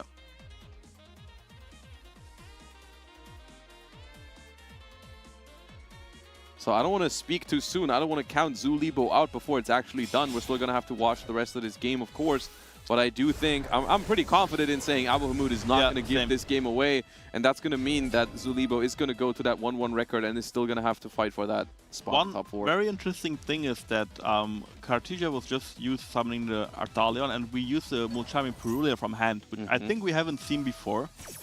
That's an interesting call as well. I mean, it's a very polarizing card at Master Duel at the moment because there's a couple of decks in the format that Purulia is completely amazing against. You're thinking of like any K9 Vanquish Soul, any Ryziel variant. It's really good against Radiant Typhoon as well. Yami against all. It's pretty good against Yami actually. Yeah, it's quite annoying for Yami to deal with as well. But and then there's this one elephant in the room, which is like the Dracotail matchup, where it's like not that great. Which, as we did see in the overview earlier, is the most popular deck in today's tournament.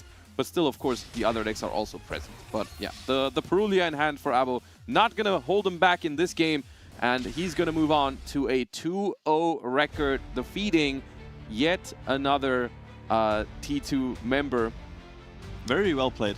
Very well played. Yeah. I got to say, Very that was impressive. a very clean execution on the Dracotail mirror match. No doubt that he deserved to win that game. On the other hand, Libo was also playing pretty well, I would say, but I think that one was just not meant to be. It's interesting how the Draco Tail mirror plays out sometimes, because sometimes it's genuinely just better to go second, because you can get the bonus effects on all of your Draco Tail cards. Right? Like your Urgula is going to destroy their back row, your Pan is going to destroy their monster, your Malulu is going to have something to negate, and that is something that really matters in the Draco Tail mirror match, especially when you have a Molcharmy beforehand. And your opponent can't set up like the full board, right? Yeah, that's why I think Draco Tail is so great. It's not only like you can set up a really strong board through interruptions such as Fuvalov Maxi of like 1 or 2 draws maybe, but also going second you can break the board so well. Urgula is such a great card in the mirror match. Yeah, Ketu as well, right? I mean, both fusion spells, because all of the Draco Tails have bonus effects, are great, but Ketu Draco Tail is so strong. And of course we see Draco Tail Flame negating the Rahu, but then Ketu just makes up for it and completely almost handles the board on its own. So yeah, we're gonna hear from the winner of this round, Abbo Hamoud, with Ibris. Thank you very much, Josh. We are here with the winner, Abbo Hamoud, but also with Libo. Yeah. So, Abbo Hamoud, now, very, very strong showing from you so far today. What did I tell you before? I told you I am the king of Draco Tail. Yeah? I did tell you that. Well, I can't really refute that. That being said, yeah, really, really hard-fought games. Yeah. How are you feeling now that you're in such a good position in terms of getting out of this group and into the playoffs? Yeah, I think I'm guaranteed now to make it to playoffs, I'm pretty sure. Yeah, so I'm like pretty now chill about it. There's nothing to stress about anymore. Yeah, conversely, Libo, how are you feeling about everything? Kind of sad because I think I did play very bad my turn. Abbo's turn. I played very badly. I was by this option like very poorly. So like, it's bad, but like I'll do my best in the last game. It's bad, but it's not over. You know, you still have a good opportunity. And actually, as we're going to head into that duel in a couple of games' time, how are you feeling about that and your prospects of escaping this group now? It's hard. Like, the last match for me is another Draco Tail mirror. So I hope to do better than this game. Yeah. Now, two of you, very, very close friends, of course. I'm sure you've played together a few times.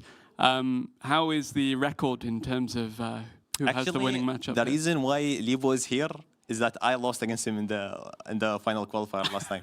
He bricked though. He bricked game 3. He had full engine hand. And before, I won against him when I got qualified. So okay, so well, it's 2-1 right now. Yeah, I lost in top 4 of autumn season to him. Yes, and so I did. He won.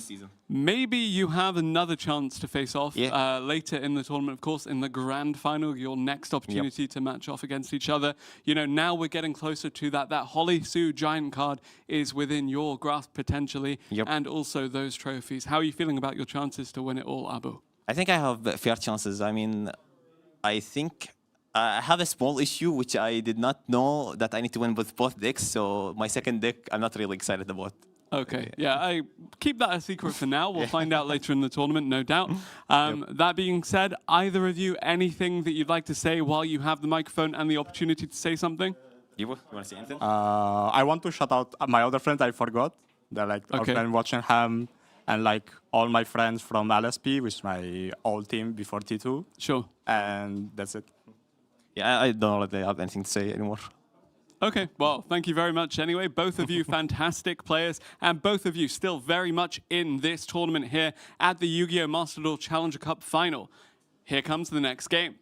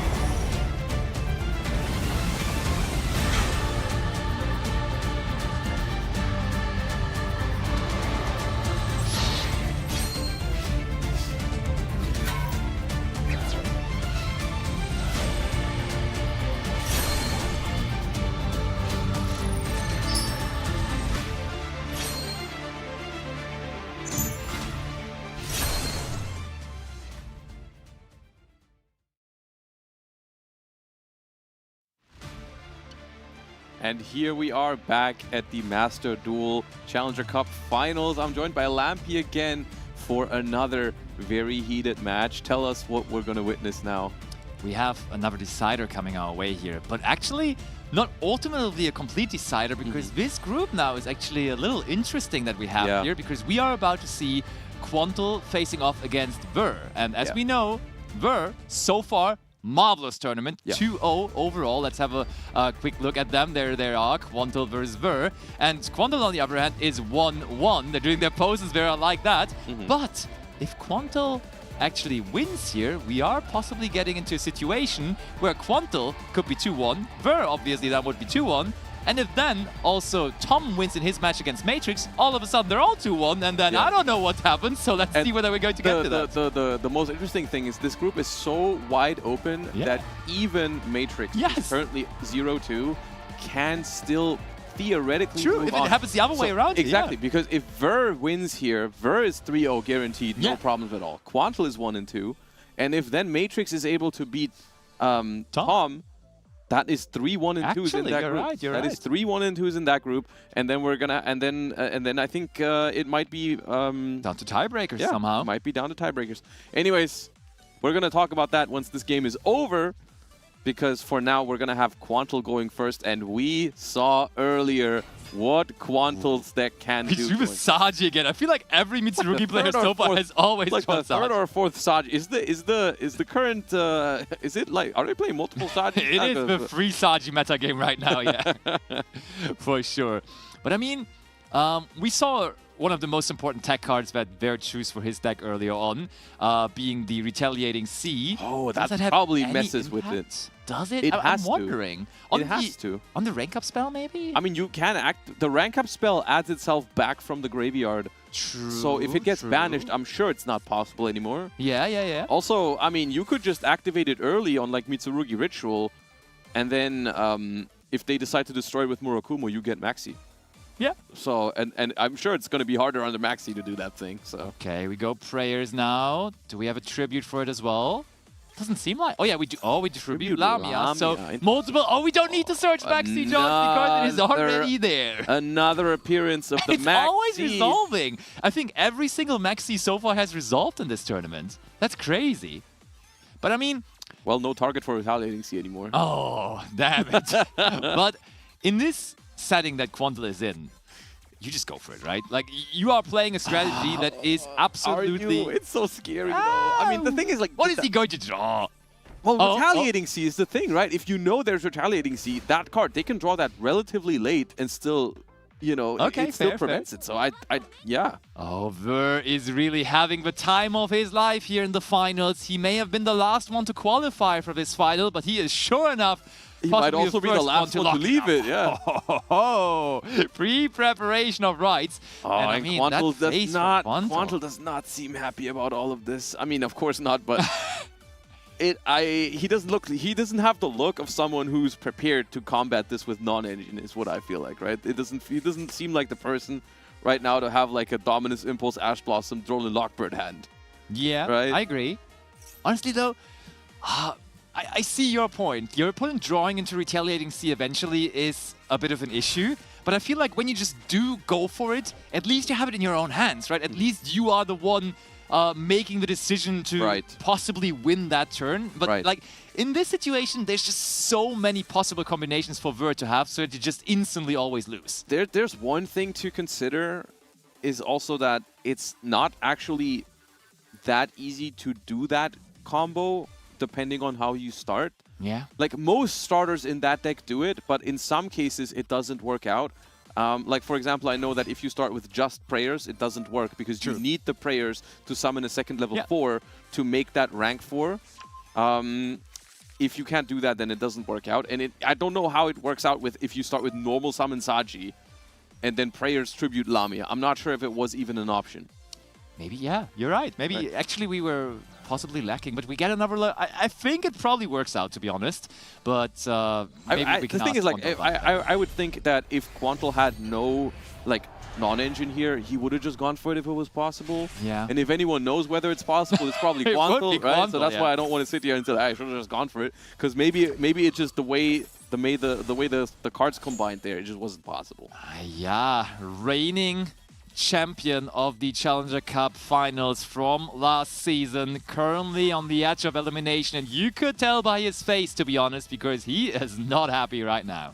And this brings us into that situation that I just mentioned a few minutes ago, right? Where if of course... Oh, that's a good impulse. Hold on. Maybe? Oh, but he has to discard another card due to that so costly, Murakumo. right? It's so costly. Like how the thing is, like Ver is going to be on 5 cards in hand. Chains for prayers as well now. Oh, is there a trap card in Quanto's grave? There's not, right? No, there shouldn't be. There should not. I mean, we're not tributing the Murakumo anyways. Yeah. But maybe we're playing around the Fuvalos here. We're not summoning from the deck, though. Not sure. Yeah, no, I'm not sure. Let's see. Ver just wants to get that Prayers activation out of the way. Searches Vuzu because it did him so good already against Tom in the last match. But really, we're on the edge of being 3-0 top of this group. And I mean, you kind of have to discard here, no? And I mean, honestly, just saying, when you saw the group draw and you see that there's Quanto, previous world champion, ooh, red reboot, oh!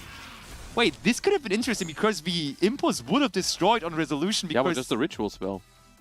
Yeah. It was Impulse on the ritual spell. Do you care if it destroys it? Oh yeah, true, you're right, yeah. Probably not. You're right, true. But yeah, Quanto, former world champion, Tom, vice world champion of the TCG, and then Matrix, that was qualified for the last Challenger Cup finals and also for this one, even though he couldn't make it to the last one. Yeah. Ver was not necessarily the one you expected to go 3-0 in that group, but he. Yeah, but I mean, that's the thing we talked now. about at the start, right? We talked about it. Like everyone in this tournament has earned their spot, and it honestly, everyone could have taken it. Yeah. Everyone is a phenomenal player, and even the ones that are not going to end up making it into the top 4 are still gonna be amazing players, right? So that's just how it works. But we do see the Dugaras here, and that is, I guess, we're doubling the Murakumo, so it looks like we're trying to go for a game. He's big. We are not trying to give Quanto another turn, I suppose, because we all know what that deck can do with 1 turn, potentially. Yeah, we're playing the niche extra deck option of full armored Utopic Ray Lancer, even discarding the trap card there. So we are making sure on different levels, in different ways, that this will be game. And it is. And this is going to, of course, 3-0, secure Very the first place in this group, moving on into the top 4. Quanto not happy about it, of course. At a 1-2 record now, not necessarily out yet though, because here's the thing. We talked about this a moment ago. Ignore the graphics, the winner of this was Ver. Quanto did lose that, unfortunately. Yeah, for sure. But Quanto at 1-2 now. Tom is sitting at 1-1. Matrix is sitting at 0-2. If Matrix defeats Tom, we have Ver at 3-0 and 3 players at 1-2. In which case, like, because the tiebreakers, I know I asked earlier, the first tiebreaker is the opponent's win percentage, like the person you win against. But like, they've all lost to Ver, who's 3-0. That's the same for them, right? They all lost that, and they all won against someone else who's on 1-2. Yeah, it's really and they weird. all lost to someone else who's also 1-2. So it's impossible to decide the tiebreaker based on opponent's win rate. Yeah, and the funny thing is, then they explained, yeah, the next tiebreaker would be how quickly you won against the guy that is 0-3. But there now would not be a guy that is 0-3 because you have a 3-0 all of a sudden. So it's like kind of reversed. Okay. So are you going to make it whoever lost the fastest? I don't know. We're gonna find that out if that's the case. Yeah. But there's one more match to be played for that. First, we're gonna hear from our winner of the group. Thank you very much, Josh and Lampy. I am indeed here with Ver. Ver, how are you now that you're 3-0 undefeated on the day? I'm ready to win this tournament. Yeah, well, certainly proving that you are ready. How are the games thus far? They've been really fun. I think it shows that Yu-Gi-Oh! Can be a very diverse game. Yeah. That being said now, that is this group done and dusted for you personally. How do you feel about that remaining game, and who do you think is going to join you in escaping this group? I think at this point it can be anyone's game, and I'm not going to make a prediction. Fair enough. Very, very good. Keeping it exciting, keeping it competitive, of course. Now, speaking of exciting and competitive, of course, we have that other group, Group Joolong. Tell me a bit about the players there that you're expecting to see as you progress into the next stage of the tournament. There's some very good players, and it's going to have some exciting games for sure. Yeah. I think if Abbo Hamid makes it out first, you will dodge him. Who are you expecting to meet if you can't meet Abbo? Once again, it's anyone's game. I'm not playing favorites, you know? Okay, yeah, very good. Any card that surprised you so far today? Any deck that's taken you off guard? Evidently not if you're 3-0, but anything you'd like to highlight as being maybe the big surprise of the day? I'm surprised that Maxi resolved every single game today among all the participants. Well, still have a few games left to play out there. Anything you want to say while you have the opportunity? Let's play some Yu-Gi-Oh! Let's indeed play some Yu-Gi-Oh! We'll have another game with you shortly. Hey, my name is Abbo. I am from Germany and I play Master Duel since 3 years. I qualified for this event via the hard way, which is winning the autumn season of the Challenger Cup final. Yeah, my favorite memory with Yu-Gi-Oh! Is every time I resolve Maxi, but on a serious note, it's the first time I won Challenger Cup final. My favorite card in Master Duel is Branded Lost, and it's because every time my opponent is under it, he can just AFK, doesn't have to play the game. The person I'm looking the most to play against is Nikki Boy, and just to take him out, because we have like a friendly competition between us. My favorite mod in the Challenger Cup is all of them. They all look amazing. They are the best. Abbo's favorite opponent to face in this tournament is Nikki Boy, and guess who's playing against? Well, he's going to have the pleasure to do that now, as that will be our next match here back into Group Joolong we are. Yeah. And this one actually is a fun match between the two of them, really, because I think whatever happens here in this one doesn't really matter. Abbo will still be top of Group Joolong, and Nikki Boy, as he lost the first 2 rounds, doesn't really have a say anymore in this, because I mean, the other match. Let's look at the standings here, because in this it's very different to the other group, because here in this one, Axe and Libo are yet to play, so that means one of them will definitely be 2-1, and Abbo also, of course, obviously at least is 2-1, meaning Nikki Boy definitely 100% is out of this, and yeah, Abbo can pretty much just play a friendly match against his friend here, and then the real decider for this group will be between Axe and Libo then ultimately, and there we have them. Oh, look at that. They are playing with the camera, Nikki Boy bringing the vibe, but maybe he gets to combo this time now around as well, because let's face it, his 2 matches so far, on the one of them he got maxied, on the other one he got drolled. I don't even know which one was rougher, to be honest. The droll was pretty rough though when I think back of it. I would say this is still a very important game for both of them, because they're friends and they're playing for honor now, because eventually the winner can say to the other, bragging rights. Yeah, they're the bragging rights. They're playing for the bragging rights. For sure. So it will be interesting regardless, even though it won't change the outcome of the result in the group. And Nikki Boy gets to go first. But we saw in Abbo's last match that going second is not necessarily a problem for him, and he's even playing with Charmy Perulia against the Ryziel strategy of Nikki. But guess what? Ash Blossom will counter that perfectly. Yeah, both T2 members who are basically representing the team in almost every Challenger Cup doing pretty well. I know that their third teammate, Nezu, is also watching, so shoutouts to Nezu. We start with Ice Ryziel there's another here. trigger. Is there? Oh my! The combination! It's not only Perulia, but the whole family. There is the call by the grave. Is there a Maxi? And I love how they're both also having the time of their lives. There is no other interruption, no toggle, nothing. The Ice Ryziel will resolve without giving Abbo Hamid any draws, and I feel like just from Abbo's gesture, there is no other interruption here. He's leaning back. The Sword Ryziel will resolve, adding only an Ice, so we already have the X Ryziel in hand. So that's why we probably negated the Perulia with the Ash Blossom, because our hand was really... I mean, our hand was bonkers. Honestly, we had Ash Blossom and called by the Grave and the line to play. Everything you can ask for. Here comes the Habakiri into the hand through the King of the Feral Imps. And Nikki is working hard for the bragging rights. Of course, you also you do not want to go 0-3 here in group stages. You just want to make sure that it was at least competitive in the end. And Abbo would be a fine match for him to lose, even though I can guarantee you he would be hearing from Nikki Boy for the rest of the year for this one. Not only from Nikki Boy. Not only from Nikki Boy. I will remind him as well, yeah. And here comes the Habakiri, Nikki Boy now in execution mode.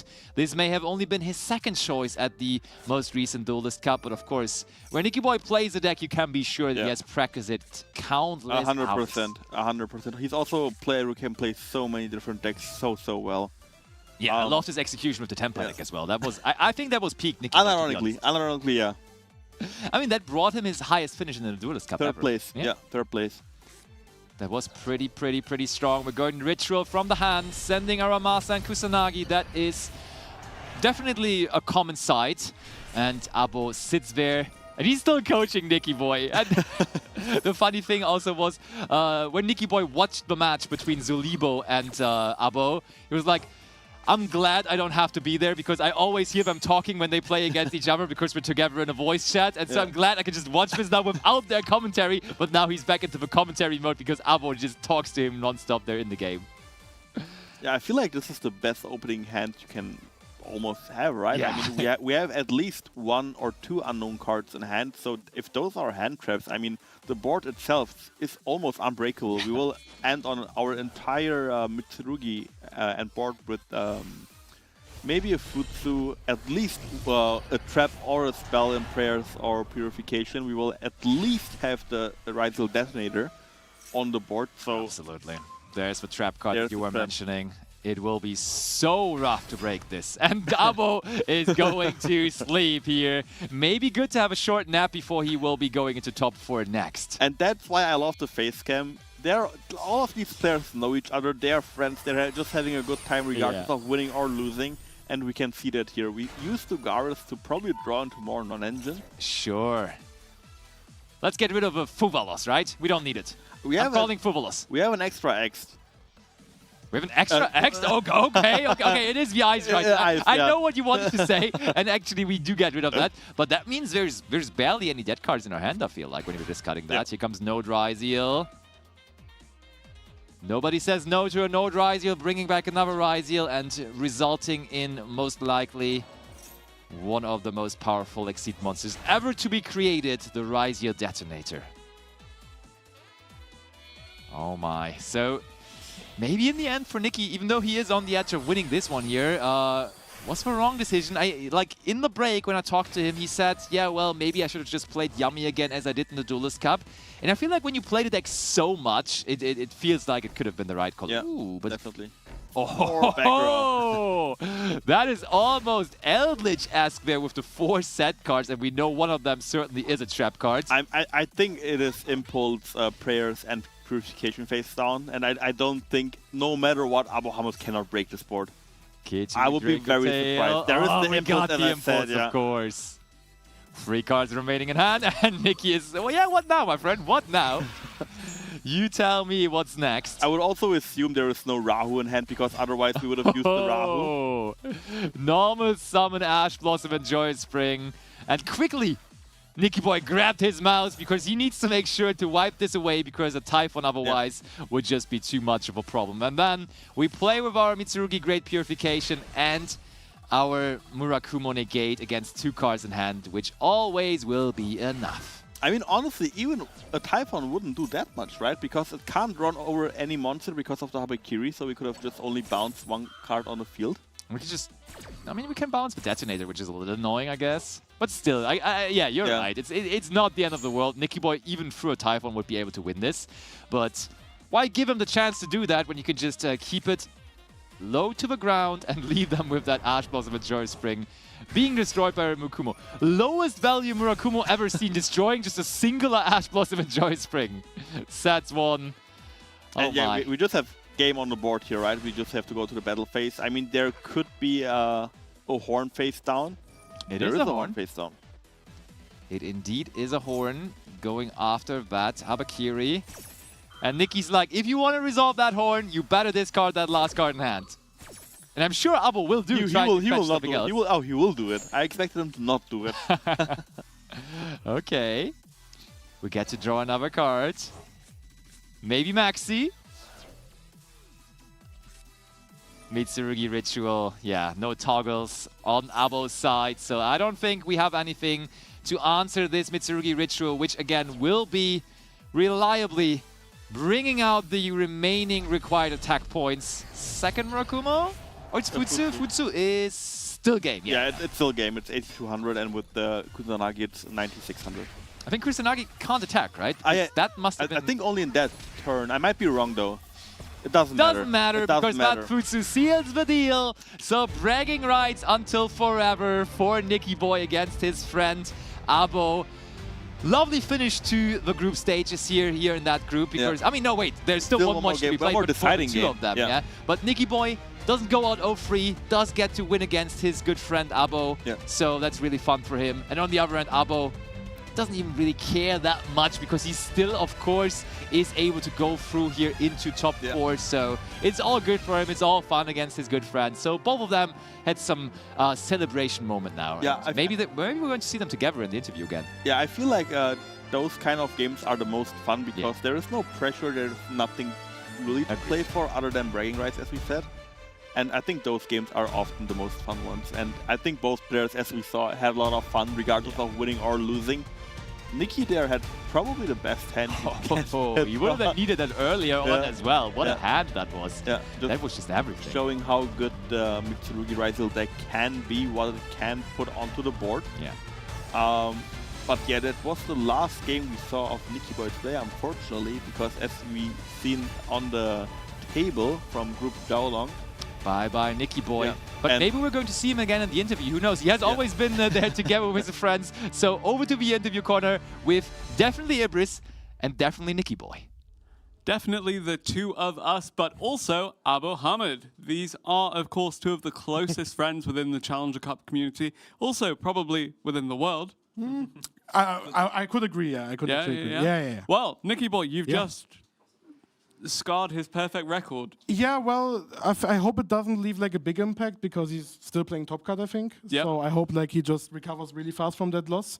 I wouldn't say he played bad. I mean, my hand was pretty good. His hand was also I hope you're not tilted from here on out, Abbo. I am like shaking. Oh, microphone. Yeah. Sorry. I'm shaking. I'm like tilted and everything. Like I'm gonna lose. It's over. It's over, Nikki Boy. It's all your fault. The thing is, like, if he actually loses top cut, he's gonna blame it on me. Like, well, that being said, at least you've not gone completely winless today. That's what I said to him. Yeah. It's actually really good. And on that note, really, really well played by you there. Really entertaining duel between the two of you. How are you feeling about this tournament overall? Like the structure.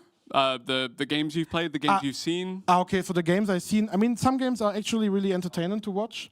I think some games kind of are non-games because of like some cards that shouldn't be legal in my opinion. But the games that are really good, they are actually really, really good. Yeah. Like I remember the very game, Tomo had a nice game. The last 2 hours, I think. And also like the event in general is really cool. Meeting up with you guys, with all the players. It's something that everyone should experience once at least. Definitely, and of course, for you to be here, you did have to kind of fight your way through a lot of tournaments. Exactly. But, you know, I've seen you be so committed to Master Duel, to the Challenger Cup. Tell me a bit more about that for you and why you are so competitive. I mean, the Challenger Cups are making something viable that wasn't really viable before in Master Duel. That like we from Europe, we can just compete for free, invest our time, and just play against some other really good players. For example, I didn't know Abbo like 2 years ago, and then we suddenly met up in like a Challenger Cup, and now we're kind of like best friends, right? And because he is also like a really good player, and that was like the good part about it, because you meet good players, you play against them, and you get also better by that, you know? So that was like the good thing about Challenger Cups, and I would like say you should definitely all play Challenger Cups. Yeah, okay, everybody play Challenger Cups. Thank you very much, Nikki Boy. Now, Abbo Hamid, you're still going through, you're still progressing. Yep. I spoke to you very, not that long ago. Briefly, but tell me more about your thoughts on the other group in particular now that things are starting to shape up there, though nothing is completely decided yet, except that Vera is really good. Yeah, Vera is actually kind of scary because he's playing Retaliating C, and that card is just like an auto-win card against my deck, one of my decks. Yeah, and like I'm just... and the other one, I'm not sure who like is still not decided, right? Indeed, there's Tom? Matrix, there's Tom, there's Quanto. So there's 3 duelists in there that... Yeah, that they still not... So I would hope that I could play against Quanto, actually. Okay, I guess we will see how that one shapes up. Any closing statements from you very quickly? No. Okay, and Nikki Boy, now that you have this last opportunity to say something. Yeah, I want to say like this event was really nice. Thank you to Breakflip, thank you to Konami definitely for holding this. I hope you do that next year again. It's really cool to like know that there's like a goal at the end of the line, you know. Or next week. Or next week. Well. Or next week. And I also, can I shout out someone? Yes, again? you can. Yeah, we're probably going to shout out our team, think twice. They're all watching in the VC right now. Yep. They were hyped for this matchup. Sadly, it didn't really matter at the end. But also shout outs to all the people watching from every country in Europe. Yeah, shout outs to everybody for watching from all over the world. Yeah, actually, all over the world actually, yeah, true. You're internationally famous now. True. Am I? No. Maybe. Enough performances in the Duelist Cup, and yeah. Yeah. That being said, Nikki Boy, fantastic of you to win that game. Thank Abbo Hamid, great showing of you so far. Obviously not the last we've seen of you today. And speaking of seeing more games, there's another one coming your way very soon.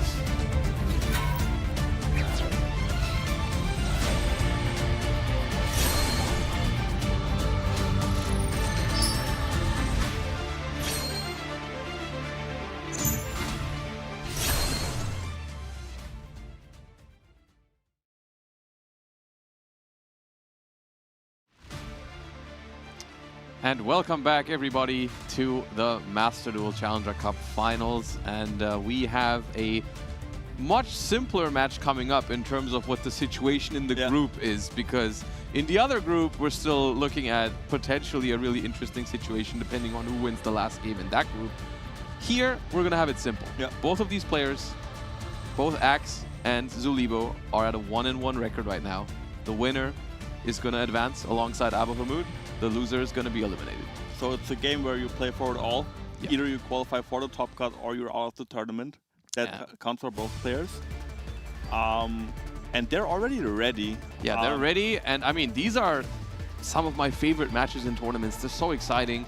Whether it's the end of the Swiss rounds and you make it into the top cut or not, or like this one here where it's the final round of the group stage and the winner is going to move on, the loser is going to be out. Simple, don't have to calculate any tiebreakers, nothing like that. Just a simple, decisive match. We've seen both of these players win a game and lose a game so far, both on Draco Tail. Yeah, they're both on the bubble, as we say. And we'll find out who will be the bubble man. Is the bubble man the one that wins or the one that bubbles out? I think it's the one that wins. Okay. So Libo going first here, you won the coin toss. Well, Charmy Purulia, interesting. Not the first time we're seeing this card today, but not the most impactful card against Draco Tail. Especially if they start with a Rahu that gets Ash. Usually I would say if your Rahu gets Ash, you're out of place. Yeah, but might also just choose to play without a normal summon so far. Like you could have a Lugia. Nope, never mind. Libo passing to an Ash Blossom here, not what you like to see in such an important match, but at the same time, 4 cards for both players only, technically. So we'll see how that goes for Axe here. Also starting with we're gonna mirror that. We're gonna mirror that play exactly. And just seeing Axe last year, I could assume that he will just pass on this as well. Okay, well, I guess we've traded Rahus and Ashes now. All right, cool. And now we play the game of who finds the first play first. Yeah, I suppose. I mean, if it's a flame, it's pretty good to have. The flame would be very good here. But the crazy thing in this situation, there's a second Rahu. The crazy thing in this situation is that because both players have an Ash Blossom in their graveyard, right? Likely, the first player who finds a play wins the game. Because at the moment, like, Axe didn't have another play, so if Libo just adds Ash Blossom back to their hand, it should cover most possible top decks. Yeah, right? exactly. Yeah, true. Yeah, here we go in for the Arthalion defense, just in case there is a face-down Dracotail Horn. As you said, bouncing back the Ash Blossom and Joyous Spring. It looks like it was Horn. I think so too, It was Horn, yeah. The worst one to have in this case, because both Flame and Sting would have been better, because Urgula is just going to destroy that Horn. And looking phenomenal here for Libo to be the second person advancing. It was Draco Tailhorn, not even with any normal summon to get to resolve the card at least. That's rough. Yeah, I feel like it's a really tough spot for X here. It is a tough spot. Gonna survive this turn though, most likely. Right? Yeah, because Rahu summoned in defense. Yeah, we're locked out of anything that's out of fusion. Right, and Ketu can't summon anything because there's no monsters on the opponent side of the field. So it's just going to be an Arthalion in defense mode. But the problem, once again, is exactly what I described earlier. We have Ash Blossom back in hand. Yeah. What are Axe's out in this situation, right? The best case scenario for Axe is that he has a second Rahu in hand, just like Libo did. And then he draws into the Ketu. And then he draws into another play, right? Like, you activate Rahu, he gets ashed. You activate Ketu, it resolves. That is a way back into the game. But surely we'll find a way for a Flame here, if we already didn't. Yeah, there's going to be a Flame, most likely, yeah. But, I mean... We'll see. Maybe there's a way for X to break this board, even with 2 cards in hand or 3. But if we use 5 mana now, he's counting. Ooh, we see Libo counting the summons, which kind of implies that he sees a way to go for game here. Yeah, I think if we just find a way to fusion summon one more time. But there's definitely no way to win through Nibiru, right? Because we made Arthalion, we normal summoned, we made Secretarion. What the Secretarion summons is summon number 4. And then we need something else. And if you add any monster to that, that is 5. Yeah. So that would be... We are making the decision to play into Nibiru right now. Which is a bit risky. I feel like we don't need to do that now. I mean, we have guaranteed the 5 mana in hand right now, so if you get nibbed on... If you get Nibiru'd here on this, do you really care? Probably not. We have Ash and Flame. You're probably right. Yeah. It's a very calculated risk since Libo decided not to go for 8,000 damage. Like, had we committed more cards to this, then yeah, okay, maybe it was a little bit risky, but I think at this point, like, this board is fine. And there is no Nibiru, end phase. Axe draws 1 card, potentially their last card of the tournament. Can he do something? That's the question here. We have Fallen of Albaz. Okay, did we set a Horn or is it Flame and Sting? It is Flame for sure. I'm not sure if it's Sting as Horn as well. I don't think so. It's not. The Albaz resolves. Sting, yeah. The Albaz resolves. Okay. I feel like Albaz was one of the better cards that we It's one of the few cards that Libo didn't have an easy answer for, so it's not, of course, we're still very far behind, even if we can make a Mirror Jade here or something else. Like, it's still difficult, but this does out the Secretarion Dragon. And maybe cannot get back into the game. Yeah, just a little bit. Probably thinking what to summon here. I think Albion is not the correct choice because we know our opponent has a Sting. So they can just sting away our... They could sting away the Albaz. And yeah, you could make Chaos with the Secretarion, but that only destroys 1 card. But it could destroy the Flame. But then we have only 1 card. Yeah, and that just gets ashed, right? Even if it is a powerful spell card, so... Yeah, it's still hard. It's still hard, but maybe Axe finds a way. Maybe he finds something that we didn't see. Yeah, he's thinking really long here. I mean, you better, think properly. It's potentially last game of your tournament. If you lose it, you want to make sure you go through all the options, especially with Albaz here. You know, because you can go into Albion, that opens a lot of different options from there. And then you have to factor in that there's a Sting and everything, so yeah. It is a Mirror Jade, the Iceblade Dragon, though. It is a Mirror Jade. We do allow the battle phase, so we're going to be able to get rid of that Frixel. And at this point, even if you have a spell in hand, you never want to play into that Flame for now. Yeah, I think you can just main phase to 5 mana. And bounce back the Mirror Jade to the extra deck. Yeah, that's a very, very hard to punish for Axe. I mean, Axe can use Mirror Jade's effect here to banish the Arthalion that hits the board. But it's not going to do a lot. We will set a Bread Infusion in the end phase, which we probably won't even get to use. The most impactful thing that Mirror Jade can send here is probably Rindbrum, because that would be, as we see Albaz on both players' hands, but it would be Albaz, Rindbrum, because Rindbrum can bring back Albaz, right? And then you can fuse with that. The problem is Sting will prevent this. Yeah. In the long run, unless maybe the last card in hand is Ash. But we need the But then you don't have a discard. Yeah, exactly, right, yeah. right. We need that last card to discard for the... Look, I'm just trying to find a way to win, which is what you always should do when you're in situations like this, right? That's exactly what you kind of have to do, is like trying to somehow piece together a line that could win you the game, even though it might seem unlikely. But what else are you supposed to do? But looking at all these cards that Zulibo is going to have next turn, Lukia's back in hand, Rahu already face down, Fimena already in hand. 4,200 life points only as well, and we said, oh, did we draw another Draco Tail trap off the top? Rough. We also know our opponent has Ash Blossom.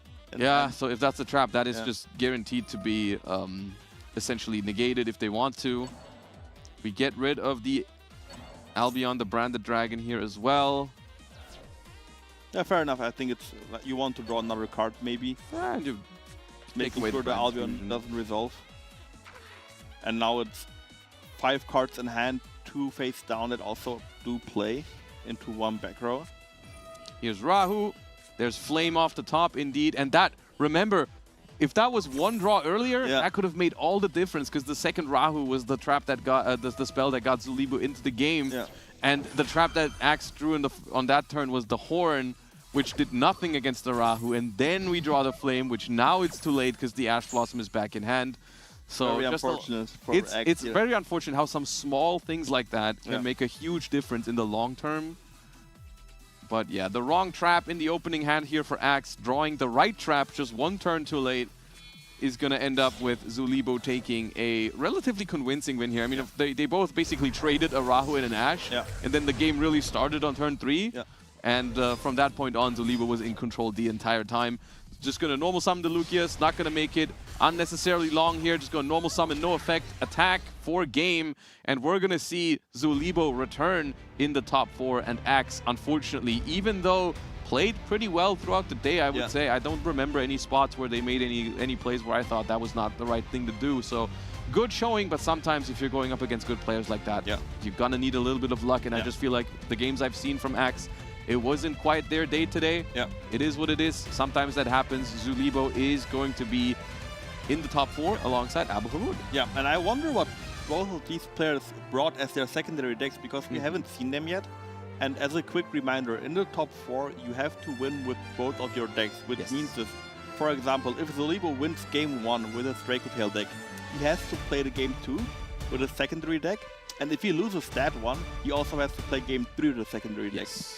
So for each of these players, we are likely going to see both of the decks that they brought. And if whoever makes it into the finals is going to have to win with both of their decks anyways, which is going to be interesting because, of course, for a lot of them, we've seen, I would say, mostly Draco Tail and Mitsurugi so far. So I guess, do we just expect them to be the other way around? Like the Draco Tail players have Mitsurugi as a... But I don't think that's the case for some. I've talked to some of the players today, and I don't think they all have those decks. There's some...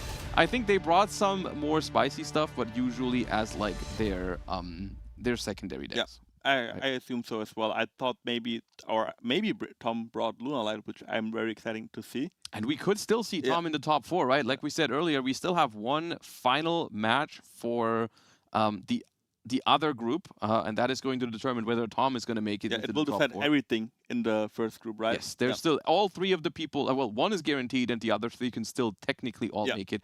But we will see more about that in a few minutes. For now, we are going to hear from Zulibo, who is our second top 4 finalist from this group. Thank you very much, Josh and Emre. I am here with Zulibo. How you doing? I'm definitely doing better than last time I was here. You made it. I made it. I won my last match, so I'm going to play in the top cut. Yes, congratulations. One step closer to a trophy and the giant card of Holly Sue. Yeah. Yeah, and of course everything I just mentioned, Vanquish Soul themed, but you're not playing Vanquish Soul today. Yeah, I'm not playing Vanquish Soul. I consider playing Vanquish Soul, but in testing, I was not the best pilot either because I didn't play Vanquish Soul that much. I tested it, but like... Sure. it didn't feel great to me, at least, because the hand, you can have very good quality hand with like Holy Soul, Fire Dark, Razen. Yep. But also you can have very awkward cards where you have hands where you have like Lantern, Force Release, Field Spell. Yeah. Definitely consistency, the name of the game for you when it comes to the deck you've chosen today, and it's that consistency that's got you a positive win record heading out of this group. Yeah, I chose Dracotel because it felt like the best deck for a best of one format. Your group was very Dracotail heavy, actually. Yeah. Well, the tournament overall very Dracotail heavy, but tell me a bit more about how you come out ahead in the mirrors. I drew Ash Blossom.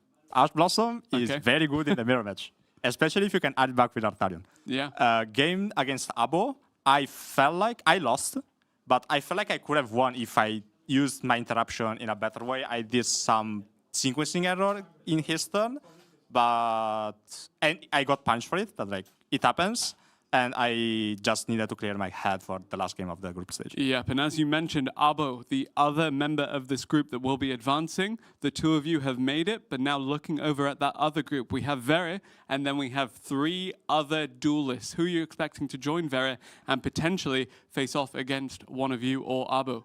I think the one that had high chance to do it maybe Tom. I think his Finsmith Yami deck can be pretty scary. He has a lot of non-engine. Yep. And the Finsmith card add a lot to the scene. Like Highway, I was showing before summoning Highway King Caesar and Desiree, which can be very scary for the Dracotel deck. Yeah, so just before this interview, I caught you updating your friends and family on the record that you have today.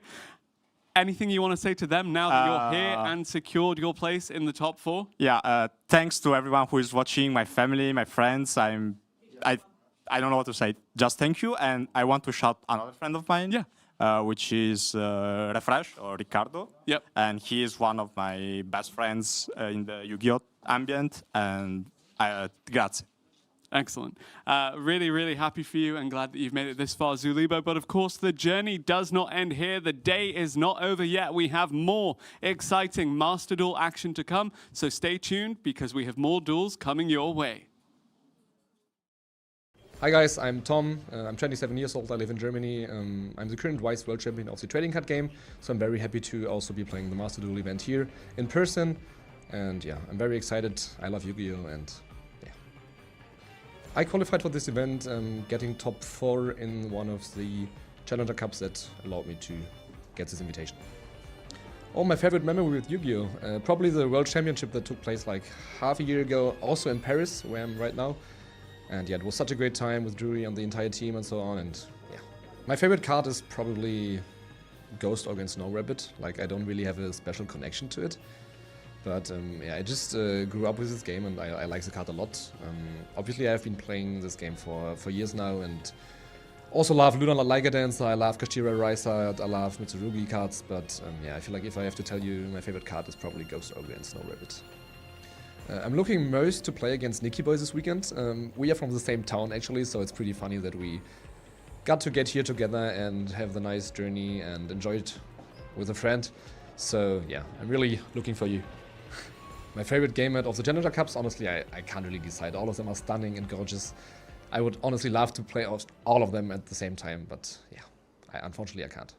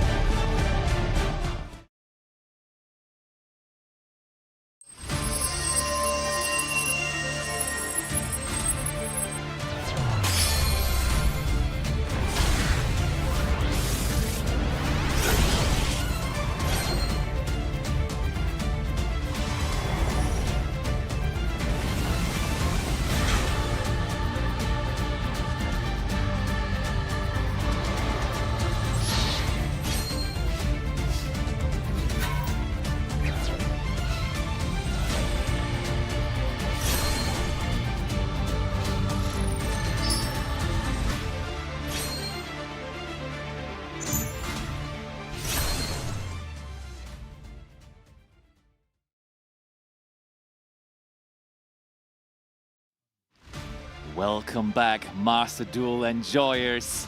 We are running towards the end of group stages, but there is one last match remaining, which is actually going to be quite impactful because both players in some way still have the chance to advance to top 4, theoretically, because walk us through it. It's going to be Tom versus Matrix here in this last match in the group Rasen, but Tom has a pretty easy way to top 4 technically, right? Well, yeah, the situation is not quite as simple as in the other group where it was just like, well, both of them are 1-1, the winner moves on, the loser's out. In this case, the situation is the following. In this group, Ver has already won 3 games, so they're guaranteed first place in this group. Yep. Tom at the moment is sitting at 1-1. Quanto is sitting at 1-2, and having played all their games already. And Matrix is currently sitting at 0-2, as we see the scores on the screen here for a better visualization. If you notice something, Matrix up against Tom, if Matrix wins, we have 3 players at a 1-2 score, and the tiebreaker rules for this tournament are the following. The first tiebreaker is your opponent's win percentages, right? So like if you, for example, if you win against someone with a better score, that is worth more than if you win against someone who ends up going 1-2 or 0-3, right? Well, throw that out of the window because they all lost to Ver and then beat one of the others, so they all have the same opponent's win percentage. If Tom loses here, then they all have a loss against a 3-0 player, and they all have a win and a loss against another 1-2 player. So their win percentages, their opponent's win percentages would all be similar. The way this is going to be decided is by the fastest win. So each of the players in a hypothetical scenario where they all have a 1-2 score, the player with the fastest win, the most convincing win, so to speak, right, would advance, because that is the next best tiebreaker option that we have, which means at the moment, the way things stand, as of now, the quickest win is the one where Quanto won the game on the first turn against Matrix. Surprisingly. Because Quanto is playing that Mitsurugi version that can win the game on the first turn, and Matrix didn't draw any interruptions. So that was the fastest win so far, which took about 5 minutes and 46 We stopped the clock. We were very exact, so we know that that would be the time. And now, as you said, that was the quickest one so far. And in our hypothetical scenario, Tom would be the one losing here. So if Tom loses, he definitely would be out, because that would mean Quanto was just quicker. His win has already happened, and that win was slower than Quanto's win. So if Tom loses, he is out. If Tom wins, he's guaranteed to move on. And if Matrix wins in that hypothetical situation, he would have to be quicker than Quanto. And as he is still possibly in the making of his own win, he will know that as well. So every move will be pretty quick from his side, I feel. Right, and that's also something you have to consider in general, because of course the matchup here is Dracotail versus Yami Fiendsmith. Classic matchup also. In which case, like, of course, in a normal hypothetical scenario, if you just care about winning the game, then you would probably say, okay, well, you should always go first with the Dracotail deck, just try to make your board. In a scenario where you want to advance to the top 4 and you need to win within, what was it, 5 minutes, 45 seconds? Something like that, around that. I'm not sure how easy that's going to be if Dracotail goes first. Do you know what I mean? I think you cannot go full combo, honestly. I think the thing is, the Dracotail combo is not the problem, but the Dracotail combo is going to usually allow the Yami player to play into it a little bit, right? Like, it's not usually as simple as, like, they activate one card, you Dracotail Flame it, and they pass. That is rather unlikely, right? So I'm thinking maybe your best bet, if all you care about is advancing to the top 4, maybe your best bet is even making Tom start and hope he doesn't draw a play, right? Because that's one way to win very quickly, which, of course, it could backfire, and Tom just draws a playable hand, and then you are out. You don't even have a turn until 5 minutes. It could happen, or you just lose because Tom makes a really strong board, right? But I think this is something that if you just care about winning as fast as possible, could be a consideration. And I wonder what's going on in Matrix's head right now for those exact scenarios, right? But does he think he can just win fast enough if he's going first? And I mean, even actually, like, if Tom goes first, there is Yummy hands, but also just lose to one Aphelion bounce, right? Like, imagine they normal summon a Yummy, you just go Aphelion, like if you draw 5 mana into Aphelion, and then it goes back into the hand, and then they pass. I do agree. I think it's just the call to go second. It could be. It could be. I mean, on the other hand, you could argue that the Draco Tail turn 1 is not that long, especially if you don't want to, right? Yeah. You can just activate like a Rahu and a Femena and call it a day. You just have 3 trap You have cards like the 3. You have the 3 traps, and maybe an Ash Blossom, and then you just say go, and you hope that if you just activate your interruptions as early as you can, right? They normal summon, you Hornet. They activate Engraver, you Ash it, and you hope that that's gonna stop them from grinding with your board, right, for a moment. And then, relatively simple, you have like your Arthalion, your Gulamel on the board, passes over to you, summon another Arthalion, attack, right? That's also a possible scenario. It is, right? it is, for sure.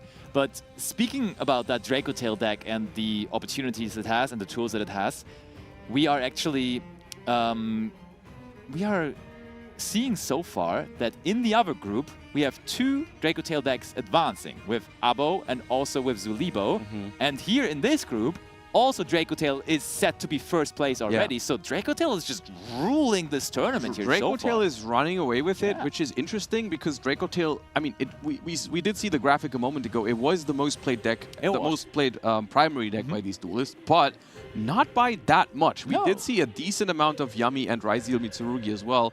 Well, Yami here for Tom is still could very easily advance if he just wins the game, right? We're making all these hypotheticals of how could Matrix still advance, but in theory, for Tom, it's very simple. If he just wins this game, he does advance, right?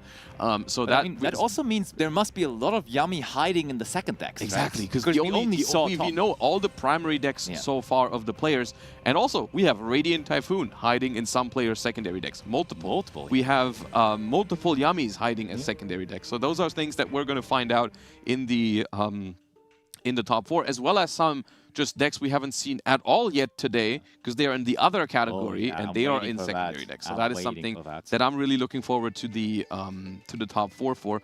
But it's interesting that a lot of the players landed on Draco Tail as like their go-to best of 1 pick against players of this caliber, right? Honestly, one thing I'm very surprised by is that we saw so little Red Reboot. Because if you expect this environment, it felt like Red Reboot would just be an auto-include into all of that Draco Tail. I think we saw Quanto was discarding it actually. So he was playing that. But besides that, we didn't really see it at all. I think maybe the reason for this is that, for example, Ver decided to play a card specifically for this same thing, but it was Retaliating Sea over Red Reboot because he thinks maybe it's better against other Raizeel Mitsurugi decks or Yami decks. Maybe. But yeah. Anyways, we have a little bit of setup to do before we have that last and final match, so we're gonna have to throw it over to Ibris and Emre for a little bit of a bridge. Okay, Josh, don't sound too excited about throwing it over to Emre and I. But speaking of excitement, Emre, I'm so glad to have you with me. Yeah, I'm also so excited to be here. Like every time I am on, like in person, somewhere commentating, my heart really like shines. Yeah, definitely. You've shown up in clutch moments before, of course, World Championship, time and time again. Now, the reason why I'm holding the microphone for you, if those of you at home are wondering, is of course the fact that we have a game mat to show. Ta-da! And now that game mat, the Holly Sue one, is actually available for you at home to win as well. How can I win it? You just need to go to Yu-Gi-Oh! Card EU on X and Instagram, X or Instagram, and see the terms and conditions for how to enter there. Yeah, it's a beautiful playmat. All you need to do is, I think, comment on the post. Yes, there are certain instructions. Yeah, with a hashtag, and then you're into the raffle, and then you can win the playmat. It's a really beautiful playmat. It's a really nice monster. I will stipulate it's for EU, excluding Italy and United Kingdom and Switzerland only. So please be mindful of that. But regardless, it should be great. Yeah, Holy Seuss in it, which a card that we haven't seen yet. Yes, indeed. We have yet to see the Vanquished Soul Very today. surprising. I felt like at the beginning of the tournament we will see a lot of Vanquished Soul because it also won a Duels Cup. There were not that many Vanquished Souls, I believe, in the top 100 I in the saw Duels Cup. Tasku with the K9 Vanquished Soul really making a statement right towards the end there. Task won with Vanquished Soul. And even though the representation in the top 100 wasn't that big, I would have still assumed because it won the tournament at the end of the day or at the end of the weekend that people would follow Task and also play the Vanquished Soul deck. Yeah, and actually, fundamentally, we're looking at the statistics from that Duelist Cup, but I do want to look back at the earlier stages of this tournament too. Tell me a bit more about the decks, the cards, the games that we've seen today? Yeah, I mean, today we've seen not only the best players in Europe, we've also seen the best decks in the world. A lot of back and forth games, which were pretty exciting. My favorite game of the day was probably Matrix against... Was it against... I think it was Ver. Ver, yeah, against where it was like a back and forth like 4 or 5 times. Yeah. Where that I luckily Anyone's commentated. game, really. Yeah, I couldn't tell you who would have won the game until the very end. Yeah. That was my favorite game. But so many other nice Funny games. you should mention that when that was Quanto's group that, that did happen. And of course, Quanto very much looking towards this next game between Tom and Matrix. Yeah, those are the situations that you don't want to be in. I mean, obviously... Fate is no longer in your hands. Yeah, exactly. You don't have it in your hands anymore. You rely on other people for you to, like, win so you can qualify. The odds are not looking that bad. So basically, if Tom wins this round, Tom is in the top 4. Yeah. If Matrix wins this round, within about 5 minutes or 6 minutes, he is in the top 4. But if if Matrix wins and the win takes longer than, let's say, 7 minutes, then Quanto makes it into the top 4 out of nowhere. Yeah, pretty much the most exciting scenario we could have had for our final game of the group stage. Of course, we do have that knockout bracket to come. And actually, I do want to highlight that not only do we have this giveaway right now, but we also have another special announcement coming your way later in the day. Stay tuned for that. It should come just before the grand final, so make sure you're watching. And speaking of watching, we do have that knockout bracket, but before that final game, and that final game will be commentated by Josh and Lampy, who you'll hear from now. Back to us we are, and yes, you saw the giveaway. Everyone make sure to participate, of course. You want to win that Holy Sumat. I want that Holy Sumat, but I also want to commentate, so I can't really do that. We have to do it at the same time, right? Like, just do the giveaway now. Maybe we can rig it and we both get one. I mean, there's only one. No, we can't do that. Unlucky, but yeah. Finalizing the group stage is still, we are looking for that last match that is about to be played that will decide in some wild ways now. Like, if Quanto actually ends up advancing there, that would be quite lucky for him. Let's face it. It of course, yeah. I mean, if you advance with a 1-2 record in a group like this one, I mean, on the other hand, though, you can't really blame anyone for losing 2 games against these levels of players. I think that is completely fine. But I would consider it lucky because I don't think Quanto picked that deck for that reason that it just wins quickly, right? Like that's the thing, right? It just happens to be that now at the end of all of this, in this weird, super unlikely situation, the time in which you won your game matters. And so that deck is he always knew it. He always knew it. He pre-planned, and therefore he played that quick deck to win on the first turn. It doesn't matter if I lose the other 2 games. All that matters is that I win that one game that I win really quickly. And that is it. But it's so funny in this group to me again that Ver is 3-0, where he came in with a super clear game plan of countering Draco Tail strategies with Retaliating C in the deck that he's choosing for group stages, then proceeds to play against only one Draco Tail, where he does not draw the Retaliating C, but still he crushes the group and advances. And the craziest thing about all of it is the other 2 players from the other group both advanced with Draco Tails. That's one thing we can already say. Of course, we have a lot of actions still to be had in top 4, and other decks will be thrown into the mix because every duelist also has a secondary deck. But just on a basic level, Ver is going into this top 4, I would say, at this point as the favorite, because they are the only duelist so far that hasn't dropped a single game. And they also seem to have built specifically for the Draco Tail players with the Retaliating C in the deck. And guaranteed, because of course we're going to have first place from the one group against second place of the other group and vice versa. He will get Draco Tail eventually. Guaranteed to face a Draco Tail in top 4, right? With a 3-0 record and Retaliating C in your Mitsurugi deck, right? So I think he has some momentum, Ver is crushing it so far and looking good for the rest of the tournament. But of course, the other players cannot be counted out. Nothing is decided yet. Not even who is going to be the last semi-finalist. Yeah, for sure. That group still wide open with all 3 remaining players having the chance to make it through, and we will shortly find out who that is going to be the remaining one to advance. Draco Tail, or on the other hand, the Fiendsmith Yami deck, which I I'm expecting, I was surprised to see this as the only Yummy deck to see because of that Sulfur Cord Yummy deck being so relevant in the last couple of weeks. I mean, you gotta give it some time, right? Because there's more Yummies. We saw it in the deck breakdown overall. Some people have. There is Sulfur Cord Yummy still? Do you think they made it into the top 4? What's your feeling on the top 4 players? If you had to guess a secondary deck on the 3 players we have so far, so their play styles and stuff, like, well, give me a call. Oh, okay. Ver told me he's playing Vanquish K9 in the TCG, so I think that might be a solid call there. Yeah. Then who else do we have? Abbo. Abbo actually, like, I don't think he was aware of him needing a second deck because in usual Challenger Cups, he's always like, yeah, I will submit a second deck, but it's more for trolling. I will play Branded Draco Tail anyways. Yeah. So I think his second deck could be anything, really. Okay, could it be branded? Or I don't know whether he's allowed to do that. Is that too close with Branded Draco Tail? I think it is. Because I don't think there's a shared card pool for this. No, but I you think can't play the same deck type, I believe. Yeah.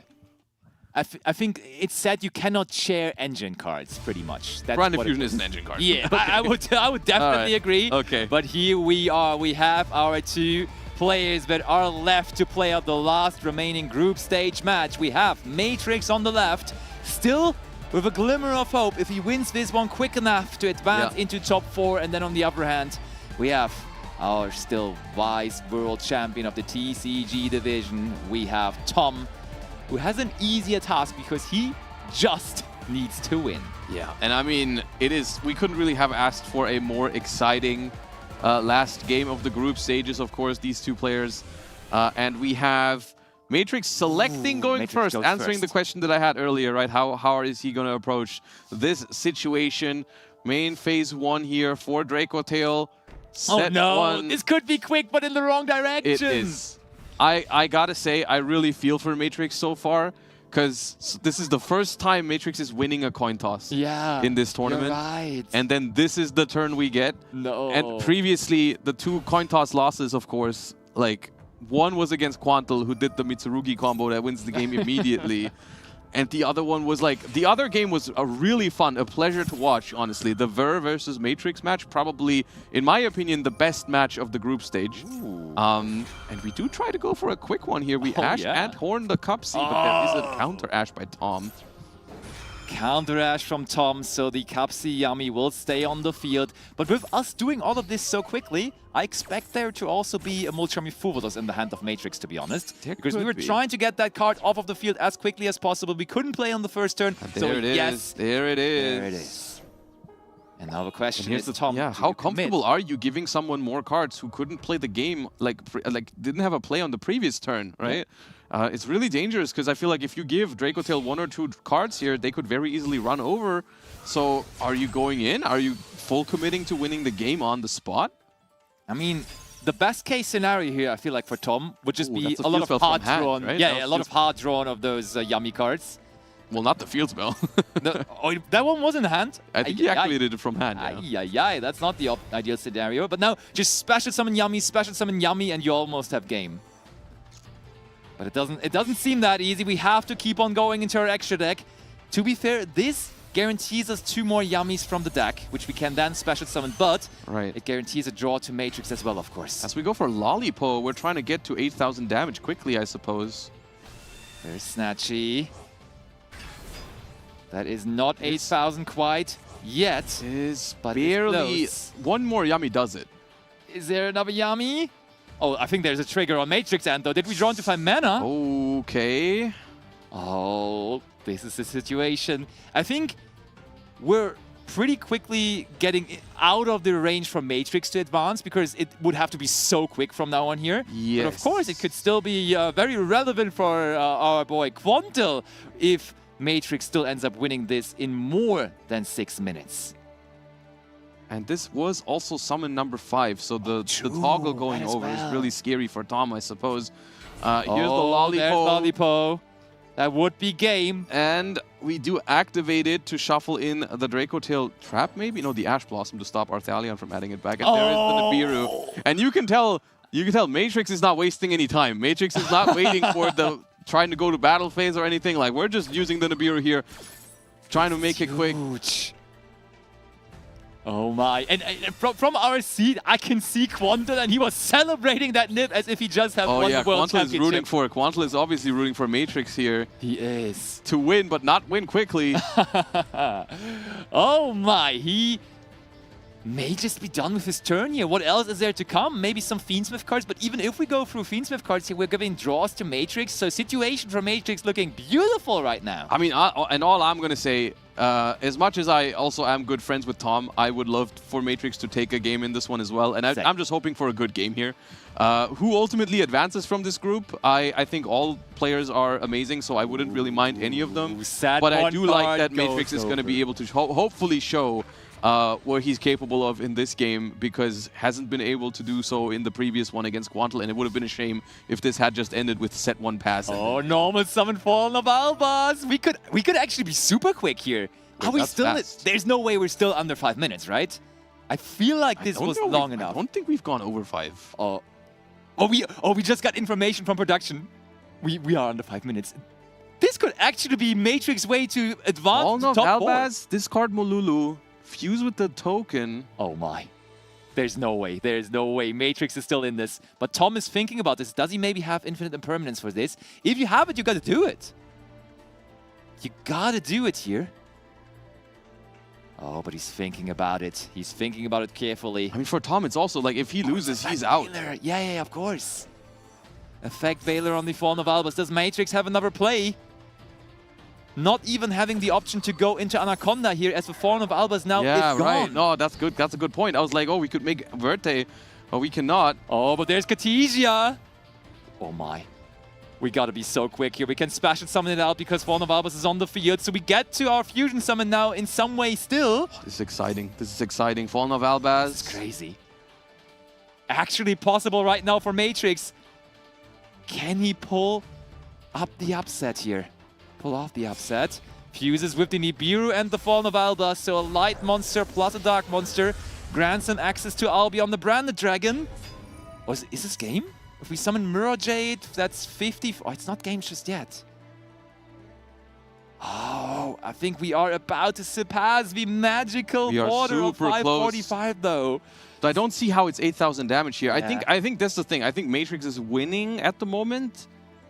But I don't think it's fast enough as of now, because even like there's no way to summon Mirror Jade without using the Albion from the field, right? So you would be losing damage from that. Oh, but we are fusing with only materials from the graveyard. That's Titanic Clad, I think. That is in fact Titanic Clad. It is 4,000 attack points, but that's not enough to get over the Nibiru token. Beat over the Nibiru token, right? And how are we outing the Nibiru now? Not at all. Maybe not, though. Well, here's the thing. Tom, at the moment, from what we see, doesn't even have a guaranteed play. No. Okay. Oh, we linked them off now. It's SP Little Knight. I think it's SP Little Knight. I think we got to commit to... Yeah. It is SP Little Knight on the skateboard, skating into that Nibiru token there to finally out it, and there it disappears. It just vanishes, and we are passing like this. End phase. We have brought both Albion and Titanic Clad now into the graveyard, but the options to search here are quite limited. We get a Branded Fusion, which we cannot activate, really. Yeah, the toggle is actually on Tom at the moment. He's thinking about something. Oh. Which makes me wonder if the set card is maybe a Yummy Surprise, because if it is, that's like the perfect card to have. Yeah. Because if that's not Yummy Surprise, Tom is completely reliant on a top deck. But if it is, all of a sudden... Then he does have a guaranteed play. And I think we cannot even use the Titanic Clad now. It is Yummy Surprise, the perfect card to have. Never rule out Tom.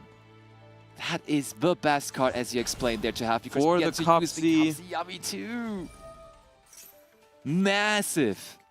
Grabs the marshmallow. And it's all crumbling for Quanto right now, because that was the one card he was hoping not to see in that end phase. And now Tom, I think there's only one unknown card for Matrix in hand here.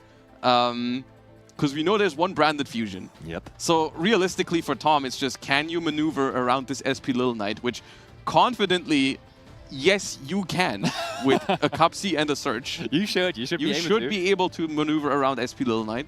And then the question is, what's the last card in hand for Matrix? Because it certainly isn't a Draco Tail. And once again, I want to say this hand from Matrix has been very unfortunate. Yeah, it has been. Even after the Molchami Fualos, drawing us multiple cards, drawing another card for turn, we didn't have a single Draco Tail. Okay, here comes the Link one into Yami Snatchy. Second one of its kind. Semi-limited at Master Duel still, of course. And as soon as Yami Snatchy is on the board, if you just put a level 1 next to it, the SP Little Knight, you just can't catch any of these, right? You try to banish one, they chain to Synchro, right? I mean, is there another... Oh yeah, there is Marshmallow Yami in the hand. But yes. The thing is, Marshmallow Yami, we can just normal summon it, right? You just normal summon it here, and then how does Matrix punish that, right? It would be very tough. There is the normal summon of Marshmallow Yami. You can even activate this without being scared, because if SP is chained, you chain the Snatchy. Easy work. We get the surprise back most likely. But what if Matrix has another Nibiru in hand? That's the one thing, right? That's the one thing. And the thing is, that's not unlikely. Yeah. Because think about the kind of cards that Matrix could even realistically have in this scenario, right? Sometimes this in Yu-Gi-Oh! You just gotta, by process of elimination, is like if they had that card, that is a monster. Wait. It's gotta be a monster then, right? We're using Katija to fusion summon here, so... Wait, it's gotta be a dragon then, huh? Yeah, that's what I'm thinking. It's Mululu. Okay, that's a surprise here. We figured that Dude, card I was would have about been to used have last a turn. speech. I was about to have a speech and everything about process of elimination, and I would have thought that was not possible to be one of those cards. Yeah, I agree. Okay, here comes Mululu effect in the graveyard. We are going to negate... Are we negating Minion maybe to make sure that we're not getting run over here? No, we're negating the Snatchy, okay. We can just synchro it off though. Yeah, negating the Snatchy doesn't immediately matter. We do know the last card in hand now is Branded Fusion. Yeah. The set card was just set, so it won't have an impact this turn. You do now have to maneuver around both SP and Mysterion.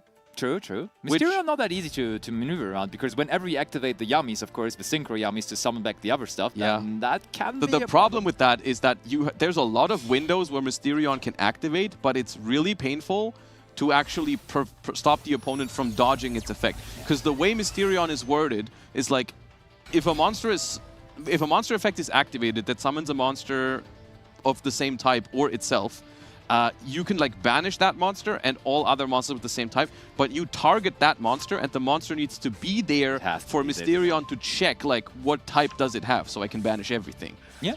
And Yami is so good at just removing the monster off the field. Totally. Here comes Cookie Yami. And Cookie Yami just wants to have a word with that Mysterion. Not able to destroy it, as it was just summoned normally here as a special summon and not through a Synchro monster, but still able to reduce the attack points of that Mysterion there. And there it goes, down to 1800, so even the Yamis can now attack over it.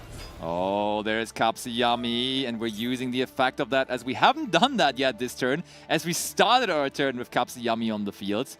No response again here from Matrix, as he knows when we're chaining the SP Little Knight, they are just chaining their Kapsa Yami way as well, and that just gives them even more free bodies onto the field. field. I mean, you'd get rid of like the Cookie or the Cupsy, but they would just replace it with two others. Yeah. So. And then one of them would be the Snatchy, and Snatchy would be... And then you do Mysterion, then yeah, Snatchy chains to it, and so on and so forth, right? That is the problem. Still, Tom is thinking about this search here carefully. Goes for a Crocky here, actually. Interesting. That would have not been the card that I would have expected. I mean, I think one potential problem for Tom right now is that the Lollipo Yami Way is in the graveyard.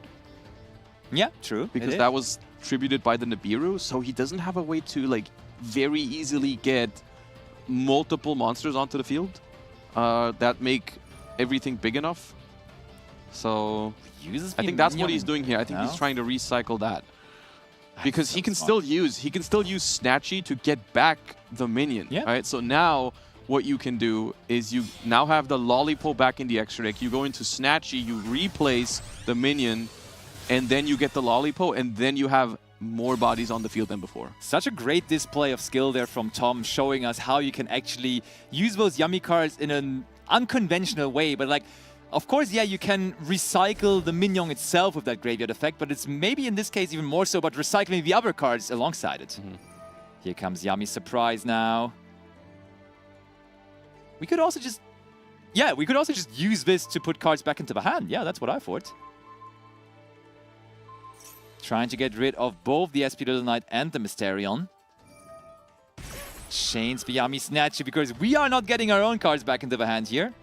And now SP Little Knight chains to banish the Snatchy, to stop it from successfully synchro summoning. But then the Kapsi Yami Way can chain to that to get the 2 monsters back anyways. We're getting monsters back no matter what. This does work out for Tom. This does work out well for Tom overall because he does have that Kapsi Yami Way.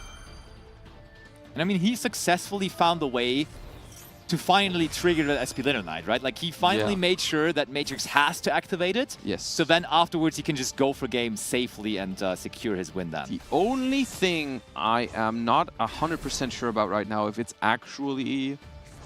Oh, the cookie does return to hand. And now he synchro summons a Lollipo here. Yeah, exactly, we should. This seems fine. Lollipo brings back 2, and that's almost Cookie game goes on back its own already. Can Cookie still be summoned from hand? Did he summon Cookie? He did summon Cookie already, Was it right? from hand or from grave with the field spell? I think he summoned it from hand. Because then this is not 8,000. Okay. Because now we get 2 more from the graveyard, but 3 Yummies is not enough.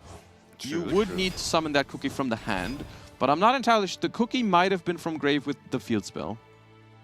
I feel like it... we haven't revived with the field spell yet. Okay, that makes it. There you go. Okay. Marshmallow comes back onto the field. Well done, honestly. Well done by Tom. And that is going to give him a deserved spot in the top 4. I want to give a special shout out to Matrix, though, who fought really hard in this game, given so little in terms of opening hand and draws, but still made Tom work for it. Oh, yeah. And Tom knows that one Yami surprise there was all he needed, and he made the maximum use out of that. And that means Tom is, in fact, going to advance to top 4 here alongside Ver, who is going to be the first in the group, and Tom will be second place there. Let's go for him. So that is a stacked top 4 now. Yeah, and well played by all of the duelists in our group stage. Honestly, I enjoyed every single match that we've seen. I enjoyed meeting all of the players as well, some of them for the first time. And phenomenal gameplay by everybody, not just the people who made it into the top 4, who of course are going to have more opportunities to show us what they can do. But even the 4 players that we say goodbye to now after the group stages, thank you so much for playing. Congratulations for making it here. And thank you for providing all the amazing gameplay. Yeah, accomplishment already. Being even here representing your Master Duel community, your friends. You are here for them and for yourself, and therefore that's already a success. And I think the whole trip as an experience is already a W for all of us here, right? Yes. Just being together here, connecting with all of those Master Duel people who you usually only know digitally, and you may have spent countless hours with them in voice chats or something already, but meeting someone in person is still a different experience. Yeah, it's been a pleasure. Definitely, it's been a fun weekend so far, and we have a lot of action yet to come for today. Once again, our top 4 players now. From this group that we've just witnessed, we have Ver and Tom moving on. First decks, Mitsurugi Raziel, as well as Yami Fiendsmith. There we have it. Look at this. Our top 4 players. You mentioned Ver, Mitsurugi Raziel, Tom, Fiendsmith, Yami. Yes, and then the other 2 from the other group, Abbo Hamoud, Libo, both primary decks are Dracotail, branded Dracotail at that, which means we're going to be seeing Ver versus Libo here, because Ver first place of that group versus second place of the other group, and then Abbo Hamoud, who won the blue group essentially, and Tom second place in the other group. Abbo Hamoud, branded Dracotail versus Tom on Yami Fiendsmith. Secondary decks. You've given us guesses. You've given us guesses earlier. I asked you before this round what you thought the other 3 players had as their secondary decks. Do you have any spicy guesses maybe? Someone brings something completely absurd which we wouldn't expect at all?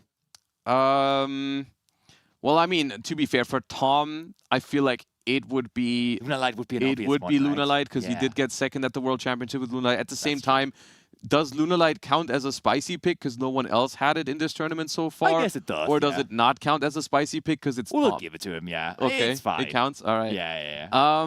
That'd be my guess because I thought, and I talked to a couple of players throughout the weekend that like a lot of them expected Tom to play Lunalight, and this is why some of them like maybe played certain outs to Maybe Liger Vuzu, Dancer for in their example. decks, We the saw a lot of Vuzus, Vuzu, actually, right? And I think that is just people with the psychological effect of playing in an 8-man tournament with Tom is like, okay, well, you kind of got to expect that maybe there's Lunalight in it, which maybe that means Tom didn't play Lunalight because he didn't want to. Yeah, he didn't want to do that, right? He didn't want to run. I could understand that for sure. But yeah, I thought for this tournament in particular that Lunalight was a great secondary deck because like in the group stage, it's best of one. If you run into someone who has an out to Liger Dancer, you're in a rough spot. Yeah. But in the top 4, it's like, okay, I have a Lunalight deck, and unless both of your decks are well prepared for it, then it's gonna take one win, probably. Seems about right, yeah. So that's something I wouldn't be shocked if Tom had Lunalight as a second deck. I mean, me, as a big Apophis enjoyer, I'm also hoping that maybe somehow in the other category, we do have the man with the mark having a word here in Paris as well. We shall find out. Very exciting gameplay to be expected from. I mean, still all the counter traps available to them as well. We could just have a whole bouquet of solemn trap cards coming our way here at some point as well, as we see once again our 4 players and how they did end up qualifying here in the end. Look, Nikki Boy, they didn't even give him the 1 win. Nikki Boy did have the 1-2 score there as well, as he did beat Abu Hamoud there in the last match, in the match between friends. And still, though, it didn't help him. He couldn't advance through. But there we have his win. Perfect. Let's go. X also with the, with the unfortunate loss against Abu Hamoud, where he couldn't really do much. And then also in that, I want to call it Brick Fiesta against Libo, where they really just were passing back and forth, kinda. At the Rahu and Ash Festival. Yeah, the Ash Festival as well, true.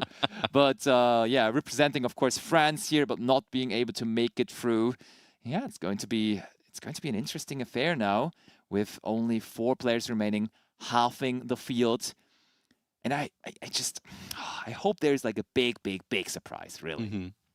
I'm hoping. Yeah, I could see it. I think for top 4, there's definitely a chance that some of these players have gotten a little spicy with their choices, right? I can understand why we saw a decent amount of Draco Tail and Mitsurugi, because it's just for best of one, want to play those decks for sure. They're consistent, they're good going first, they're good going second. But also, we have an interview prepared with Matrix, who's sadly out, but still has something to say, so let's throw it over to the interview. Thank you very much, Lampy and Josh. I am here with Matrix, who put on a fantastic show of some very competitive games today. Matrix, some really great games from you. Any words that you'd like to say to the other players here, to the competitors, to anyone cheering for you at home? Because no doubt you are one of the most popular players in the Challenger Cup community. Yeah, I was really happy with the tournament. I just wish I could have done better, but I was playing with fever and pain. I would like to thank my mom and shout out my brother at home. Excellent. Yeah, thanks to mum and shout outs to brother at home. Really, really well played by you, Matrix. Still a lot of tournament to go. Who are you expecting to win? Who advanced?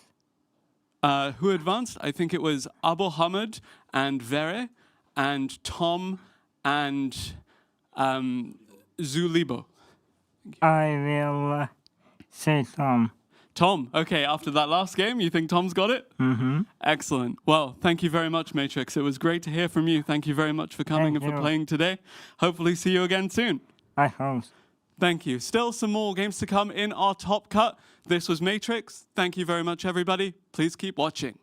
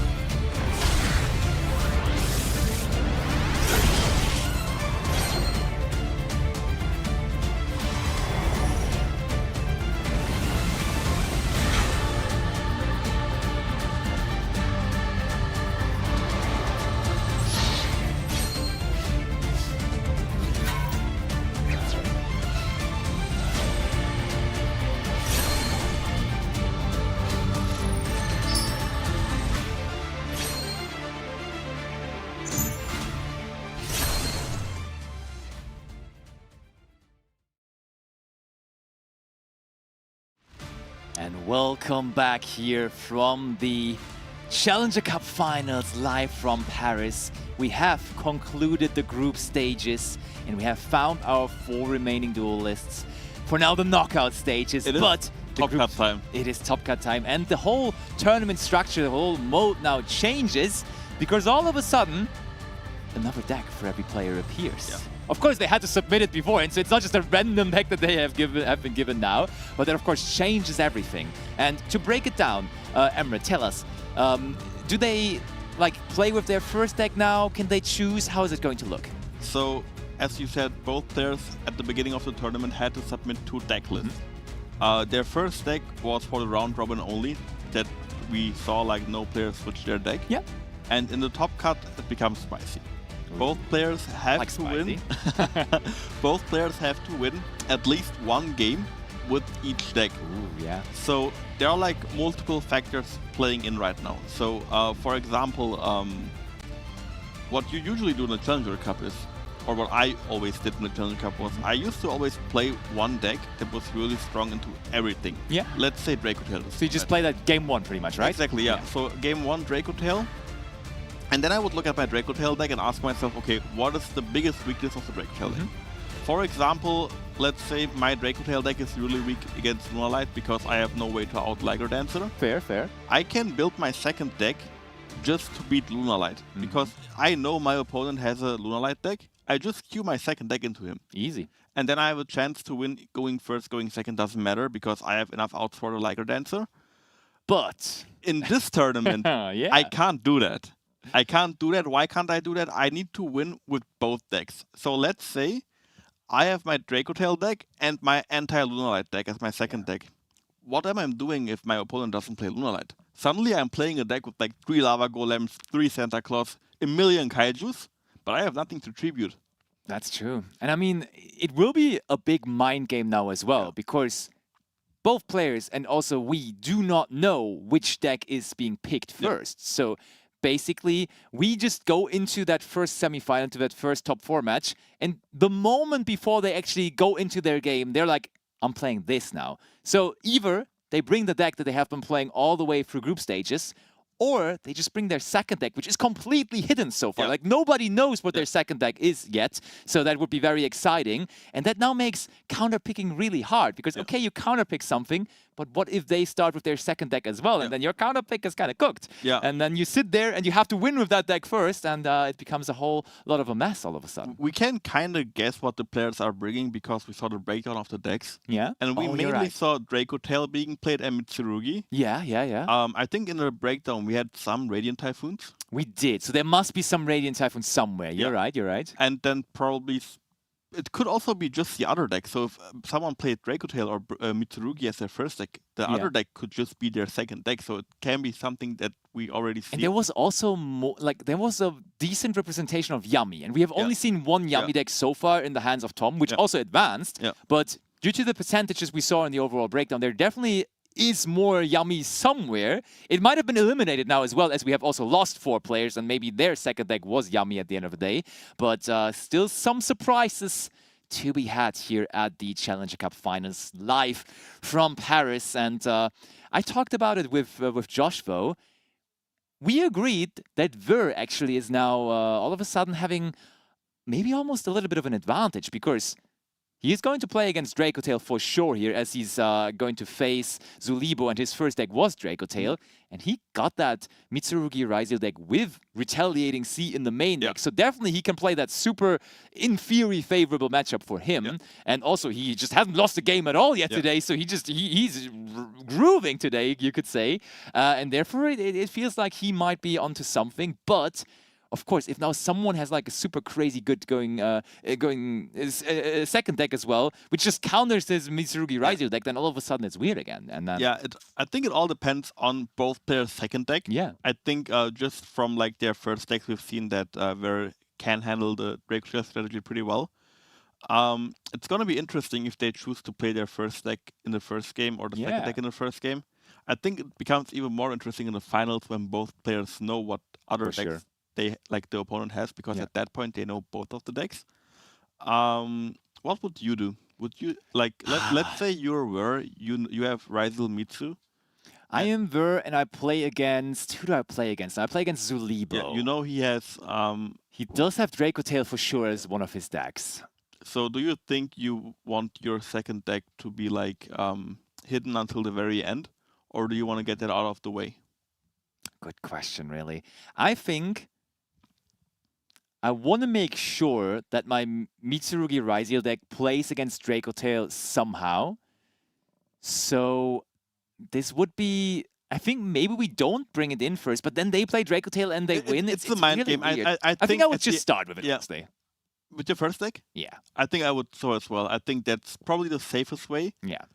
We'll go over to some quick interviews from Zulibo and Ver until we start the game. So we'll be right back. Hi, I'm Zulibo. I'm from Italy, and I am here at Paris for the Challenger Cup Finals in-person event. I qualified to this tournament in the last chance, like in the last season final.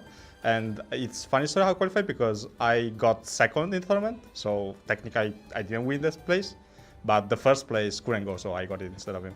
My favorite memory with Yu-Gi-Oh is like when I got first to our OTT championship like 2 years ago, and from the 2 boxes I won, I pulled Mulcharmi Follows and Quarter Century Rare Dominus Impulse. My favorite Yu-Gi-Oh card is Raziel Detonator. I just enjoy the deck very much. He's the boss monster of the deck, and I think he has very cool way to interact with your opponent, with being a non-once per turn, not once per chain destruction. And I'm also very happy that I got a Royal one in Master Duel. The players I'm looking to play the most against are Nikki Boy and Abbo Hamoud because they're very close friends of mine, so I think it will be fun to play against them. My favorite game mat is the Baron the Floor one, and it's the one that I'm currently using in TCG2, so I just love it. But I love Baron the Floor, it's very powerful and the design is very nice. So my name is a buddy named Bear. I am a longtime Yu-Gi-Oh player, longtime Yu-Gi-Oh enthusiast, and I'm happy to be here for the Challenger Cup final.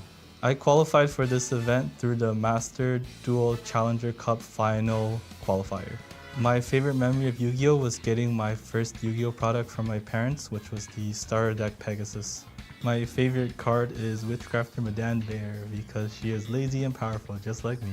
I am most looking forward to playing against Quanto because I think he is a great duelist. My favorite game mat is the 1000 Day mat because it's the same TCG mat that I use. Bad news for Ver because he will not be playing against Quanto from now on because Quanto has been eliminated. But of course, he's still pretty happy for Ver as he is 3-0 currently and has played himself into a little bit of a favorite role here, maybe as we were just discussing. But he will have to face off against Zulibo next, first of all, which is not going to be an easy task because Zulibo also looked strong in his matches, really. He did lose, of course, against Abbo, but I mean, he played a branded Draco Tail mirror match against arguably, possibly one of the best self-proclaimed best Draco Tail player in the world. So you could excuse him. And then, of course, as we just mentioned as well, there is that second deck, and there is where the magic now will come from in those top 4 matches. Revealing the second deck, executing them well, having a clear game plan behind the second deck, maybe really still able to like fix some issues that you have on your first deck. We shall see. But going back to that... I have a question for you, but first please. You can finish your thought if you want. No, go ahead. Maybe it's the same. What second deck would you bring? I was about to theorize on that as well, and I think... I know my choice. I know my choice. It would have been Blue Eyes for you, right?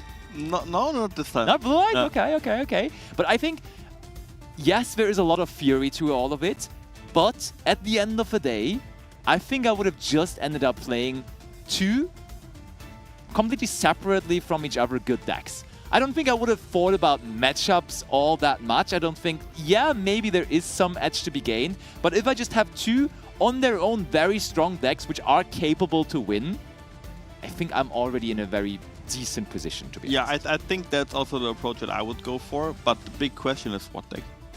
I think my first deck would have also been Raziel Mitsurugi, as for a lot of the other players.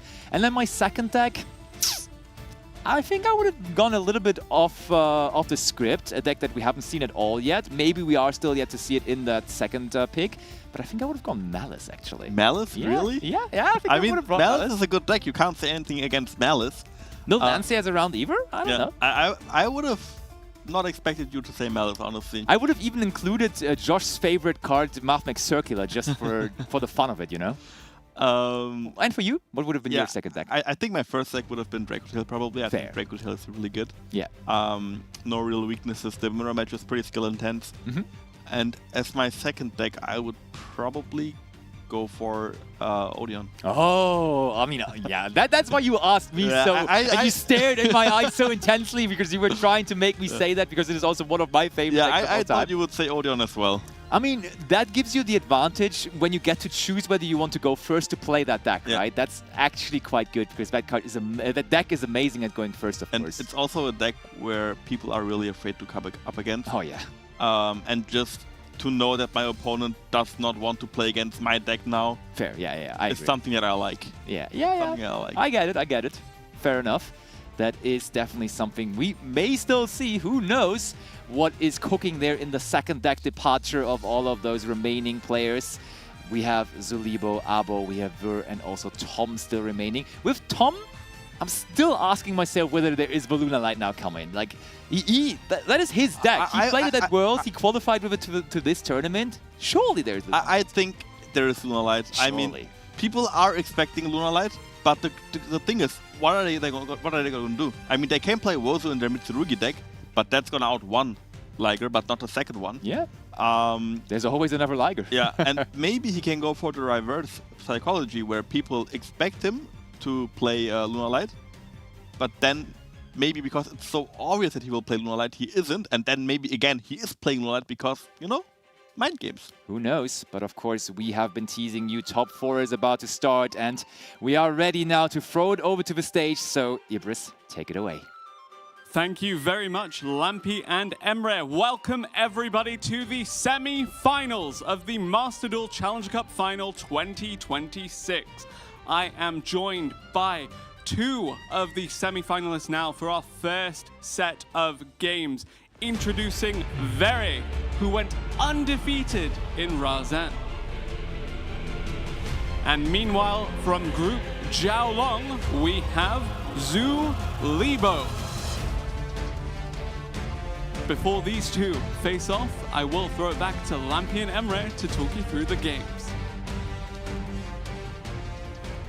Thank you so much, Ibris. You saw that is the matchup that we are going to see. Players so far in front of the tables, but now we get them behind the table where they are the best, where they are in front of the screen, the most prolific, the best Master Duel players from all of Europe have gathered here together, and now they have been halved into only 4 of them, and they will play out now in single elimination. Every match matters. If you lose this match, you're out.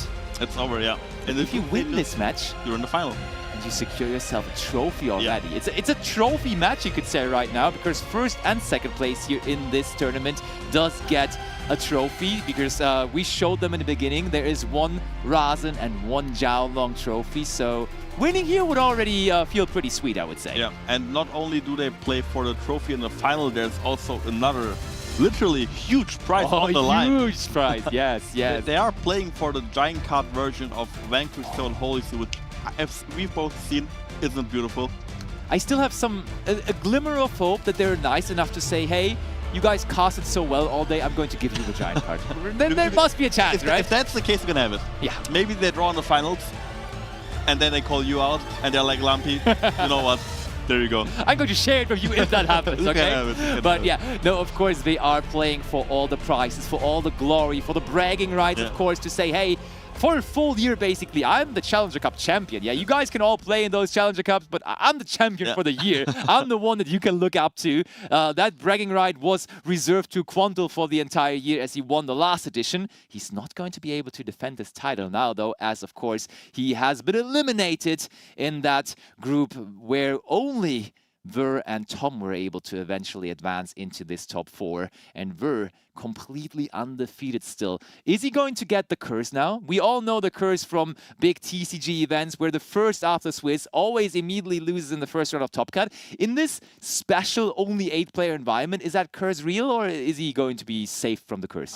There's a funny story about it. Okay, about the go curse ahead. of Anubis. At Worlds in 2023, when we were 2-0, we were secured for the top cut in the last round. Okay. And obviously still, I mean, if you're at Worlds, you still want to win. Sure. And we played against a team that was 0-2. So they had no chances to like advance to the top cut. Yeah. And we had no chances to get out of the top cut. And like, you know, like sometimes I have goofy thoughts, and I was like in my head, you know what? Maybe you should like if you lose this, it's not that bad because then the curse of Anubis can't like. I'm not cursed, you know. So did you guys lose? We lost. Okay. I see how it works. We got swiped. Like they destroyed but us. it was all intentional, of course, right? Yeah. It wasn't because of that. Like you guys were. No, I do believe in the curse of Anubis. I really do. I played at YCS like 12 years ago now, a long time, where I got 32nd after Swiss, just making it into the top cut. My opponent went undefeated, and I won the game. Okay. I think that whole story was just about you being old, but still a cool story at the end of the day. But I honestly, I'm not superstitious. I do not believe in the curse. I think Ver right now has the momentum and maybe, in my personal opinion, the biggest chances to actually take this all down. As we talked about it, he has Retaliating Sea as a perfect Draco Tail counter in his deck, in one of his decks at least, and therefore is very well prepared for the all Draco Tail environment that Zulibo and also Abbo are bringing here into this top 4. But first of all, of course, now the environment changes with the second deck being a factor now as well. And I mean, it looks very favorable for where he right now. It also depends on like which matchup he's getting. I think that's the deciding factor. That's true. Also, the second decks do actually matter. Let's say the second deck the second deck has a really good matchup into worst second deck. Yeah. Then it becomes a bit scuffed. But I think just on paper, I think currently Ver has the upper hand against every Draco Tail player in the room. But I mean, on paper, if you look at the results, I feel like Tom is going to be being there. Yeah. Well, I have a couple of accomplishments. It may not be in the Master Duel department just yet, but he's working on it. I know which place Tom will get at the end, but I can't spoil it. No. I think he will try his very best to make sure it is not going to be a second place again here today. And I mean, it was close for him to even advance there. That game against Matrix was incredible. Like that Nibiru, I thought it's over, but Matrix was just lacking engine there and couldn't really get it done in the end. And therefore, Tom managed with that one yummy surprise to just come back and actually secure himself a spot in the top 4, which we find ourselves in now. And shortly, we are going to be heading into this first match between Ver and Zulibo. And right now, I think the longer they have to wait, the more nervous they get, right? Because like you sit there already, we saw them standing in front of the desk, and now they are preparing and getting into the zone. But well, like what is very important here is you're getting nervous. That's normal. I think I would be worried if you're not nervous at all. Yeah, sure. But the very important thing here is that once you start playing, like all the pressure, that has to go away. Yeah. Like I think the very first 1 or 2 minutes in the game for sure will be very important for both of them. Yeah. Because that will give them like a feeling on how the top cut will go. And of course, you want to have a good opening. Yeah. So yeah, I think they both have pressure right now, but they have to like let it go in the very beginning to like. I think for me, we saw that the players do not have headphones, but because for me personally, I think having headphones on and having the Master Duel music, that is something that just calms me down. That is something I can rely on. That is something really. It actually calms me down. Yeah, no, for real. Because when you have that known environment, you hear the song, you hear the sound that you know from Master Duel, of course. Then it's just something you can rely on. You can focus on. Oh yeah, the music I know. I'm just going to do whatever I'm always doing in this Master Duel game that I'm so good at. So you just can kind of fall back onto. For me, it's the complete opposite. Really? I mean, whenever I had headphones on, it wasn't Worlds. And the music, I think, is there a bit different. Like, it's not the music that you really hear. And I was, like, calm every time before the music started. And then oh, really? Then the music came, and I was like, "Oh no, it's starting, it's starting!" And then I had to like log in, and then I was nervous. Okay, that's actually does make sense as well for sure.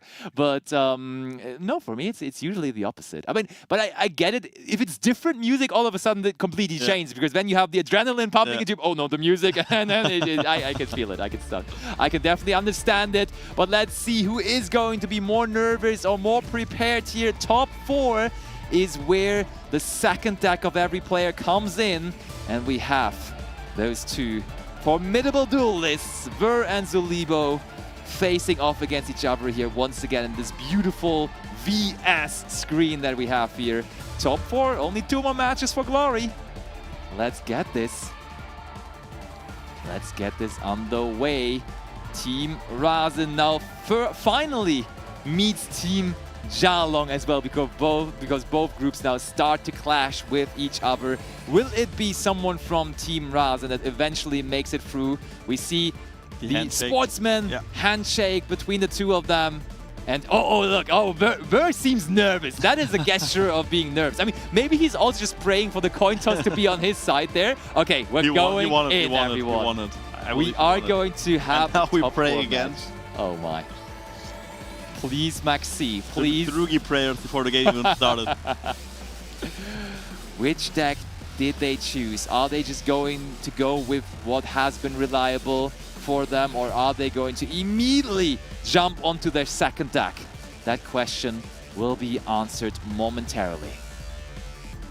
And I think, they have picked their deck now. Yeah, I think they're picking their decks right now, actually. I thought they were... Okay, there we go. We already Mitsurugi started. Raziel, still it is for Ver, and we in the draw phase immediately get going as we use prayers and we tribute a monster, and hello, Habakiri. That's like one of the best openings you can have, right? Prayers plus a tribute. Even though it's only Kusanagi, it's still not bad. We have Habakiri in the main phase, secured. We know our opponent probably has no Ash Blossom, no Bell in the hand. Probably not, yeah. And there is the Ice Riser. This is really strong. No hand trap, no hand trap. I mean, maybe we don't need any kind of hand interruption here on Libo's, and maybe it's a different bag, you know? I was just going to say, I mean, the Draco Tail deck does play a lot of hand traps, including the in-engine hand traps such as 5 mana. Yeah. And now no hand traps could maybe mean we switch our deck. Yeah, absolutely. I would not be surprised, because, I mean, that would actually be a mind game win for Libo. If he plays his second deck here, avoiding the Draco Tail matchup versus the retaliating C Mitsurugi Raziel that Ver has built, that could actually be a W, even though right now it doesn't look like a W necessarily for him. But strategy-wise overall, that could actually be a good decision that works out in the end for him. Yeah, we don't Oh no! Libo is doing the counting summons with his fingers move. Clearly, of course, Ver at the same time can see him, but if I've ever seen a bluff, it definitely was that one, because you would definitely not do that if you really had Nip here, I think. You never know, you never know. It would actually be crazy. It would be a reverse mind game there, but Ver currently on, let me count, I think 9 cards in hand, 8 cards in hand. We are enjoying a lot of cards in hand there. Yeah. That is for certain. Okay, we will summon from hand, so I would assume we have already. Gotta be Murakumo. We have so many cards in hand. Surely one of them is Murakumo. I mean, we have used Kusanagi already, right? So, okay. Oh, we sent the Futsu from the deck. Gotta be Murakumo, right? I would say so, yeah. Oh, it is Habakiri. Okay. Now the Futsu effect grabs the Mitsurugi Ritual, the second one of its kind. And we are still allowed to summon from the deck. So, I mean, that still leads to Murakumo eventually. And as Libo just doesn't have any way of interacting with his opponent, it doesn't really matter which route you go. It usually always feels good to establish a Murakumo early to play around possible whatever they have so that they have to discard another card. But when it is quite obvious that they don't have another interaction or any kind of interaction, I guess it's fine just to go around. And Libo, they're counting once again. I think that has been more than 5 already. We gotta be at 20 summons at this point, yeah? I think he's trolling. Like, he gotta be trolling here. But he's not making a funny face with it. He's actively counting there. There comes Mitsurugi Mirror. We will have the Holy Trinity of Mitsurugi Ritual Monsters on the field. It will be Habakiri, Murakumo, and the Futsu as well. So let's see what we are going to find here. And we do have Futsu. Here it comes. And we're still counting. You gotta be kidding me. There is no way. Murakumo onto the field. I mean, there's just nothing else he could do, maybe. Yeah, I mean... he's searching himself a task to do right now. It would be funny if he really had Nibiru and he was like, I told you. Bro, actually, this would be a rough Nibiru right now because we have used all of those Mitsurugi effects in the graveyard already. So even though it all seems like a bluff, that could be one hell of a Nibiru here right now. Okay, oh, no good. I mean, maybe we wanted this to happen. Because we have been consistently bluffing a Nib, we may have baited Ver into something that's Photon Lord here. For a second, I thought he will bridge into the Gimmick Puppet engine. Oh, that would have been a surprise as well. I mean, but this end board, I mean, come on, it's so strong. It's the best of the best. It's everything you can ask for, and I don't know what deck can break this board. We will do a detonator on top. I'm telling you, maybe there is something such as a sphere mode? Sphere mode? Dropping itself over an IP Masquerena, a detonator, and the Photon Lord? That would be a start. I mean, yeah, that would be a start, but then we have to deal with so many other cards still. I mean, basically from that point out, we would only have to deal with the Mitsurugi cards, right? Which is not easy, but possible. We have seen it being handled before.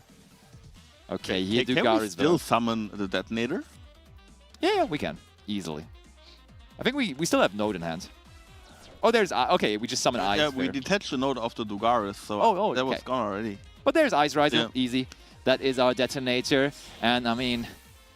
What a story. The most favorite card of Zolibo now being used against him here in top 4. Will he be able to overcome his favorite card? Come on, Zolibo. It has been 5 summons. I mean, honestly, this here could be a problem. Because if we have the... Like, there's only one Mitsurugi monster on the field right now. It's rough, though. No. I was about to say maybe this gets outed by a Lava Golem or... Oh, it just is the Draco Tail deck. That is very rough now. Oh, no, not the retaliating C on top. Chains the Draco Tail 5 mana to it, which we must have picked up. You use Purification here or your Photon Lord. Oh, the call by the grave. As long as there still is a monster in the graveyard, you may as well get some good use out of the call by the grave. This is crazy. Ver just did not come to Paris to lose. So far, completely undefeated 3-0 for the group stages. And now having with very concrete plans on what to do here with Zolibo as well in top 4. We can even link the Retaliating C off with the IP Masquerena to then search the Max C. Oh, no. Oh, there's Nibiru. Oh, there is Nibiru in his hand. Interesting. Could have been maybe a 6 card. Could have been, but maybe he just decided not to use it. We also had 5 mana, right? Yeah, that's why I'm wondering. We either had 5 mana or Nibiru in our hand for sure. So one of them must have been there before. Yeah. So all that counting, actually he may have had Nibiru there. That's hilarious. He may have had Nibiru. But here comes IP Masquerena with the quickness. Oh, okay. And Zolibo seems surprised about that. And we're not linking off the Retaliating C, but we do just go ahead, summon out the SP Little Knight. Yeah, I think you want to keep the Retaliating C on board. Yeah, probably. And I mean, this way, you just play around your opponent activating K2 Draco Tail. Oh, battle phase. Main phase 2. And phase. Imagine an evenly matched. Oh. Imagine. I mean, that would have just been met with Purification, but still, it would have been fun. He can't even droplet. Yeah, he cannot even droplet. Yeah, and that's game on board. I mean, yeah, nothing Zolibo could have done here. We're pretty much opening. I think this is probably the best hand that you can draw, unironically. Uninterrupted for sure, yeah. I mean, you had Call By as well. You had Call By, true. you had the best hand trap against the matchup that you're playing against. You had your starters, your extenders, everything. I mean, there was nothing Zolibo could have done, and I think he knows that. Quite the opener. Libo still smiling. That's good to see.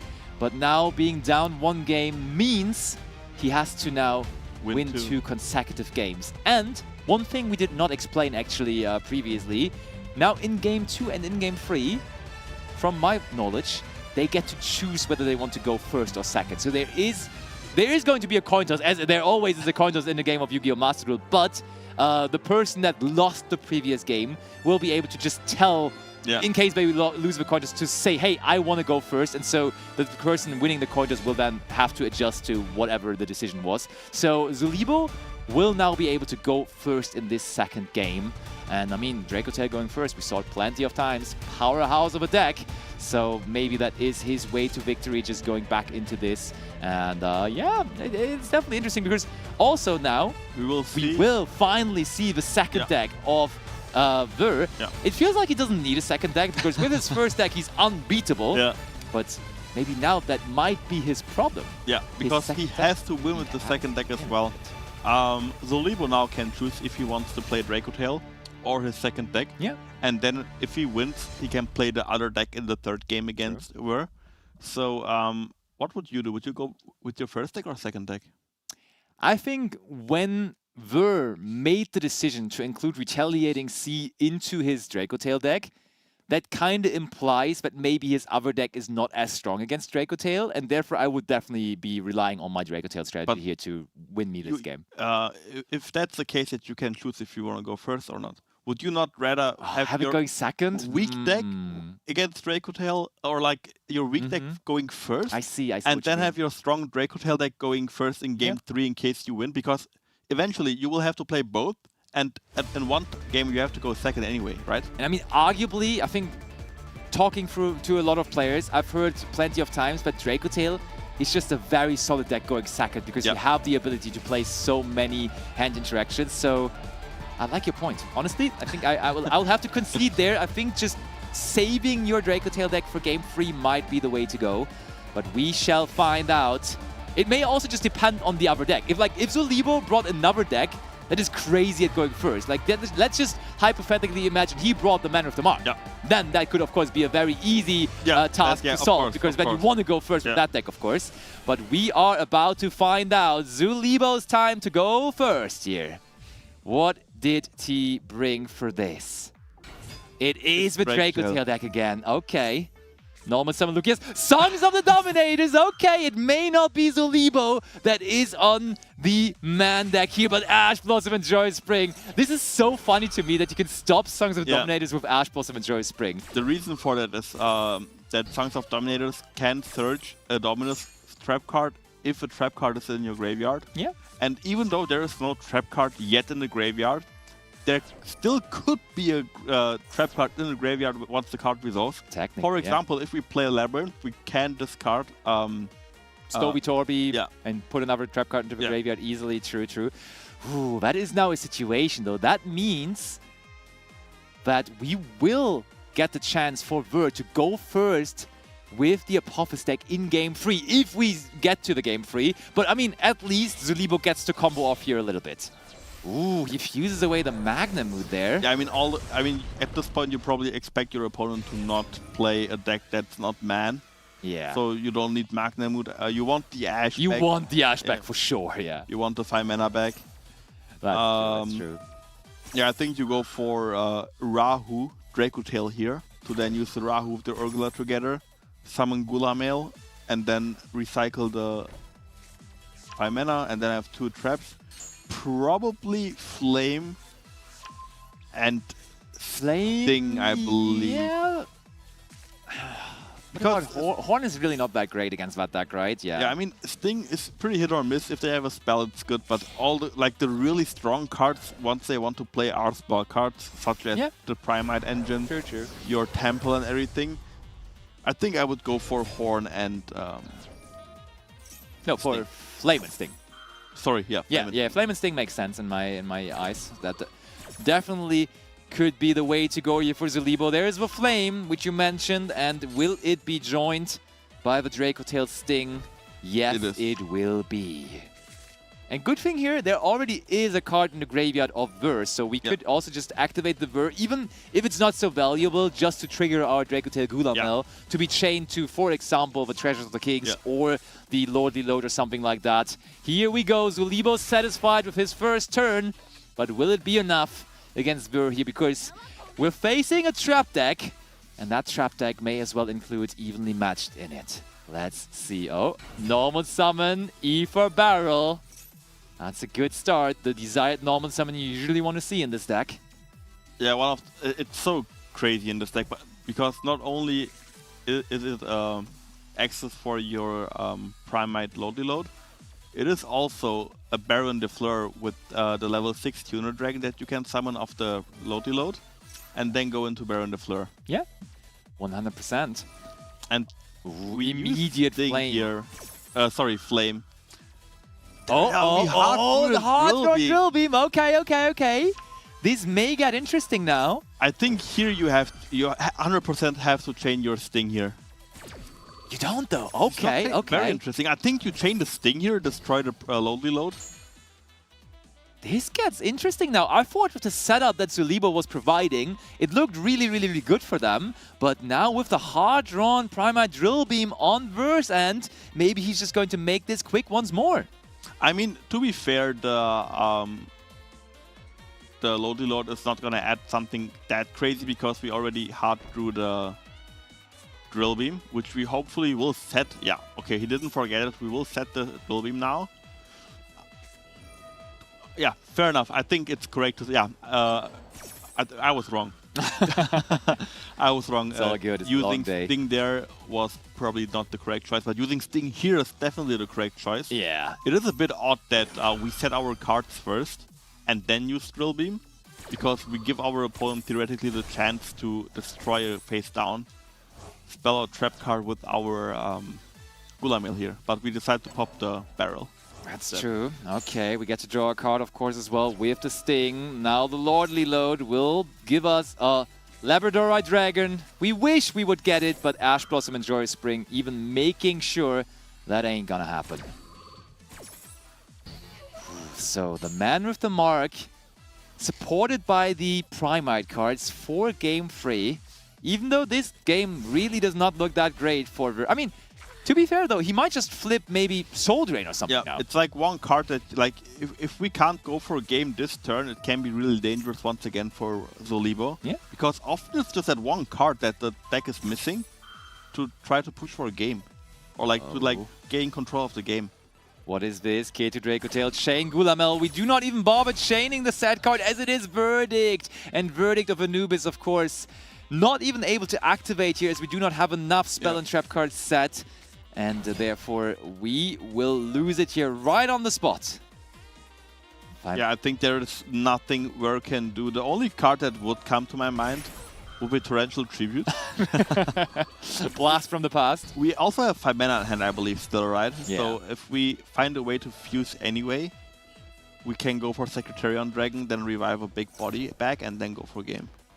And it looks like already Ver is kinda making the check mark after this game, as we do get the final remaining required attack points onto the field. This is more than 8,000. We do not even need 8,000, as Solemn Strike, of course, was used, and we had to pay 1,500 life points for it. So we have Zulibo keeping this competitive, bringing us into a third game, where now the situation is very, very interesting once more, as Ver will be able to go first with the man with the mark, but Zulibo gets to bring a deck that is completely secret still, as now he will only be bringing his second deck. And I mean, one thing we saw on the deck breakdown could be a real good choice here. There was multiple people having Radiant Typhoon as their second deck. And just imagine against a deck that just keeps on setting 5 cards, setting 4 cards, having consistent access to Mystical Space Typhoon. That would be a really good matchup. Yeah, I think that's probably the only deck that would come to my mind where I would say that's a deck that I don't want to face with my Odeon deck going like at all, but also not going first. I mean, I think if it's not Radiant Typhoon, Zulibo is probably in the worst spot imaginable. Yeah. because you have to play against the Odeon deck going second. That's true, that's true. That's something I think no one wants to do. So now I get why Ware maybe chose his first deck in the first game. Yeah. Because if he wins that one, he is secured 100% to at least have one game going first, with his second deck being the Odeon deck. Yeah. And that plan worked out, and I think he is exactly where he wants to be. I mean, obviously he would have liked to win the second game as well, but also, I mean, because we were both a little bit surprised by Libo picking his Dracotail deck for game 2, because we said, maybe you want to have that for game 3 going second then, that could be very, very powerful. But if there is Radiant Typhoon now as his second deck, that all would make so much more sense, because you want to have Radiant Typhoon then against the Apophis deck for game number 3. Okay, oh, look at that. Ver is motivated. Ver is like, I'm going first with Apophis and no one can stop me. But maybe Libo has other plans with that. Maybe he is still going to make this happen, and we will find out as both players are going into this game. And once again, we will have Ver sending a little prayer to the man with the mark himself, and Ver shall go first. Where is the man? Okay, we start with the Lordy though. Decent start once more. I think that's the best card you want to start with. Because even if your opponent has a drawn Lockbird, you still have 2 Omni Negates on the board, or like 1.5, that depends. Oh, he does have drawn Lockbird. Holy! What a call out there. Immediately getting there. We have the Ether Barrel now, and this turns into an Omni Negate still as the Drill Beam does not get searched, but set. And to go further and elaborate on that, for now, with the Lordly Load, we will be able to special summon the Labradorite Dragon once more. And that will turn into a Baron de Fleur, equaling our second negate then. Yeah, we can go for Baron de Fleur here. We could also just leave the Labrador Dragon on the board because it's a vanilla monster. Yeah. And we have the Drill Beam. I would assume that Ware either thinks the Baron itself is better than the Drill Beam, or he has one of his Apophis traps that can summon themselves as trap monsters, but they are also not effect monsters. Yeah. So they make Drill Beam alive as well. Or we just have a Primite card in hand. Exactly. That also works, of course. But here it is. Libo, what is your second deck? Okay, we do have the best Apophis trap to be imagined. Oh, but there is Mystical Space Typhoon. Radiant Typhoon. Okay, that's huge. So having this favorable matchup and now drawing the Mystical Space Typhoon going second is massive. Because that does not only deal with the Apophis cards, but also it brings Mystical Space Typhoon into the graveyard, which you need to accelerate on your plays. And we chain the Radiant Typhoon Vision here right away onto the Baron de Fleur.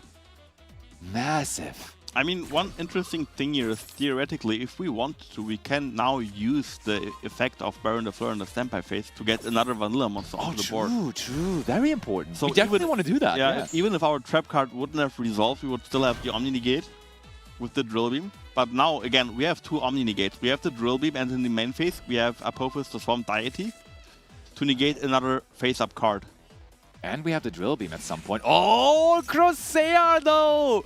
Libo didn't want to play on the opponent's turn besides Vadrol and Lockbird because he has everything he needs with the hard draw and Radiant Typhoon Crossair as well. And we're just going to go Mystical Space Typhoon, and he hits the Drill Beam. I mean, he knows where the Drill Beam is, but that is going to be very, very, very good. That Mystical Space Typhoon will be banished. Not that big of a deal though, as the first one already landed safely in the graveyard. Yeah. That is so strong here from Libo. I think there is a road to victory as V. Oh no! And you see the reaction from Libo. Being drained. He's in shambles. The one-off skill drain. And this actually reminds me of the last Challenger Cup final that we had, where Bronas was playing that one-off skill drain also in his Snake Eye deck randomly enough. And it was a decisive factor in one of his victories, and this may be the icing on the cake for Ver here in this one as well. And it is the end phase. Yeah. Wow. 2 Mystical Space Typhoons gone, and now the man marked by the Flame deck has you exactly where they want you to be, because the barrel will return every turn. It will reset the Drill Beam every turn, and I don't think there's a way to out this. I mean, we can't Drill Beam now for monsters, I believe, because they are already negated due to skill drain. Well. But the only card we really care about is the Mystical Space Typhoon, and there's only one left in the deck. Yep, and we can just hold our Primite Drill Beam for that. Drill Beam comes back. Oh, as you say, this is just simply where you want to be with this deck. This is where you enjoy yourself.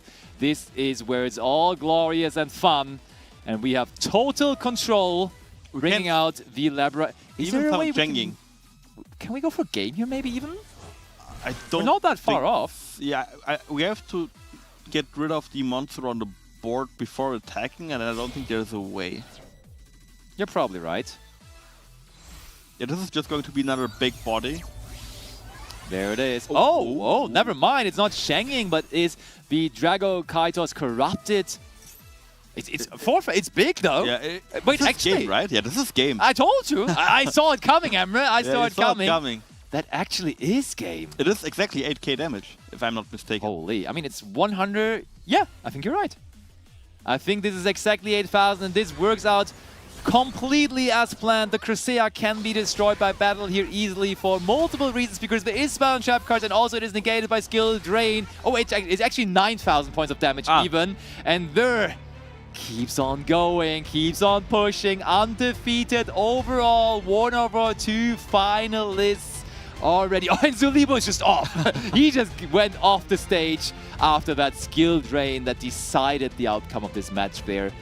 Huge congratulations to Ver for advancing there into the finals. Securing also, the trophy. I think game plan from Libo also was very solid though, because when he goes into that situation where he plays going second against Apophis, he had the perfect deck. He had the perfect deck to counter it, but the setup there was just not beatable.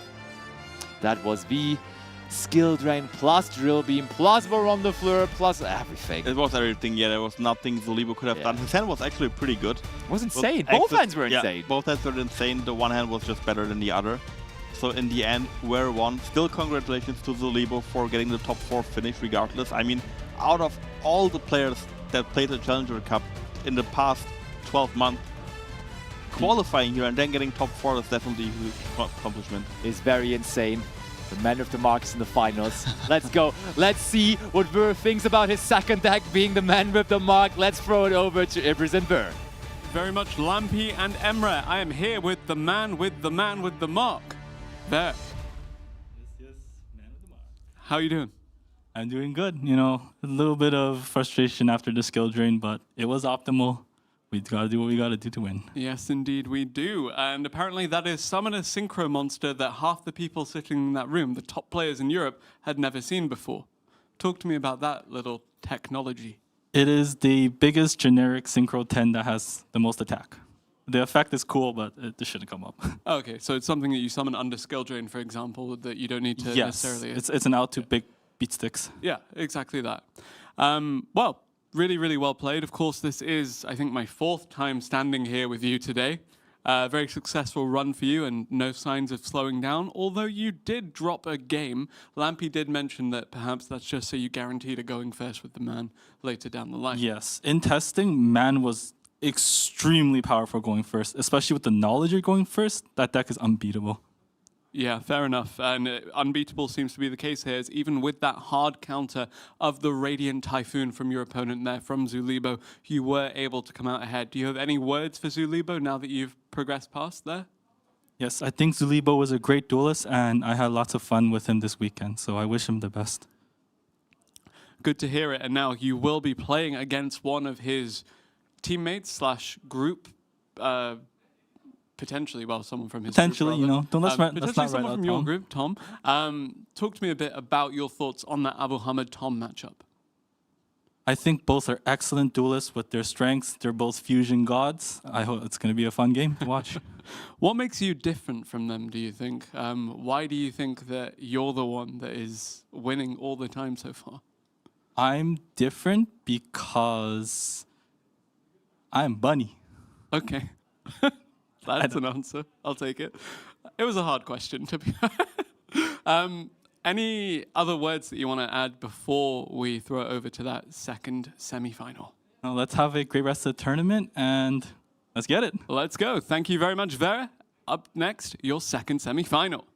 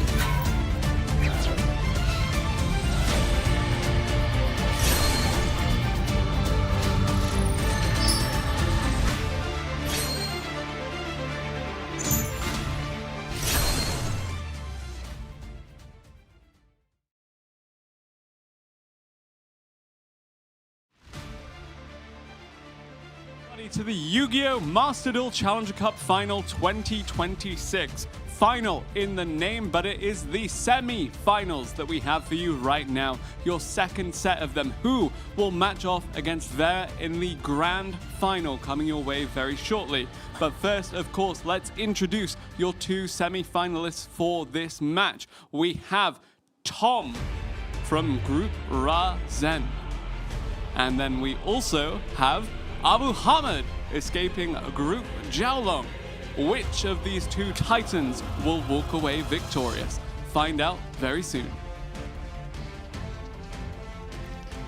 Thank you, Ibris, for that wonderful introduction of our two semi-finalists here. I am joined by Emre once again for the second semi-finals. How are you feeling? I'm really excited to watch this match because there are not a lot of players I would bet against if they play against Tom. And I think Abbo is one of those players who I think can fight against Tom pretty well. So I'm really excited to watch this game. I mean, here's the thing, right? We all know Tom is a very accomplished TCG player who's been playing for a very long time, has been having success for a very long time.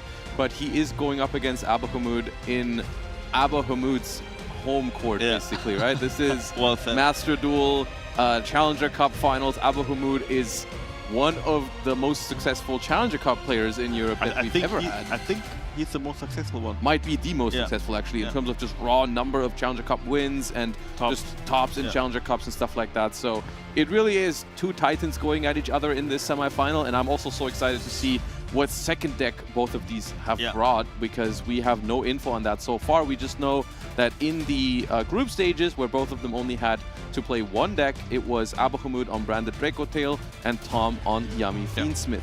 How do you feel about that matchup if that's what we see in the first game? I think it really depends on who will go first. That's a matchup that I've played a lot in the TCG. Yes. And it also really depends on how you deck build your Draco Tail deck. Like from the Draco Tail viewer's perspective, you want to have Nibiru's in your deck, you want to have a lot of Mulcharmies in the deck, which Abbo is playing. Abbo is not only playing Kuvalos, he's also playing Purulia. Yes, which is really good in this matchup, right? So I mean, to be fair though, the Fiendsmith cards help against Purulia a lot, because you don't have to commit so much into the Fiendsmith. Into the Yummy stuff. Like, not being able to special a couple of Yummies from hand is completely fine if you make a Caesar, because Caesar is one of the best endboard pieces to have against Draco Tail. Draco Tail, only rivaled basically by Herald of the Arclight, which is even better, but then Tom's deck can make both of them happen. So I think that is going to be really, really tough for Abbo if Tom gets to go first. On the other hand, if Abbo gets to go first, he can make a pretty good board, and all 3 Draco Tail traps should be pretty good against Tom's deck, because you can cover cards like Fiendsmith Engraver very well with Draco Tail Sting or Draco Tail Flame as well. If you just flame the track, right? That's it right there. But on the other hand, you know, Yami Fiendsmith has a lot of non-engine space, Dominus Purge likely in the deck as well. So I think it's anyone's game here in the top 4, and honestly, we don't even know if they're both going to even play that deck for the first game. I was just going to say, they can just bring their second decks first and then see what happens. Eventually, one of the decks has to beat both decks. If, like, let's say Abbo wins now against Tom's deck, then Tom's first deck has to beat the other deck as well. It is interesting. It looks like Tom is going first, so if he picked his Yami strategy now, I think that would look really good for him. Tom is going first here, and so far we don't see a Molcharmi, which means there's likely no Purulia, because that would have been activated by now, but we could still see a Molcharmi for Wallows. Abahamud has that Molcharmi for Wallows, responds to the Hornet drones immediately with it, instead of waiting for the token to be summoned. Interesting.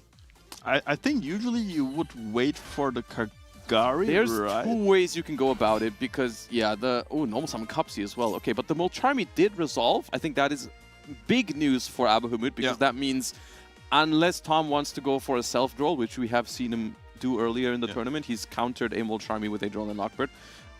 But if he doesn't have the Droll Lockbird available, then he can't really commit into a Fiendsmith line.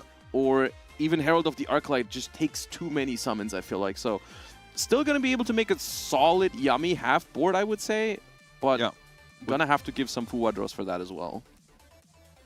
I mean, you could end on 1 draw, right? You already have the surprise. So you could go for the Snatchy here, give your opponent 1 draw. Cupsy is like the best one into the Molcharmi, because you can technically just like call it a day here. At the same time, I did think we saw a toggle on Abbo after that Cupsy was summoned, so it's likely he already has something that can be activated, which, if this is Draco Tail, would likely be the 5 mana. And I think that's where it becomes really difficult for Tom, if there is a 5 mana after this. It could also... I think 5 mana is the most likely one. I was just thinking maybe it's a Maxi that we want to chain to an effect to have definitely value out of the Maxi. It could even be a second for Wallows, because sometimes in these, especially the Yummy matchup, it's really good if you have 2 Molcharmis to use 1 on their turn and save the other one for your turn, because it actually is really good on your own turn as well, because Yummy tries to summon a lot. Alright, 3 sets, and it looks like it wasn't that 5 mana. Maybe you're right. Maybe it is a Maxi or a Fuwalos that was saved for Abbo's own turn, which would put Tom in a really, really awkward spot. But Tom also decided to go for a Croaky and not for Minion, which means there's less. And you are right. In fact, that is a Molcharmi Fuwalos, which is really strong here for Abbo. 3 face downs, though, from the side of Tom, which is also really good.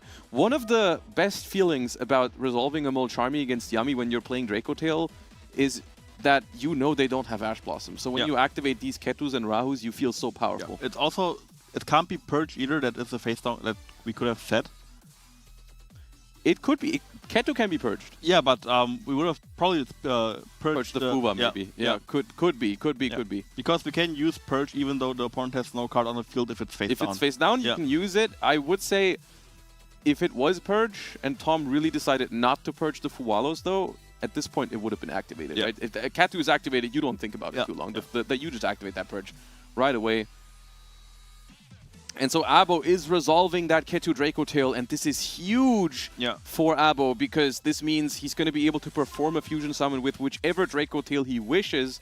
And as soon as Tom starts interrupting on this turn with the Yummy cards, that's going to be more draws for that Molcharmi. I think this is exactly where you want to be as a Draco Tail player. It was a 5 mana as well. Oh, everyone was correct. We were both correct. But decided not to use the 5 mana, which is interesting. But maybe because he had that Charmy, didn't want to have anything on the field, right? And now the Mulul here is really strong. If Tom decides to chain the Snatchy, we can just negate whatever Tom summons. At this point, the Snatchy is essentially you would just be giving Abbo a draw for no real reason. Droplet is neat, Droplet is a neat one to have here. We're going to send the Snatchy away to negate the Arthalion, which is really crucial because now the Mululu cannot negate the Snatchy. Yep. We can later on bring it back with Surprise, and then we can Synchro with it, which is cute. And if Abbo decides to go for just one Rahu here, Tom could make a risky call of, I'm going to go bring back that Snatchy, I'm going to make a Synchro, you get one draw, I'm going to use a Croaky to destroy that one Rahu and just hope that the Ketu was the only push. That might be the correct play here. It depends on the rest of the face down, or on the last face down card and on the card in the hand. But maybe if they're not strong cards, you need to do that. Otherwise, you just get overwhelmed by all the Drakefield cards. I mean, at this point, if I had to guess, I think that the other face down has got to be an Infinite Impermanence. Could just by process of elimination. Called by the Grave would have been used on the Molcharmy. Ash Blossom, Dominus Purge would have been used on the Ketu or the Molcharmy on Abbo's turn. Yeah. Really, really rough here for Tom. Did we just set 2 Rahu to make sure that our opponent cannot pop? I think that's exactly what. I think the play that I mentioned was something that Abbo is playing around here, which is heads up. Which also indicates that that is indeed, he's relying on that Rahu to resolve. Otherwise, he doesn't really have enough plays probably. Tom is thinking about it, but honestly, from Tom's perspective, this is not looking super good to go for a Synchro here, because you know there's 2 Rahus, so whatever you destroy with the Akroki barely matters. But on the other hand, you are on the back foot, so you got to make something happen. And realistically, another thing that this does is not only destroy the Rahu, but also get more Yummies into rotation. So if you make Cupsy Yummy Way here, you can search 2 and discard 1. And the one you discard is going to be available to revive with the Synchro. Yeah. And we also have the Cupsy Engrave, so that also would draw a card if we want to. Potentially could draw an engine. So we'll see what Tom decides to do. He uses the Snatchy to Synchro Summon. Yeah, the only thing, because of Abbo's heads-up play here, the Akroki pop is basically irrelevant. Yeah, I mean, at this point we probably go for the Arthalion, right? Yeah, but even that Arthalion right now is 1500 attack. If you destroy it with Akroki, comes back. It'll just come back stronger. Yeah, true. So maybe you just hold the Akroki pop. Maybe you hold it. Maybe you don't use it, and later on you can maybe destroy one of the traps to make your follow-up turn easier, if you do have a follow-up turn, of course. Yeah, decide not to use the Akroki because it seems pointless when there's 2 Rahus and a halved Arthalion.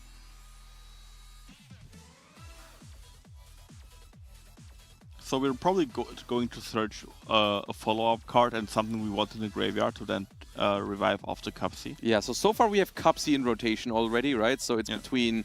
This Cupsy is probably going to stay in hand because it's good follow-up, and decides for Lollipo as the second Yummy to go into the graveyard, so that can be revived off of this Cupsy Yummy Way, and then interrupt the graveyard a little bit. Which is interesting, because if you want to have one more turn, you would probably go for the Cookie. Yeah, I mean, it depends, right? Because Rahu probably wants to send Urgula here. And so... Maybe you want to stop the Urgula. Just get it out of there, right? Stop as much of your... Because it's basically... I don't think it's that likely that Abbo finds game here unless his hand has really, stuff that pushes really well, like a Branded Fusion in it. Because the Arthalion at the moment is halved. If we activate the Rahu, we are locked into fusions, which means we cannot link it off and bring it back and stuff like that. So if the next play is Rahu here, I would say it's likely Tom survives the turn unless there's a Branded Fusion. Yeah. And in that case, it's good to play for follow-up, right? To try to Lollipo interrupt the Urgula in the grave. Almost summon Ash Blossom from Abbo here. Trying to go for maybe an SP Little Knight, I think. Or, I mean, could go Verte as well. Verte is like the aggressive choice, because then you could potentially go for game. Of course, if we SP Banish here, then that option is no longer available. But we still have one face-down card, right, that we don't know. I mean, it could also be a second Droplet, but I think we would keep that in our hand. Yes. I think that is... Imperm? I would bet on Imperm, but it's obviously possible that it's wrong, but we'll see.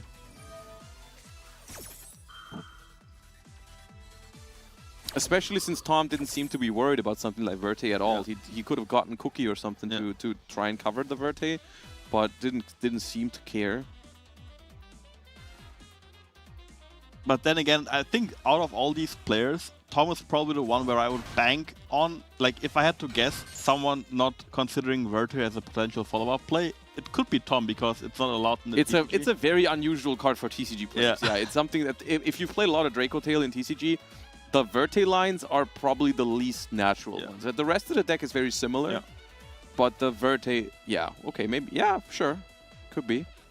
But first, we're going to actually draw a card and banish that Urgula probably with that Yummy, the Cupsy, and the Lollipo.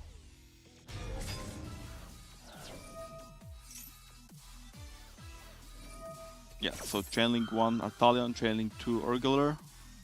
And yeah, if that face down is an Imperm, then I do think Tom will get another turn. And currently, he's not looking that bad in terms of follow-up for Tom. He's going to draw a card off that Cupsy here. He's going to banish the Urgula. And Abbo earlier, to play around that Akroki, has set a spell card, another Rahu that he can't use this turn. So only going to have, as of now, one trap. Yeah. Because there's only Urgula activated right now, so there's going to be one trap and a Gulamel. If this Verte gets infinite impermanence, and there is infinite impermanence, as you just said. I think this looks good for Tom now, doesn't it? It's genuinely okay, yeah. It does depend a little bit on the two cards in hand for Abbo. I don't think we have info on them. The only thing we know is that they're not Draco Tails, because we would have fused with those instead of Droll and Lockbird with the Rahu. But we also know that they must be worse than Droll and Lockbird. I think it's another Ash Blossom because we summoned one. Right, because if it's not, then you normal summon Droll. Yeah. Right, Droll is better than Ash is better in this matchup than and Droll. Maybe it could be a trap card. That is not an unlikely scenario. Yeah, I could see it being Ash and a trap, which is not bad, but definitely winnable for Tom. I feel like. Because if it is Ash in a trap, then we're not even outing both of the Yummies right now. Oh no, we are. The Arthalion's coming back. All right, I forgot about him. All right. So we're gonna attack both Yummies. I kind of like the SP more. Yeah. I think from Abbo, I think the Verte was a little. The Imperm, in my opinion, was relatively readable. Yeah. Because all the other options were just not really likely. Yeah. And SP was just trading very well into Imperm. No trap. Yeah, no trap. Could be maybe Droll and Ash or second Droll, second Ash. Could be Nibiru. Could be also Nibiru. Charmy. Yeah, we would have probably normal summoned the most Charmy instead of the Droll, right? Right. Yeah. Yeah. I'm pretty sure it's at least one Ash Blossom, and then I don't know. It's Horn. It is Ash. Yeah, it is a Ash. second Ash. They have Horn face down and Gulamel as additional interrupts. Called by the Brave. Off the top. That is a good one to get. Well, either off the top for turn or off of the Cupsy last turn. Don't know that. But that means that the one horn is not enough to interrupt this because the Cupsy can just search Marshmallow. So simply returning the normal summon to the hand here will not stop Tom from playing. But at the same time, how far can you let him play? I feel like once Yami has a Link 1 month around the field, you have to do something. Yes. You can let the Snatchy, if Snatchy activates its effect here, you could, on resolution, go Horn for the Snatchy and Gulamel on the field spell, which means that the Marshmallow can get surprise and then you lose to the surprise, right? Yes, right. It's down to the wire here, but you can't wait with this Horn. Yeah. You have to use it because if there's a level 1 next to the Snatchy, then the Horn becomes then useless, the Horn is just like impossible to use. Yeah, but Snatchy on Surprise, and Surprise is going to bring back a second Yummy monster. We also draw a card, which can be huge here. Depends on... I don't know if we've seen a single Nibiru from Abbo Hamoud in this tournament so far. I don't remember seeing one. I don't remember either, but it could also just be Maxi. Oh, 5 mana. I think that's off the top. I think that was off the top, that 5 mana. Be. Oh, I think that was off the top. Okay, and that's going to make a Mysterion? But the Mysterion itself doesn't... No, Mysterion is enough. Mysterion is enough because Marshmallow is going to get Surprise, but Surprise alone will not combo because we've already used Snatchy. True.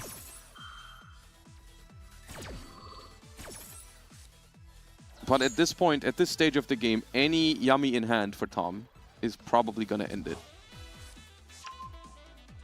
Right? We still don't know that last card in Abbo's hand. Yeah, but we also don't know Tom's cards in hand. Yes. I mean, he's playing this very decisively. He's immediately activating the Surprise, so I would assume that he does have a way to keep playing after.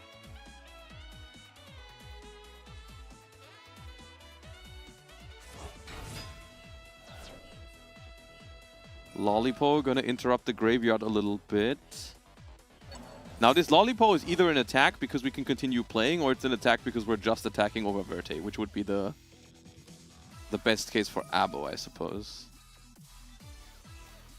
Okay, both field spells are engraved, so we're using them to recycle right now.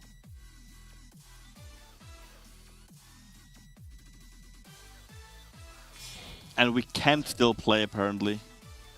Remakes that Snatchy. That is going to be a Link 1 on the field, which is going to allow Cookie, Lollipo. There's Cookie. There is Cookie, and that is not good news for Abbo Hamoud. It all comes down to Abbo's last card in hand, right? I mean, surely we can just establish, get rid of this board and establish a board presence. The field spell has already been placed with Snatchy, so we cannot get another field spell, which means we will not be able to find any attack boosts for the Yummies, which means this 1800 Mysterion is surprisingly hard to out for Yummy in a game state like this, because we've already reduced it with Cookie, so we can't reduce it further.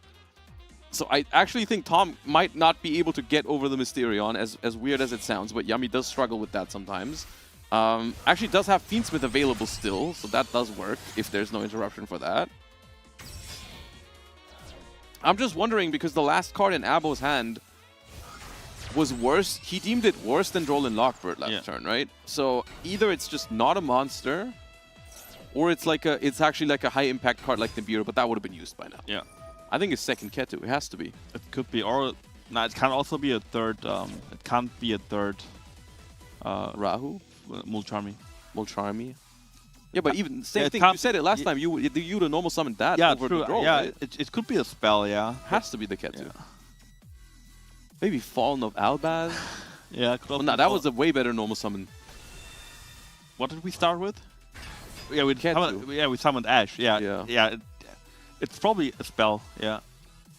But it can't be Rahu or Brand Fusion. So it has to be Ketu.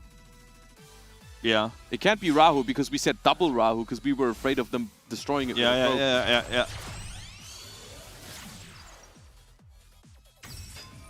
No, I have no idea what it is. I like these mini games of trying to figure out which cards it could be because your opponent just would use all the other things. I'm reaching the conclusion it has to be a second Ketu. We can ask Abbo Hamoud later. Most likely a second Ketu. Well, I do think it is. And the Mysterion is getting even weaker. 1200 now for the Now Mysterion. we can get over the Mysterion. Yeah. Is this even, can we go for a game? It depends a little bit on the extra deck for Tom. This is not quite game, even with the burn damage from the Lacrima. But I don't think it has to be. No, we're in a really good spot here. We can just, I don't know, we can make Caesar. We can make Caesar, yeah. Caesar alone is probably already good enough here. The set is a second Rahu. I mean, we can even go for a Sprite Elf here if we want to, right? I don't think he plays Sprite Elf. He doesn't? It doesn't have room for it in the extra deck, I don't think. Yeah.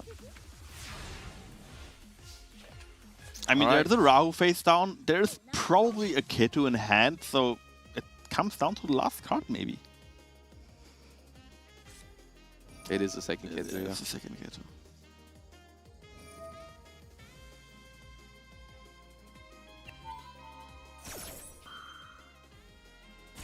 And if I'm not mistaken there, you can only use this card once per turn and not activate. Oh my god.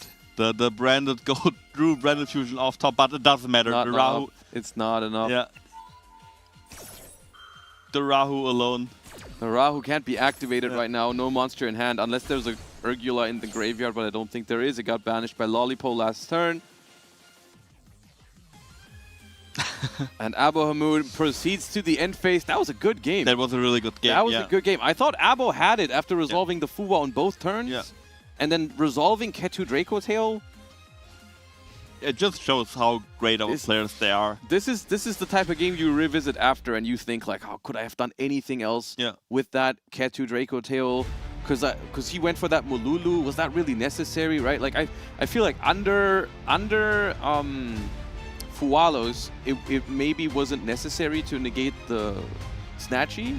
Because it's like, well, I mean, I'm going to draw a card if they commit into any yummy play, so let's just power through the back row, right? Like, if the first fusion summon involves an Urgula, maybe it applies more pressure onto the back row of Tom, because, like, you can immediately have a chance to hit the surprise, and if the surprise is gone, you can maneuver around the board much better. But it's neither here or there. The game is, this game is over, but the match isn't. Yeah. We're going to have another game at least, where we are going to find out Tom's second deck. And if it's really Lunalight, Tom is in a really good spot, because I think a really good matchup for Lunalight is Draco Tail. Yes. And if that's really the case, I think Tom has a really high chance on winning the semifinal and going to the finals. Yeah, I mean, in general, if it's Lunalight, then Abbo Hamoud will have to win against it with both decks. Yeah. And that means if not both of those decks are super well prepared into it, then it's going to be an uphill battle, which no matter what the second deck is, it's going to be an uphill battle, because you have to win 2 games in a row against that deck now. I mean, we're just going to have to wait and see what the second deck is, and then afterwards we're also going to find out what Abbo's second deck is. So it's going to be exciting. These two have already given us a really, really intense first game in the semifinals, which I really enjoyed watching. So I'm looking forward to what else they got. Same. Do you think Abbo also switches his deck now? Because his Draco Tail deck is really good going second. Yeah, I mean, the thing is for all right, yeah, because now Abbo gets to go first. Yeah. Yeah, that makes sense. It depends on what his secondary deck is, right? It just basically depends on what he believes in for going first more, right? Because he can pick going first now, so he should pick the deck that is worse going second right now, right? So that he has to play like... So I would assume, yeah, maybe it's a good call. Maybe we might not see Draco Tail here from Abbo, because the Draco Tail deck has Molcharmi Fuwalos and Purulia. So in game 3, going second, maybe it's fine. But then maybe he's scared of Lunalight as well, right? Maybe he thinks like, oh, I have to go first with Draco Tail, because otherwise, you know, I'm going to have to go second against Lunalight, and then the Charmies don't matter. Endless mind games, but at the end it doesn't matter. We will see it now. It is Draco Tail. And I think what you said made a lot of sense, but ultimately, Tom being so well known for Lunalight is what made Abbo make this decision, I think. Because you're just too scared of going second into specifically Lunalight with Draco Tail.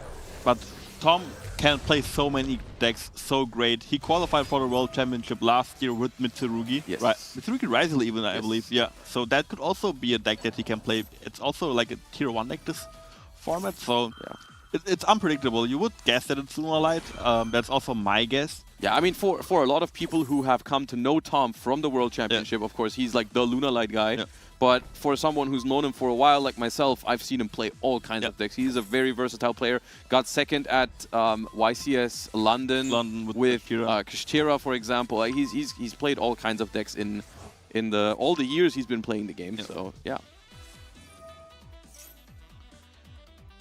So really strong opener here for Abbo. Instantly using the 5 mana, discarding 2 Draco Tail names. So in the end, I think you will end on everything. But there is a response here. There was something. Whenever this happens, I assume Ash Blossom. Yeah. Because it's the most common non-engine that people play, but it's also a card that typically doesn't get used on Ketu in this spot. The most common spot for Ash Blossom would be on the Rahu later. So it does make a lot of sense for it to be that, but I guess we'll have to wait and see what it ends up being. I mean, if Tom really has Ash Blossom, then the Ash Blossom is going to be really strong, because we already used our only way going first, or one of the 2 ways to fusion summon, by discarding 5 mana. Yeah. And if they use Rahu now and we Ash it, it means there's no other way to fusion summon, except on Master Duel. There is the one guy that also can do it. Predator Plant Verte Anaconda. Here's the Rahu. Here's the Ashe. See, I know my Master Duel. Not the hardest read, to be fair. No, don't be so humble.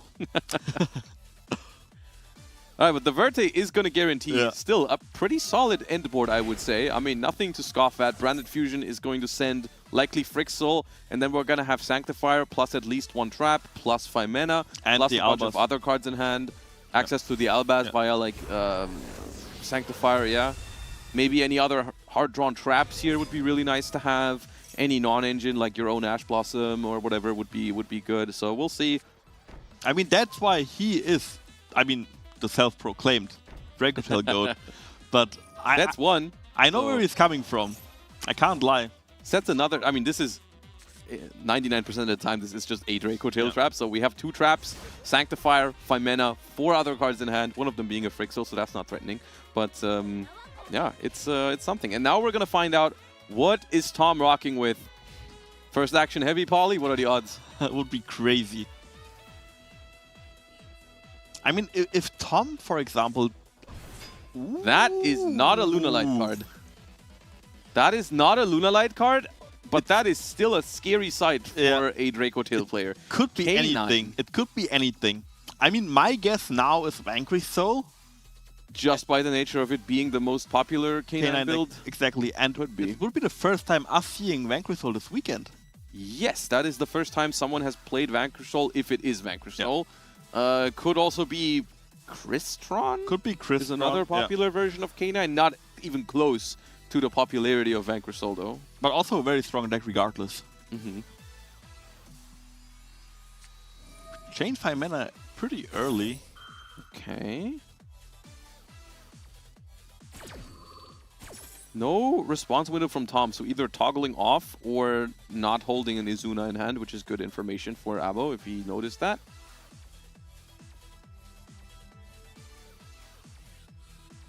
I mean, if Tom had an Izuna in his opening hand, he would have probably used it earlier, right? Like when... Ooh. That's a Malulu and a Pan together to make Chaos Star Source. That's good, because that means you get double removal. You get 1 from the Pan, 1 from the Chaos Star Source, and you can even use Malulu to negate if there was an Izuna being summoned. But smart play here from Tom, summoning Lupus, meaning that even if you destroy this with Pan or Chaos Star Source Dragon, that is going to be able to come back from the graveyard. But we can use our Sanctifier, right? Yeah, but then you'd have to steal their Lupus instead of summoning your own Albaz. That feels like you're losing value a lot. And then imagine your opponent going Albaz effect. The biggest punish is for this Lupus is like this if Abbo has hard drawn Sting. Yeah. Because we do know the Flame. Yeah. So the other one is Horn or Sting, and at this point that's going to be something that Tom just has to consider, like which one does he think this is. He doesn't reveal it. He doesn't reveal it. He sets the K2 here. And I like that. That's smart. Yeah, that is smart. Does not activate the Malulu either. It's always a joy to watch Abbo playing fusion-based decks. Can't lie. I mean, that you might as well have just said it's always a joy to watch Abbo play. Yeah. He's never playing anything else. True. And now we have Lantern. And this is where like the Sting comes into play, but we can change in Roy, so we would still have the body regardless. Not the Lantern though, right? Because the Lantern has to if summon we both. Sting this Lupus and the Lupus is chained, then you get the Lupus, but Lantern stays in hand. It has to summon both. Yeah.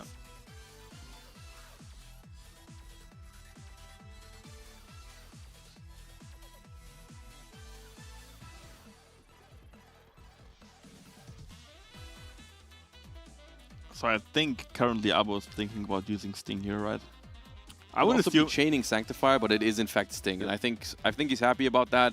I think that is likely the better one to have between Sting and Horn right now for Abbo. Definitely. There is another Ash Blossom from Tom's side though, which is definitely good news for Tom. Yeah. At the same time, I feel like whenever this happens, and if it actually is Vanquish Soul, whenever this happens, like, it becomes harder for Vanquish Soul to actually get into the game because you just don't have attributes left in hand. Yeah. Like, he's exhausting all of the K9 plays right now, and then eventually, like, here's the Sanctifier, now that's going to trade with these cards. even if we have like Stake Your Soul plus Attribute in hand now, it won't do a lot. Besides the fact that Flame is there, Flame. but even let's say even if you had like a Holly Sue now or any way to extend, you just don't have the attributes to make it work. Lantern is a dark, right? Lantern is a dark, so it's likely just a Lubellion line here. Yeah. Into Mirror Jade. Giving the opponent the Ash Blossom back. Albaz is going to discard a Perulia. Which, funnily enough, we could have just used in our first turn. Could be, yeah, could be. But in Draco Tail, I like keeping them because actually you do need both discards here. But I like keeping them in Draco Tail because you always get value from them, fusing them away. It's just an additional bounce. But in some other decks, going first in the current format, it's just correct to use your Charmies in case your opponent has 5 mana, Izuna, those kind of cards, right?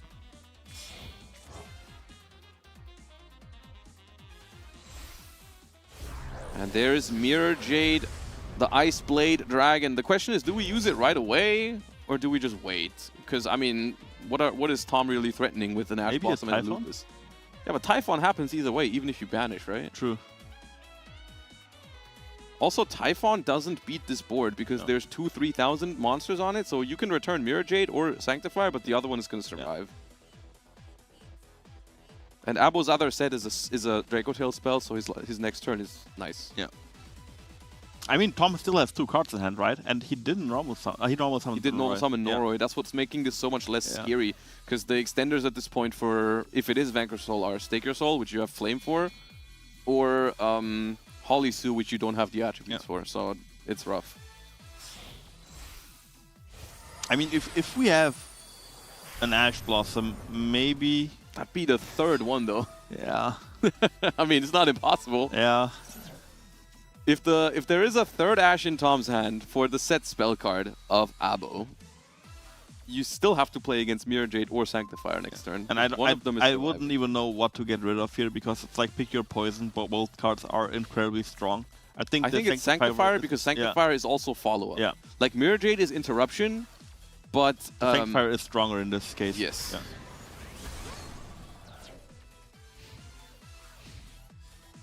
Okay, and that is the end of Tom's turn. A draw for Abbo Hamoud. At the very minimum, even if this spell gets ashed, I'm going to attack over both monsters, but it doesn't look like there's a third Ash Blossom here for Tom, and so this Ketu is going to resolve, and that is likely going to be a win for Abbo Hamoud here. He's not going down without a fight. He's not going to lose 2-0, which is very nice to see. And I'm really excited to see Abbo's second deck, not gonna lie. What other powerful fusion deck is there in Master Duel? What if Abbo is the one with Luna Light? Because that would be crazy. Yeah, it's a fusion deck, yeah. What else is fusion summoning in Master Duel right now? Not a lot, I believe. Smith, I suppose, but that's not really its own deck at the moment. Not many pure Ancient Gear deck, maybe? An Ancient Gear deck. Yeah, it's a good deck going second. Yeah, okay. I mean, he would be going second. Or maybe that's why he chose Draco Tail this game. Gem Knight, definitely the more obvious choice. Could be Gem Knights, yeah. No, my Fusion Gold would never play a second non-fusion deck, so probably it's Gem Knight. Ooh, we actually not going to be able to end the game here against this Typhon because you can't use Arthalion and you can't use Secretarion. But I honestly don't think Abbo minds this too much. He's in a really good spot here. It probably means he didn't draw a monster, right? Because otherwise he could have just activated Rahu. Yeah.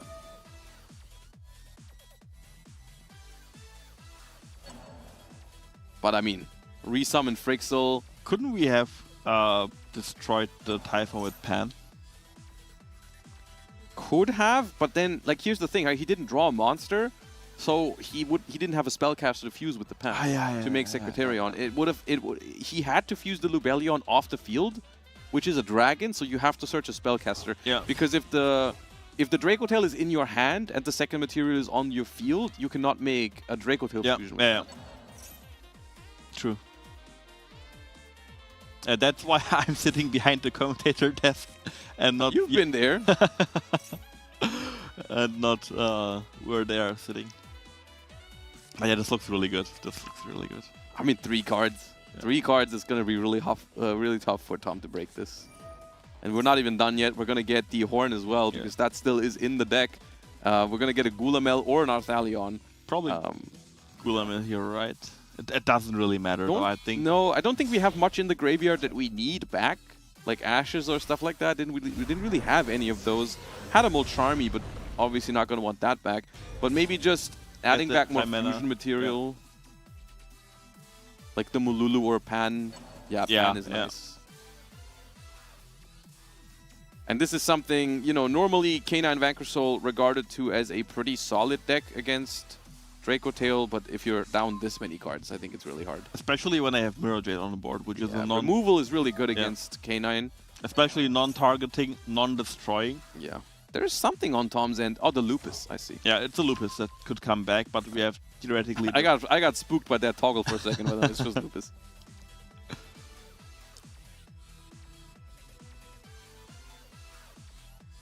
I mean, I guess you just bring back the Lupus. Yeah. Ooh, Abbo chains 5 mana here, probably to just make Mysterion. Because that actually banishes the Lupus without using the Mirror Jade banish. And normally this is not something that works, because they just chain Lupus. But the only thing they can make is Typhon, and that's gone, so... Unless there's 2 Typhons in Tom's deck.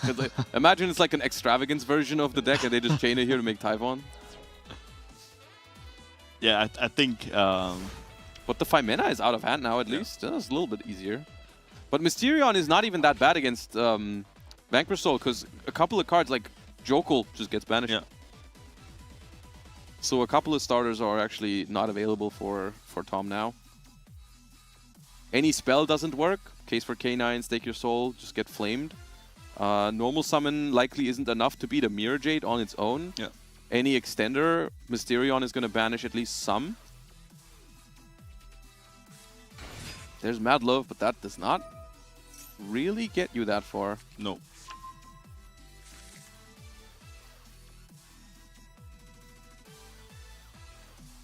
I think this... You could Mirror Jade here, right? Because you don't want them to make the rock? Yeah, and they can't... I mean, if they chain something like Borger in hand. Right. I think we just want to use the Flame for good value here, I think. And if there's anything like an Ash or a Bell for the Flame, then we banish the Mad Love.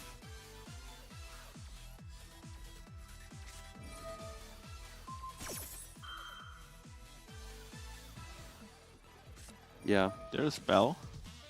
But now we can just chain Mirror Jade, or even Horn, honestly. Horn also works. It probably, it doesn't matter. Because even if we can dodge this Horn now, we still have the Mirror Jade. Yeah, it's just like, by the virtue of not enough cards, that you can't even think of enough outs to beat this, because you just don't have enough cards available to have that combination. So here it's a Mad Love in hand and one other. Which card beats a Mirror Jade? We got no attributes for any Vanquish Soul stuff. We've normal summoned. I guess Stake Your Soul for Heavy Borger, draw a card, but... Yeah, no. So we will see a third game. And I'm very happy about that one. These two duelists definitely capable of giving us some of the best back and forth games so far in this tournament. And Abbo Hamoud is going to walk away with this one, despite probably playing the slightly unfavored deck in this specific matchup. You know, Vanquish Soul is regarded as a good deck against Draco Tail, but the branded cards really showing why they really improved that matchup so much. Really, it was a matter of Tom was able to maneuver around those Draco Tail interruptions, right? Ash the Rahu, and then play into the traps relatively well with the second Ash Blossom. But then what did end up making the difference was the Sanctifier interruption onto those K9 bodies, right? That ended up the game. In this matchup, you always have to be aware of the... Like, if you don't have the branded cards in rotation, it gets super scary, because if you are not aware for, like, one play, suddenly there can be a Zeus that you can't deal with, because... Your opponent can go for Tiras with one Izuna only. Like if they do all of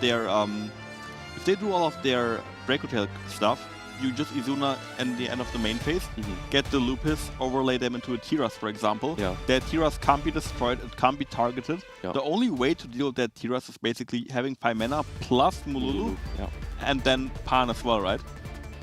Or no, only And Mululu. you can just negate it because then the target protection falls off. Yeah. But it's still, you still have to use a lot of your stuff for that, right? And you need to have all of those cards on top of your full combo. That's something that happened to me a lot, to be honest. I had a really strong board and I was just not focused for a second, and suddenly I see a Zeus that I can't deal with. That's always scary. But now we will see Tom go first with Vanquish Soul K9 against a deck that we don't know yet. Yeah, and I mean, now all the mind games are out of the window. Both players have one deck left to win with. You don't have to think about which deck am I choosing. You just bring your one deck and you hope it wins this game for you. Tom is going first with Vanquish Soul K9. We do not know what Abbo Hamoud's second deck is, but we are going to find out shortly.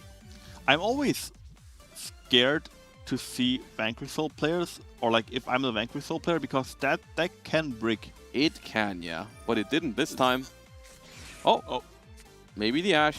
I do think it's not unlikely for Tom to have another play here, because he did think of while with how to start. So I would assume maybe he was thinking like, do I have another way to start this? Because Reinforcement of the Army is typically like one of the weaker ones into Droll and Lockbird. That was a nice bait on the Ash Blossom. I mean, we risked the Droll and Lockbird there, but we already had the Raisin in hand. Abbo Hamoud is smiling because he knows he got a little baited right there into using that Ash on the Raisin.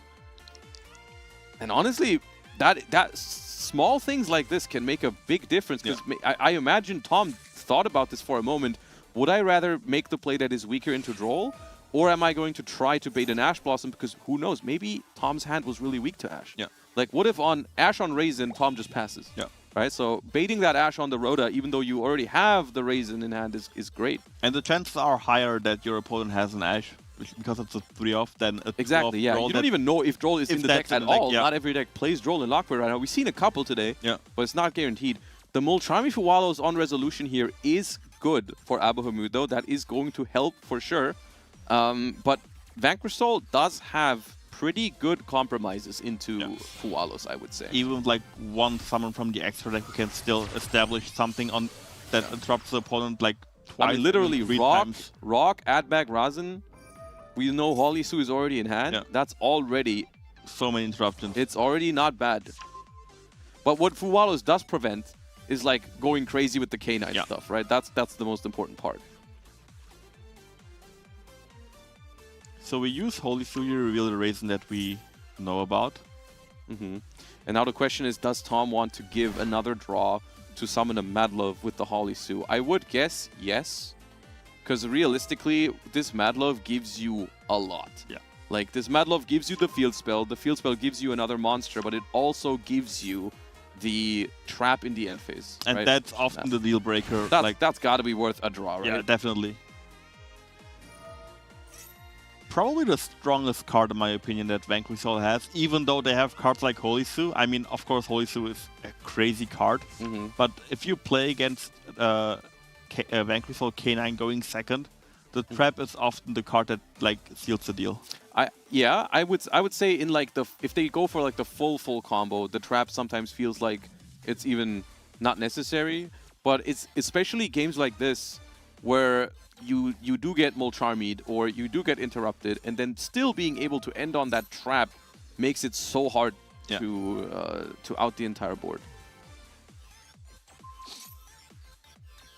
All right, Field Spell targets Madlove here. Abbo Hamoud back to 5 cards in hand. Valius added to the hand of Tom. We saw a Heavy Borger as well, so we're going to be able to draw another card up to 6. This is really risky into Nibiru, by the way. This is summon number 5. So if Abbo is playing a Nibiru in whatever this deck is, this would not only clear the entire board, but also stop the Field Spell from getting the trap in the end phase. So it is a high-risk, high-reward play. Tom goes to the end phase because you want to use the Field Spell before the draw, because you don't want to draw the trap, of course. You're getting it for free anyways. I guess the only punish is if you draw like a Called by the Grave and then you can't set it anymore. That could happen. But I think it's still worth it. Like, you definitely like want the value out of the Field Spell. All right, 6 cards for Abbo Hamoud here to try and break this board, and we immediately start thinking in the draw phase, but we end up going into the main phase now. I wonder what the deck is. We still don't know. Lava Golem is in it, I can tell you that much. I don't know what that means yet. I know a bit of lore behind the Lava Golem. Okay, what is the lore? I believe Abu Hamud thought the rules for the second deck are the same as like in the Challenger Cup, where you where you don't have to play it? Yeah, where you could counter pick. So Abbo brought something just for Lunalight. Oh, okay. And that's why there are 3 Lava Golems. But regardless, the Lava Golem here is not a bad card. It is Radiant Typhoon. That's not an Abbo Hamud deck, I gotta say. I wasn't expecting that one, but it is a deck. This can play into this. Yeah. If the hand is good, of course. I mean, at the moment, Vanquish Soul is still ahead in card advantage by a lot. Yeah. So Vanquish, but Radiant Typhoon does have the means to outgrind Vanquish Soul, I would say, if it draws properly and is played well. I think about the playing well factor, I wouldn't think here, because I think Abbo definitely can play any deck well, even though it's not a fusion-based deck. So yeah, the MST is pretty strong, because I think Tom will now summon the Raisin. Yeah. Which... It forces the trap early. Yeah. And because we tributed the Rock and the Holisu, at the moment there's no other ways to get Vanquish Souls onto the field, so you have to summon the Raisin here. But also, most importantly, this Mystical Space Typhoon is required for Abbo to play the game, because he doesn't have a normal summon after the Lava Golem, so he does need this in the graveyard in order to summon the stuff from hand. And there is Maroon from the hand that we can special summon now. That stops another card from Tom's hand. Because we do have Mystical Space Typhoon in graveyard already, so Tom feels forced to bring out the Valius immediately. And those are all the node interruptions that we have, right? There is likely still a Holisu take. Yeah. At some point. That we can, yeah. The Raisin still The Raisin can just search another Yeah. Holisu, and we haven't summoned it with its own effect from hand here. So can still do that. But from Vanquish Soul itself, that is going to be the end of the disruptions. Yeah, we add a Holisu here. I'm not sure we know a guaranteed Earth in hand. We don't. There could be an Izuna in hand. I mean, that'd be very good. Scary for 2 reasons, because that means the Holisu can take, but it also means we have an Izuna later. Yeah.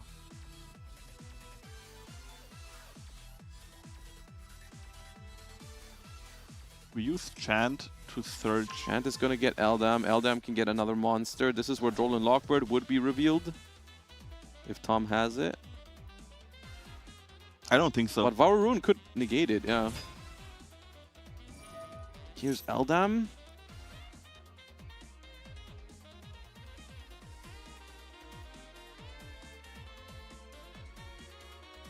And often, because like the Vanquish Soul deck is based around Earth, Fire, and Dark, I feel like often when I play against that deck, I'm not really scared of cards like Drawn Lockbird or Nibiru, because they don't fulfill the requirement of They play them less often, but that's the thing that makes them scarier sometimes, because you don't expect them, and they still often play like a couple of them. Like you see like a Droll and Lockbird in there like often, I think.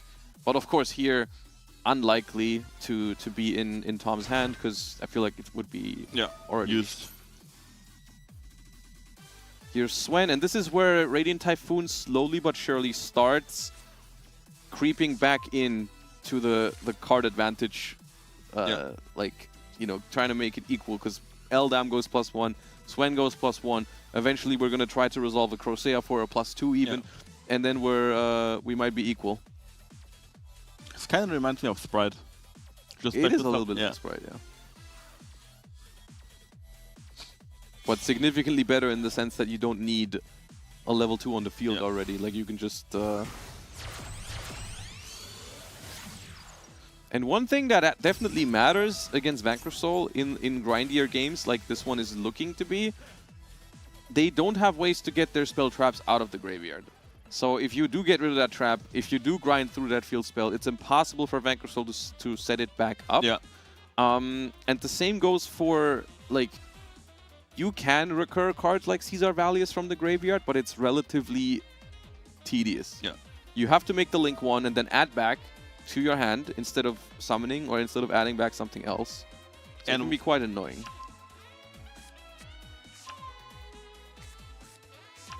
Okay, we revealed 3 attributes for the Valius pop because we're probably trying to get rid of the Link 2. We're gonna chain Varroon to negate that. And now Holly Sue jumps out of the hand by revealing the Raisin. But can this Holly Sue take is the question. We don't know of a fire just yet. Chain Vision is pretty smart for Abbo because that means even if the Holly Sue can take, the Varroon is gonna activate to get the trap. This is intense. Yeah. This could still go either way. Discard MSC. I mean, all the game 1 and 2 Oh, were that pretty means good. the Caesar would get destroyed though if we we can protect with the field spell though. Right? Didn't we put a second Mystical Space Typhoon in grave right now? There is a second one in grave, yeah. Oh, he chose not to destroy. Okay. Is there a reason for that? Maybe because the field spell would protect it anyway. Ah, no, because the trap resolved. Ah, My true. bad. Yeah, The trap yeah, protected. yeah. Yeah. Chat's probably making fun of me right now. Wash dunk. Yeah, there's Crocea. And that Crocea was not searched. That was either drawn off of the Radiant Typhoon Vision or just in opening hand. But that is a massive thing to have here. And and slowly but As surely, you said, we're generating so much card advantage. Crocea we're has a making +2. our way into this game. Oh, and there was the that Earth. massive There was ghost the spell. Earth There and was Bell. Earth, yeah. But maybe if that's the last Earth, the Holly Sue can't take any more. This game is so close.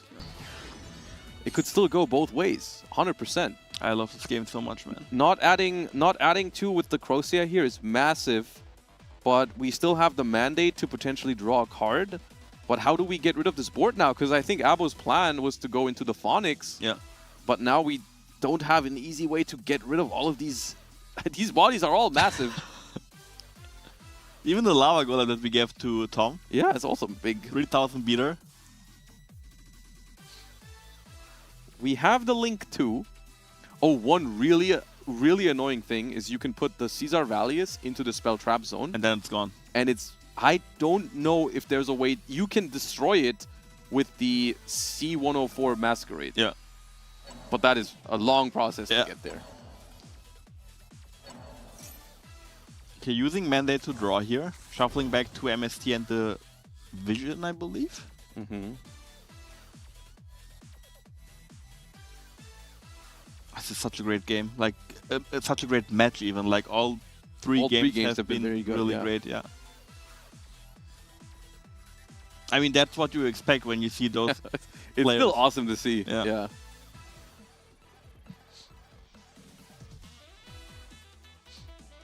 And now, Abbo's big thinking.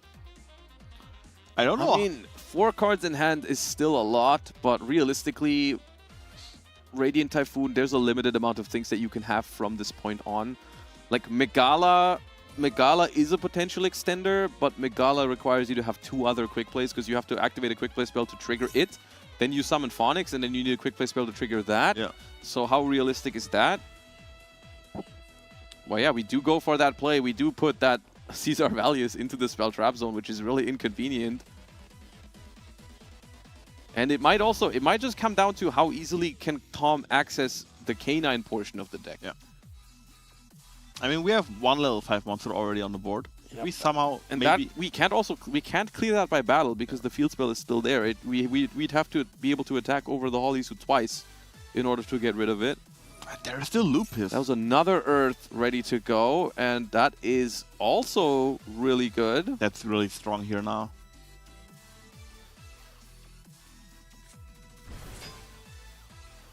Actually, you know, 1 Mystical Space Typhoon kind of handles this entire situation, right? If they activate Lupus, you go Mystical Space Typhoon. Does Mandate shuffle back or put them back into the bottom of the deck? It shuffles. Okay. Yeah, there could be a very high chance that he drew Mystical Space Typhoon. Or 3 in the deck, yeah. Or maybe had the 3rd one even. Yeah. So Mystical Space Typhoon destroyed the field spell. Mandate negates Lupus. But then the Crocia could attack over the Holisu. And now we're forcing the Lupus, unless Tom wants to let it go to, yeah. Activate. There is a pause. No response. So what do you go into? Maybe a Nash Knight? Nash Knight can't activate in battle phase, but I think has enough defense to survive the cross. I think it has 28. 27, I believe. 27? Yeah. 27. Definitely more than what that's the too big. That is monster too big for has. Crocia. There is MST. Did have MST.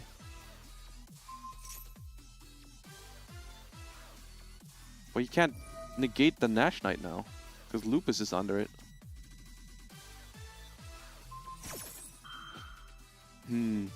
I guess he was afraid of the Holisu being able to be activated in response to the Mystical Space Typhoon to block the mandate. Can't really explain it another way. But what is Abbo doing now? I mean, the Nash Knight can attach. Yeah, Nash Knight is going to take Varun end phase. Oh. This looks really good for Tom. No face downs is tough. I wonder what the cards in hand are. Takes 1,000, clutch. I don't think there's enough spell traps in the grave or spells in the grave to draw with Mandate. So here you're just basically forced to activate Varun to negate the Nash Knight. And yeah, it's only one Mystical Space Typhoon, so yeah, the so Nash Knight is going to stay on the board. Normal summon Razin in the column of the Varun. And that's already game on board, right? If you successfully destroy this, yeah. Wait, 35? No, it's 6,500. Yeah. Yeah. Troll is a little bit late to the party here. Good card in this matchup, but not in this spot, I would say. Maybe a Sheena could have done it, or could still do it. Yeah, Sheena could do it. Imagine Sheena here, also returning the Lava Golem. Yeah.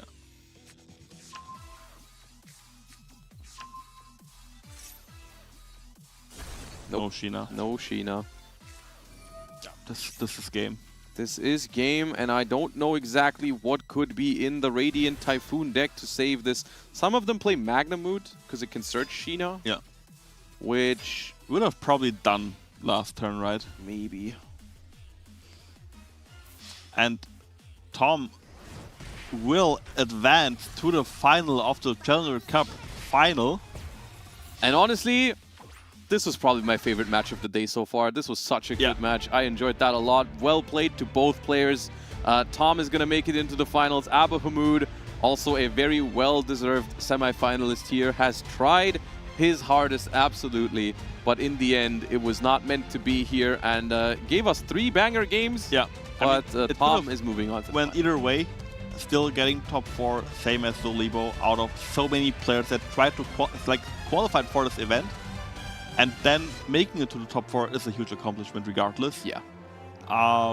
Yeah, I have nothing else to add other than maybe congratulations as well to Tom for being in the final now. One more game. One more game, and so far, I mean, it's been... Tom has a history with finals, but maybe today is the day where he can finally turn it all around and get that first place. But there is someone else who has something to say about that, because our finals is Vere versus Tom, and these two have played in the group stages. We see it here. Both of them have been in the same group, indicated by that orange color. Yeah. They played, and Vere won that one. Vere has still undefeated out of the groups and won the semifinals. So Vere is on a 4-0 record so far in this tournament, looking to make it 5, but Tom wants to win this one, of course. So we're going to see Vere, who's been on Mitsurugi Ryzeal, plus the Odeon Primite deck, is going to go up against Tom on Vanquish K9 and Yummy Fiendsmith. Yeah. I think, personally, I mean, both players have a great pair of decks. I think Vere is a bit favored? Favored, yeah. You think so? I think one thing that's interesting is we've seen Retaliating C put in a lot of work for Vere so far, for all the Dracotail players. Tom is not one of those Dracotail players, so the Retaliating C is not expected to be as powerful against Tom's decks. Has some applications against Yami Fiendsmith, but yeah, we'll see more about that in the finals. We'll hear from our semi-finalist winner, Tom, before we jump into the finals, so don't go anywhere, and let's take it away, Ibris. Thank you very much, Josh and Emre. I'm here with Tom as he now advances to that grand final. Tom, how are you feeling? I feel so amazing, honestly. This is my first IRL Master Duel event, and I'm excited to be in the finals. Crazy game against Abbo, shout out to you. Game 1 was insane. Your Dracotail against my Yami. Yeah, you know, speaking of your Yummy deck, of course, it was the start of this day that I interviewed you after your first victory over Quanto. His teammates just now casting you on that game. Talk to me a bit. Teammate. Oh, right. Wow. I didn't want to have to find out this way. Regardless. Tell me a bit about your journey throughout the day. Of course, all these games that you've played that have led you to this final, and of course that fantastic series versus Abu Hamid just now. So I brought Yami just because I feel like having a lot of hand trips in a best of one, where you never know whether you go first or second, is just very good. Yeah. And yeah, Game 1 obviously against Quanto, I just had one engine play, he double Ash. I was lucky that he almost kind of bricked, to be honest. Then Game 2, I actually won, but I forgot to Aramasa I forgot to imprint the Aramasa because I didn't know Vozu is played in the main decks here. Obviously, they did expect me to be in Lunar Light, so I should have expected Vozu. That's totally on me. And Lava Golem. Yeah, that's it was quite funny, not gonna lie. Then against Matrix, such a crazy game as well, such a nice guy. Yeah. And then top 4 against Abbo. Yeah, exactly that. And now speaking of your top 4 against Abbo, of course, now that this has concluded, Group Razan, as it turns out, pretty stacked between you and Vere, both advancing so far. Yep. Yeah. Really, really strong performances out of you guys, and of course Quantal and Matrix rounding out that one. Now, Tom, I know you have a history of... Bro. It had to come. It had to come. I'm sorry. Even the camera over there says don't camera do number that to 2. me. So, yeah. You can do it to me, it's fine. Yeah, do it to me. Falling short there and then, of course, but making such a statement in the TCG category of the World Championship. Talk to me about how you're going to bring this one home finally. I would not compare those things. Like playing a huge YCS or European Championships, Nationals, YCS is different. Like you have to... It's way more stressful, first of all. Like you have to play through rounds, you have to travel a lot, and so on and so forth. Like I wouldn't compare it. But I take this as a separate, quote-unquote, game. Like obviously it's Yu-Gi-Oh! And we love Yu-Gi-Oh! But for me it's TCG, I lost 3 finals. Now it's Master Duel, and I'm gonna win all finals I play. Excellent, nice, yeah. I'm done losing finals, chat. I'm done. Yeah, you heard it here first. He at least has the Joolong trophy. But hopefully he takes the Razan and that giant card of Holly Sue, which, by the way, thank you for playing Vanquish, Soul. I'm the only one I heard, right? So I think so, yeah. It would be like such a nobody expected it main character moment if I win with Vanquish Soul, right? Yeah, it was under the other category on the decks of the day as well. So yeah, you've done very well there. But job's not done. It's not over yet, Tom. Any final words for there ahead of the final? For my opponent? Yeah, for your opponent. Bro, why do you bring man, honestly? Why do you bring man? Well, we shall see exactly why as we do get ready for that final.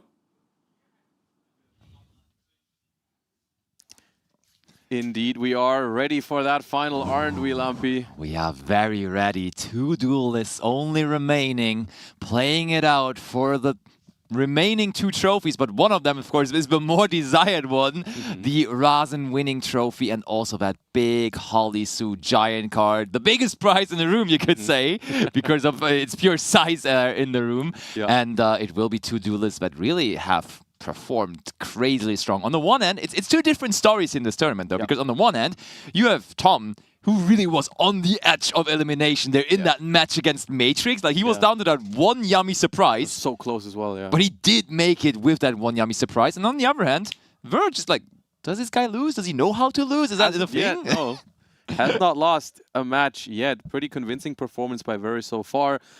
Beat Tom in the group stages as well, so kind of has like that mental advantage, I feel like. But at the end of the day, doesn't really matter in the finals. You know, it's something that you got to overcome and just play your best Yu-Gi-Oh in the finals one last time, and then it can all work out for you. I guess we'll see if it's going to work out for Vere or for Tom in this one. I'm sure Tom has a little bit of extra stress because of his history with finals recently, but I think it's not going to affect him too much, because you could also see it as he's pretty used to it at this point. That's what I would think, yeah, definitely. He's so experienced being on the big stage, being in finals, just playing high-pressure situations, way more experienced than his opponents. So I think it would rather work out as an advantage here. Right. And I mean, you could even, like, in the interview there with Ibris, you could tell he's fine with it, right? He could still be, like, I think he's in peace with finishing in second place so many times now, and he's in a good place with it, so he can just he goes for a new tournament. It's a new situation, and he's just trying the best Yu-Gi-Oh that he can.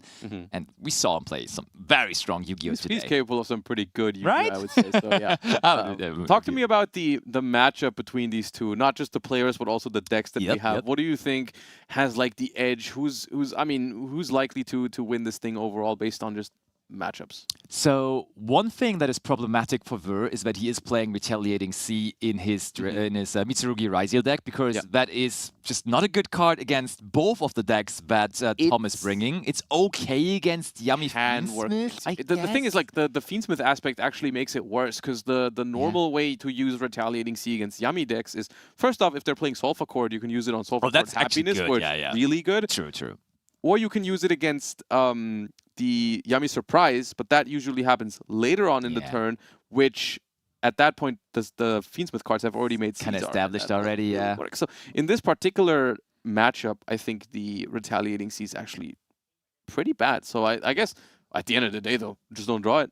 Don't draw it. And then if you just bring it down to the raw matchup, you would always have the comparison between Yummy and Mitsurugi. And Mitsurugi always beats Yummy, because like that field wipe of Murakumo against Yummy decks usually is super, super strong. Yeah. So it's a general advantage in that regard. But if you mix in those additional factors with Tom having also access to the Fiendsmith cards and also the Retaliating Seas being in the deck of Ver, it does become a lot closer from what it would originally be. But then for the second decks that they brought, I feel like the Apophis deck with all of those Dominus cards can be quite painful for the Vanquish Soul K9 strategy, because you do activate a lot of card effects in hand with those Dominus cards, but none of them actually enable the Vanquish Soul, the K9 cards. So that can be a big problem. So, actually though, before we get into the dueling action of our final, we have a special announcement. So why don't we hear it from Ibris? A special announcement indeed, just before the Challenger Cup final here for 2026. I could go on and tell you more and more about the announcement, but I think this video will do a great job at doing that.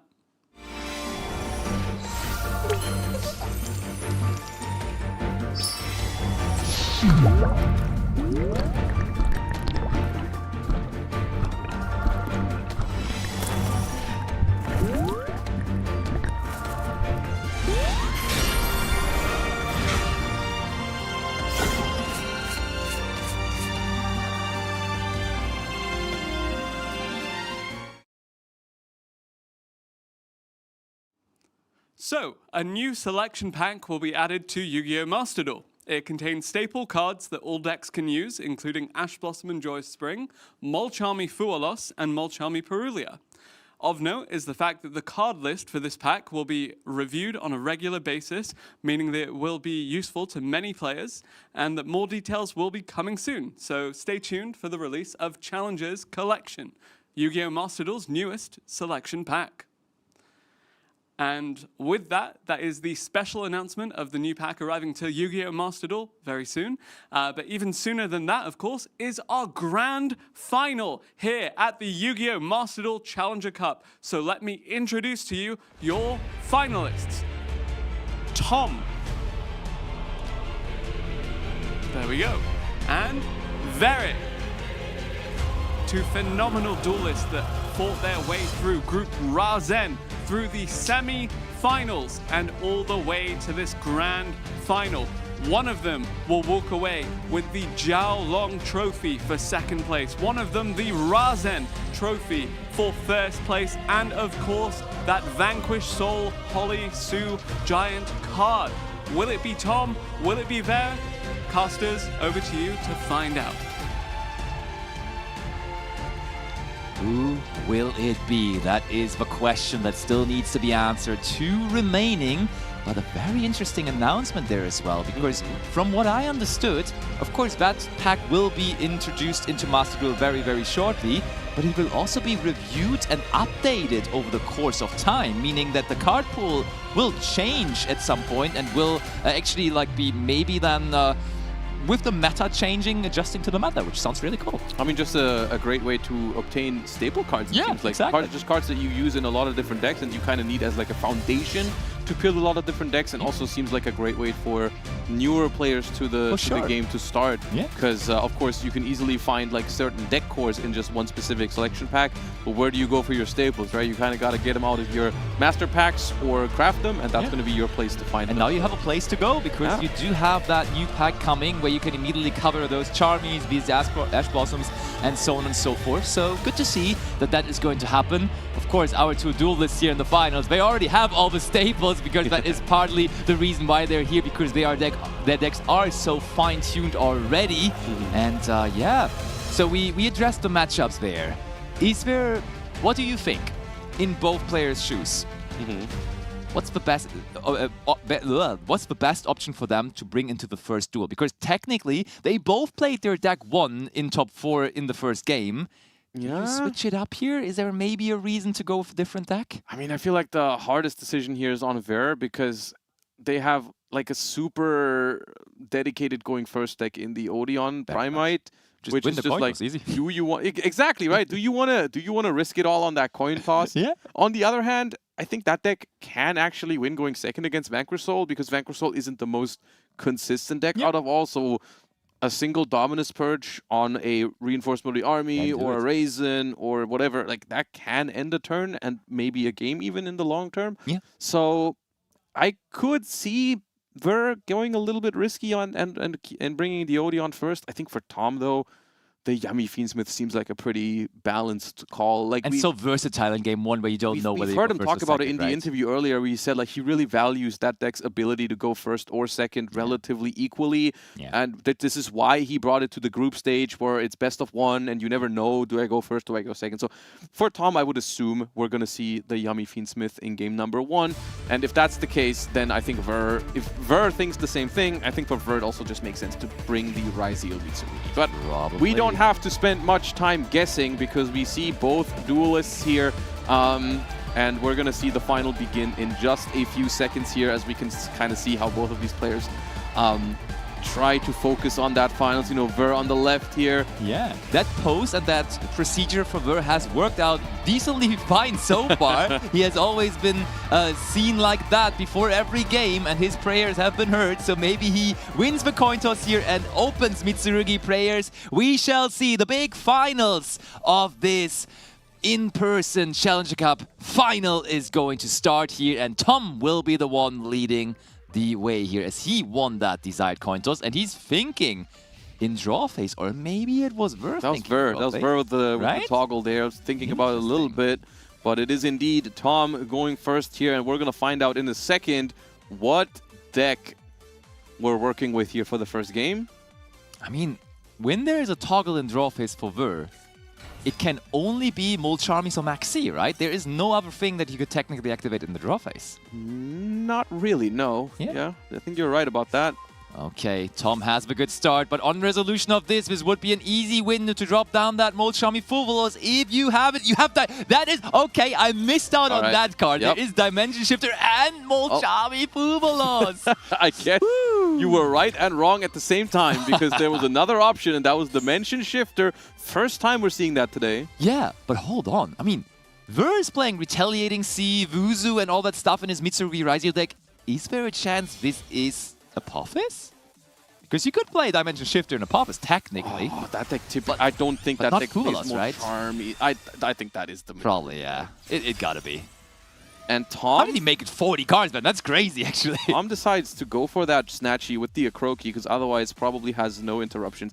And Dimension Shifter is one of the best cards against this matchup, I think. Yeah, it's huge. And it is the end of the turn. Ver just does not want to lose today. keeps on finding those amazing hands. Yeah, you just can't catch Ver off guard today. Even you go first with the yummy Fiendsmith deck. Here's my Voltrami, here's my Shifter, here's my Ice Ryzeal. And he was consistently just drawing X Ryzeal, but the moment he has Dimension Shifter, that turns into Ice Ryzeal instead, which is so much better in that situation. Gets that Sword Ryzeal from the deck. Oh, interesting choice. Sword is an interesting choice because you can't summon X from hand. True. So we draw an X, maybe?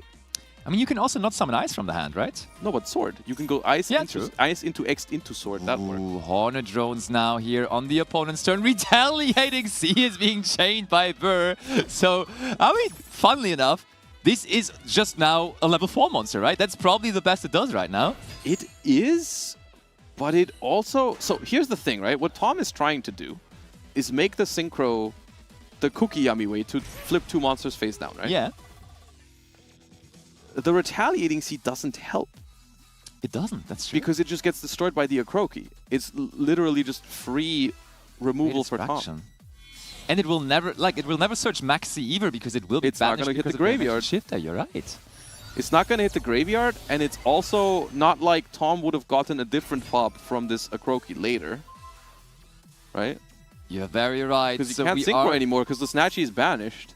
We are trying to book those Ryzeals and we're destroying the Retaliating Sea. So Tom is hoping that there shall not be a single Mitsurugi card in the hand of Ver, because one Mitsurugi card could turn all of this upside down. Oh, Ver, he's talking to Tom. Is that a good sign or a bad one? I think he's shaking his head. There is no Mitsurugi and Tom, look at him. Tom is so happy about that. Oh, you see him so happy about that. Yeah. That's crazy. And this is where having the Retaliating Sea in hand still could make a difference, I feel like. Yeah, you're right. Definitely. And now Tom was absolutely held back by that Dimension Shifter on the opening turn in combination with the Mulchami Fools, but now has all of the avenues available again, can carefully choose what he's willing to do. Oh, Fiendsmith Engraver. That's a tough card to draw when your opponent resolves Dimension Shifter. Now, though, it's pretty decent to have. Yeah, I mean, now it seems super overwhelming here for Tom, because we're starting the turn with resources on the field already. There's cards on Ver's field already. Can't use Moltramis because of that. Yeah. Can't have another copy of Shifter. Yeah. So the only card I can think of that saves Ver here is a Maxi, I feel like, off the top.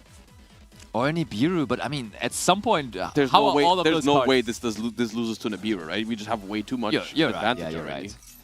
Here comes Fabled Lurry. There is no Maxi. Indeed, no Maxi. Oh, what a comeback that would be immediately in the first game here from Tom. He has played so many incredibly close matches throughout this day already, and it seems like it is not stopping here, with him really I think Tom might not have more Yummies in hand, because I think he might need the Lurry to go into one of the Synchros, maybe. Let's see, we do get the minion onto the field now. Giving up on the Akroki, but I think we're completely okay with that, because there's nothing scary right now to deal with on the side of Ver. Maybe we're even happy that there are those set monsters, because as you explained, that does make sure that there cannot be a Molchami Foolos activated. Yeah. And I mean, here, I'm pretty sure one card in Ver's hand is X Ryzeal, because otherwise that Ice Ryzeal line doesn't really make sense to me, at least, because I feel like you would always go Ice into X into Sword under your own Shifter. Agreed. And then the second card in hand is the Ice Rider that we searched as well. And the other ones are just not Mitsurugi starters. Not Mitsurugi cards, at least. That's true. Could be more Mitsurugi normal summons. I mean, yeah, or it could be ritual monsters that are not Habakiri. Yeah. Ritual Spell, Mirror, those kind of things. There is a decent combination of cards that don't work together in that Mitsurugi deck. I speak from personal experience. Yeah. A Moltrami off the top is also something that could have happened. A Droll Lockbird wasn't that great in the previous turns. I mean, to be fair, you probably would have activated the Fubalos on your own turn. Yeah, I mean, you didn't know that there is Hornet Drones set though. But realistically, there had to be something, right? Yeah. There was a Snatchy, and there was no reason otherwise to go into Snatchy. Yeah, you're right. But my guess is pre-prep plus Mirror.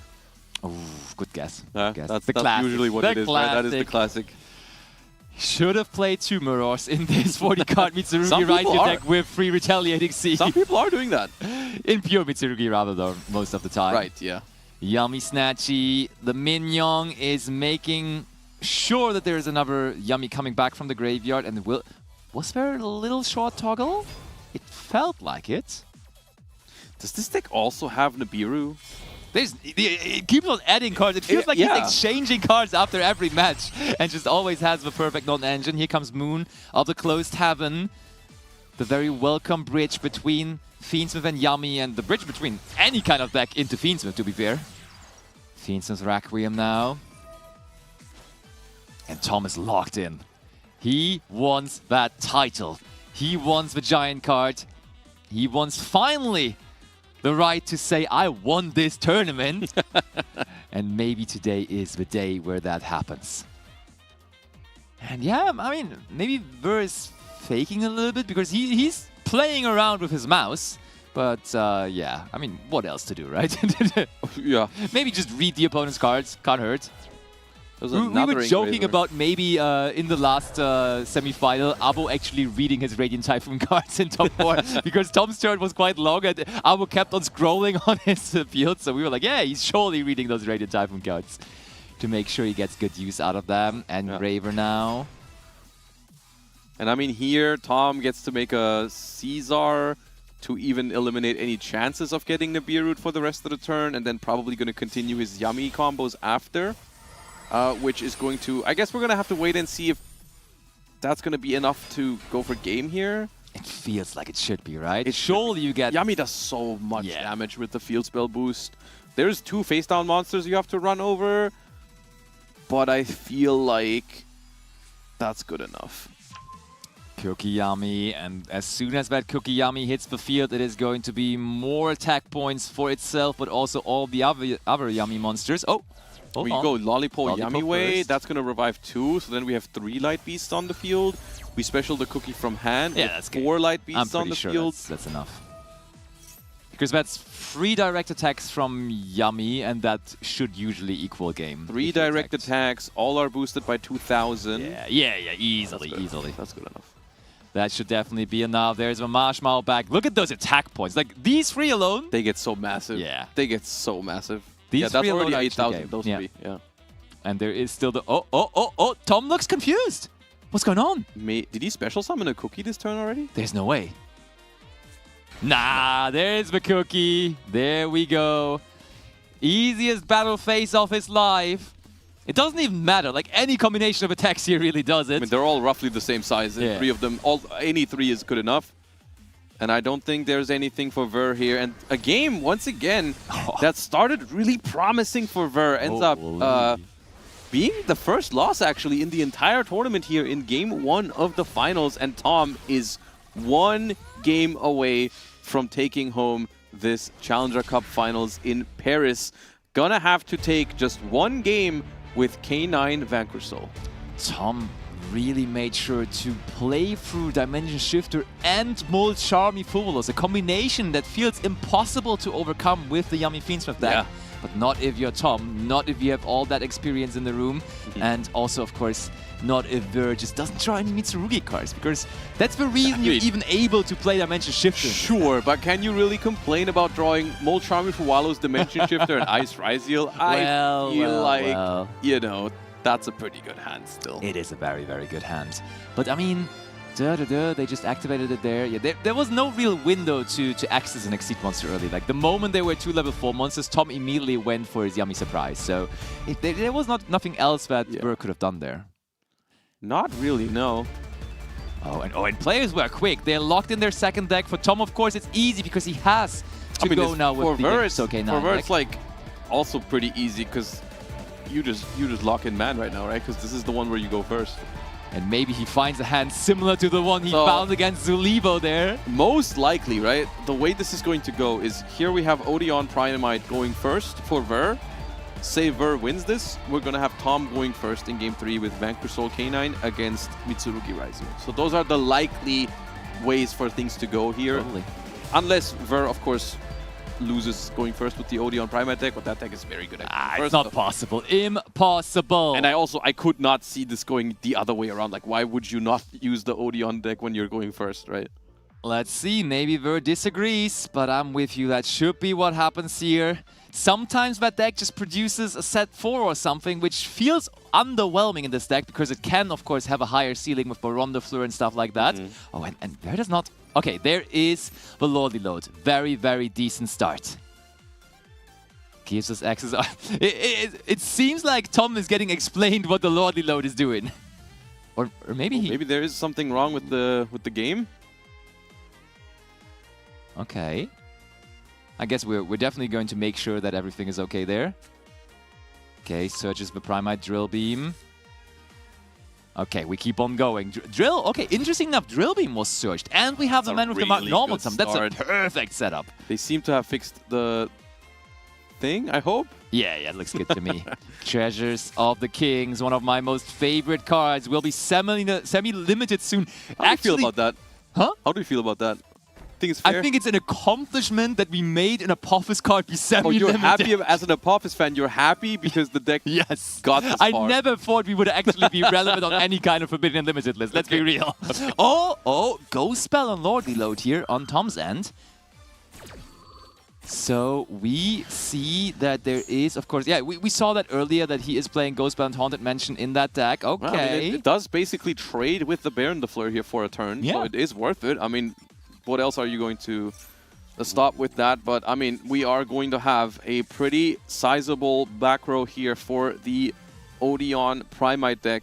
Likely 4 face downs. Oh, I think Ver was thinking about activating your Anubis there for a second and then was like, well, maybe that's not that great into all of the K9 cards that Tom is having in his hand. Okay, draw phase, Apophis with Serpent. We know the drill. We want to use this in draw phase to summon it out and immediately get the negation trap, the Swamp Deity, ready for the main phase where we as well as the Drill Beam, because this is your normal monster in this case, right? We don't have the Labradorite, we do have the Serpent. Yeah, important for multiple reasons. The thing is, like, for Vanquish Soul, the deck is already somewhat inconsistent sometimes, and having to play through these cards is so hard for it.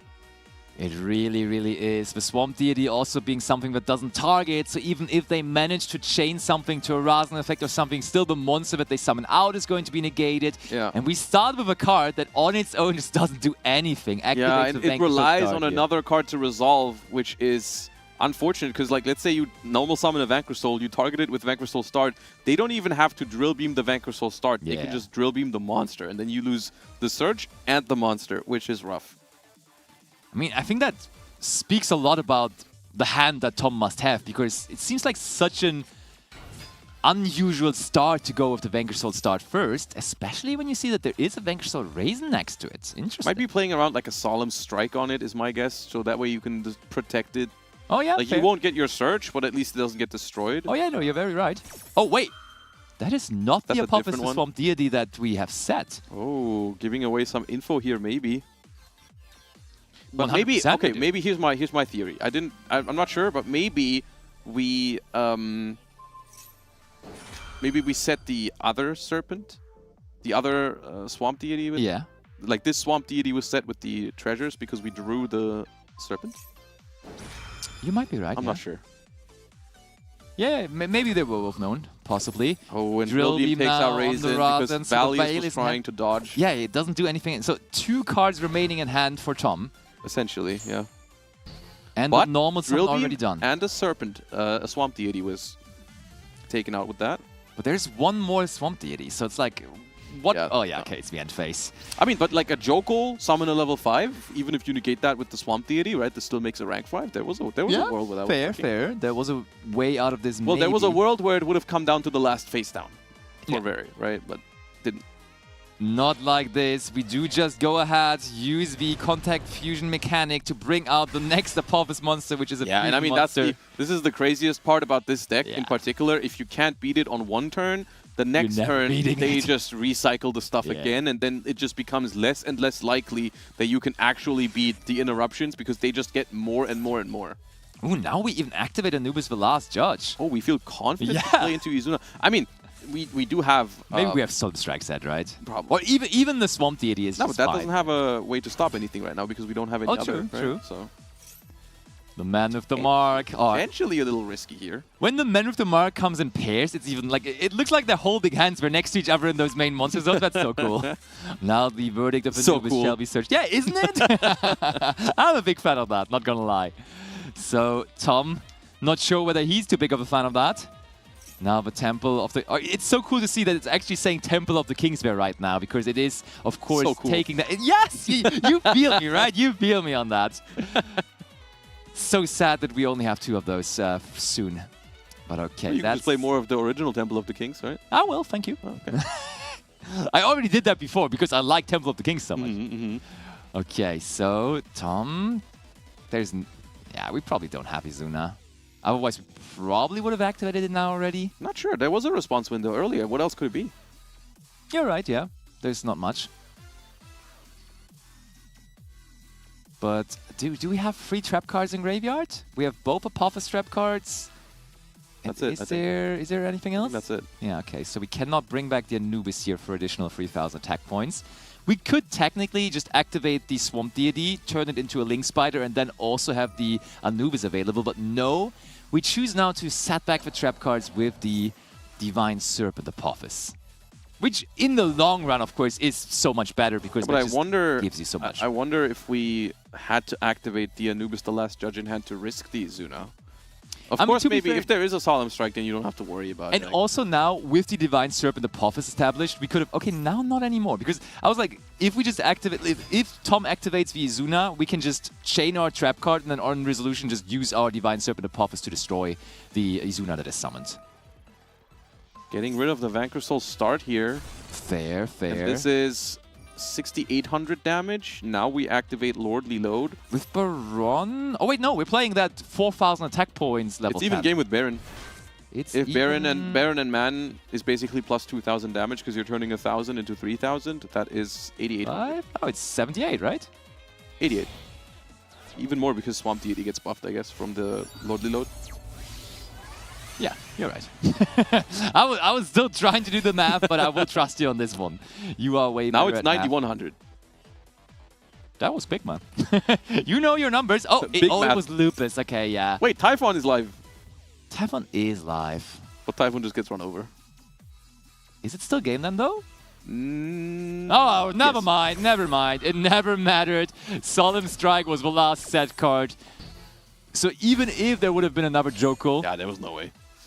Vanquish Soul just statistically does not have enough starters to beat Drill Beam, Apophis Traps, and Solemn Strike. And Ver forces a 3rd game here in the finals of this Challenger Cup final, live and in Paris. It will all come down to this very game where we now know which matchup it is going to be, because Ver is done with his Apophis deck. He made a victory with that, so it will be his Mitsurugi Rising strategy facing off against the Vanquish Soul K9 deck of Tom that still needs to win with that, of course. Yep. And I mean, that going first Vanquish Soul K9 is amazing if you draw a starter, if you can play. But to be fair, on the other hand, we have a decent amount of non-engine in the deck that is on the side of Ver as well. Like if they just draw a Fuvalos, if they draw a Perulia, even that could still work out in their favor. What is not going to work is cards like Retaliating Sea or Dimension Shifter, right? Those are not as effective in that matchup, so can't really rely on those. But of course, good old Mulcharmies, good old Maxi can still do a lot of work. Droll and Lockbird, I feel like I've seen Ver activate Droll and Lockbird at some point today. I feel like he has activated every single card out of his collection today, but let's see which one he does find here in this final game of the tournament. No more games, no more matches after this. This game, and only this game, is where we decide our winner. Can Tom play? If yes, can Ver maybe stop what Tom is doing? We are about to see... Oh, draw face. Little bit of a wait there in draw phase. Does Ver have something like Dimension Shifter again, which he had in the previous game where he played the Mitsurugi Rising again? Phase! There is no way! And Ver, with a little smirk on his face, is like, I will take that. I will take that. Ay, ay, ay. The Vanquish Soul K9 deck, sometimes, you mentioned it, it has the tendency to do this. And Prayers with Tribute in draw phase. Massive. It doesn't need much to beat an empty field, but that definitely is a way to do it. Maybe Ghostbound Haunted Mansion on this? I just can't see Tom do this anymore. Yeah, you're right. Me too much. Oh no, it's just so fitting. It just hurts me too much at this point. I've just seen this too often at this point. What is happening? Oh, and yeah, Tom is really taking a deep breath there as well. How is that even real? Oh, we're thinking though. It's Tom thinking whether he wants to use Ghostbound Haunted Mansion on this. Do you think we should? It's a good card to use Ghost Bell on in some ways because it does so much. My problem with it is that they're still guaranteed to play after. Aramasa is tributed, so it's guaranteed to play after. And the problem is that Ghost Bell negates activation, and Prayer says you can only activate one per turn. So you just open your opponent up to like having another one or even searching another one later. I see. Yeah. But we do it in the end. We'll see it here. I mean, if it's paired with like an Ash Blossom, then it could work, right? The Aramasa searches like Habakiri, Ash the Saji, maybe you're fine. Yeah. Like, just hold your breath and see if it works. Aramasa. Imagine we search a ritual monster and tribute it for the second prayers right now. Yeah, please no. That would be It's happened to me before. Like I've belled prayers and they just had another one. Searching Murakumo is also a huge sign of strength, right? Because it means we can already play. Yeah. We're not relying on any Saji searches or whatever. We have the ritual action in the main already. phase, ritual from the hand, when we know that they hold Murakumo in hand, is crazy. No Max C either. Even Fubulos would have been activated here, surely, because you just want to make sure that you don't have to discard an additional card. So it doesn't seem like Tom has much of a way to stop Ver here, and Ver is running towards that Rasen Trophy and the Holisu Giant card here in that decisive third game of the finals.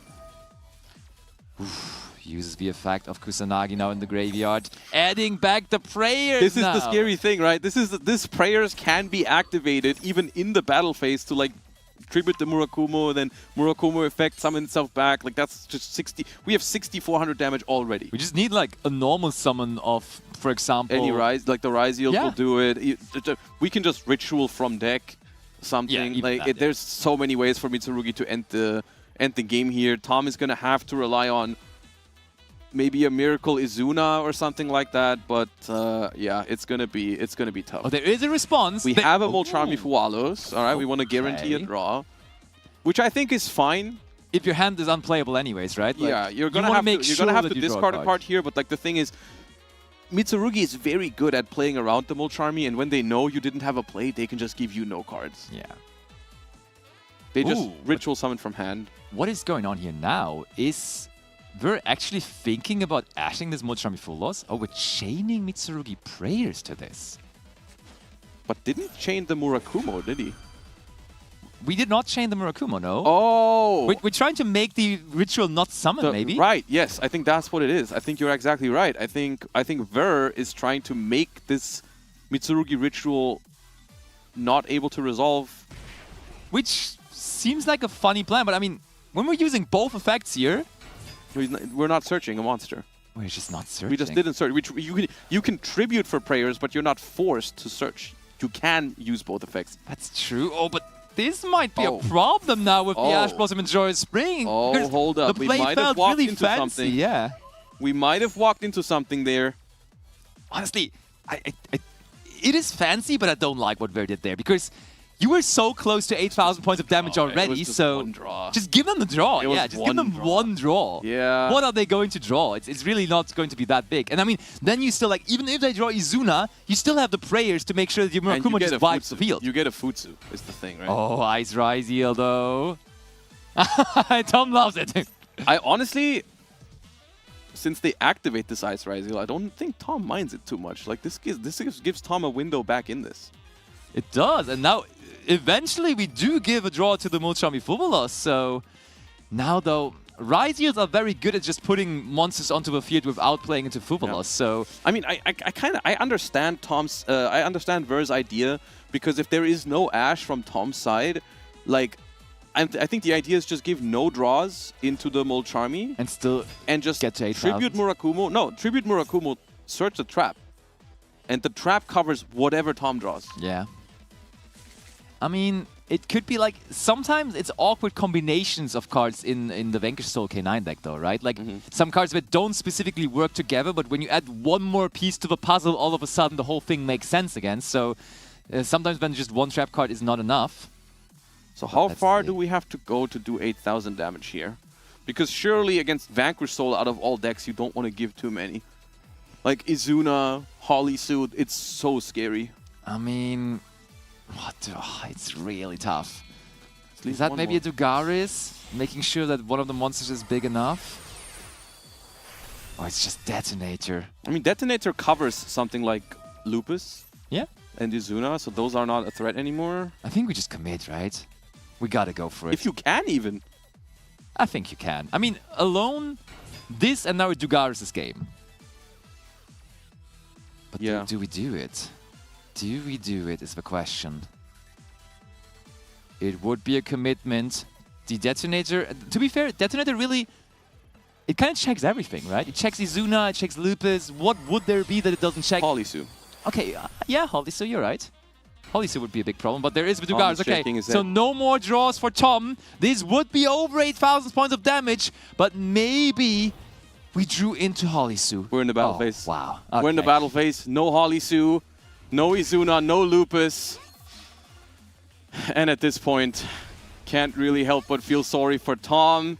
But Ver takes this finals.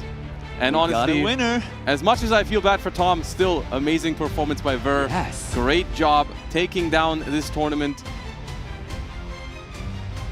Here at the Yu-Gi-Oh! Master Duel Challenger Cup Final. Well done, Very. Please stand up and follow me. Tom, really, really well played by you as well, please. And now we have the trophy presentation and, of course, the giant card presentation. Perhaps also a microphone presentation if somebody could help me out. Oh, thank you, Tom. So, Very, obviously you came in kind of as a dark horse in terms of, you know, we had a lot of big names. He's been to the World Championship final. Quanto was also a phenomenal player. And a lot of players within this tournament really, really well known within the Challenger Cup. However, you completely destroyed it. How does it feel? I think a lot of it comes down to luck too, so I don't think it would always happen. Yeah. That being said, you kept your cool, you kept composed, and you did phenomenally well there. Any words for Tom, your finals opponent? Oh, rather, do you have any words for him? That was a good game, for sure. Yeah, I see you're shaking still. It's all good. Don't worry, don't worry. You got it. You did it. Tom, any comments on that one? First of all, congratulations. You deserve it undefeated in the entire event. Great sportsman. Exactly. And yeah, I had luck this event. My opponents bricked. No, I bricked. Yeah. This is Yu-Gi-Oh! We still love it. And yeah, congratulations. Congratulations. Very, very well done to both of you, of course. Tom, not going home empty-handed. You do get this second place trophy with Vanquish Soul Joolong. Congratulations. I love having second place trophies. Any other comments, any thoughts, anything you want to say while you have the opportunity? It was a pleasure being here. Shout outs to everyone, all of the great players, all of the great team, everyone here. Nice time. We love to be in Paris. Yeah. Next time I may take it. Maybe not. I have confidence, but yeah. Shout outs to you for casting. Shout outs to Emma, Josh, Lumpy, and who was everybody. Yeah, well, casting. Yeah. Thanks, Tom. Yeah, congratulations. There, I'm going to congratulate you again, of course. Your thoughts on everything? It was a really fun tournament, well run. Loved the cast, loved the players. Great time. Really great to have both of you here. And of course, I would hand you this first place trophy, but my good friend Emre has something else to hand to you instead. The Vanquish Soul Holly Sue Giant card.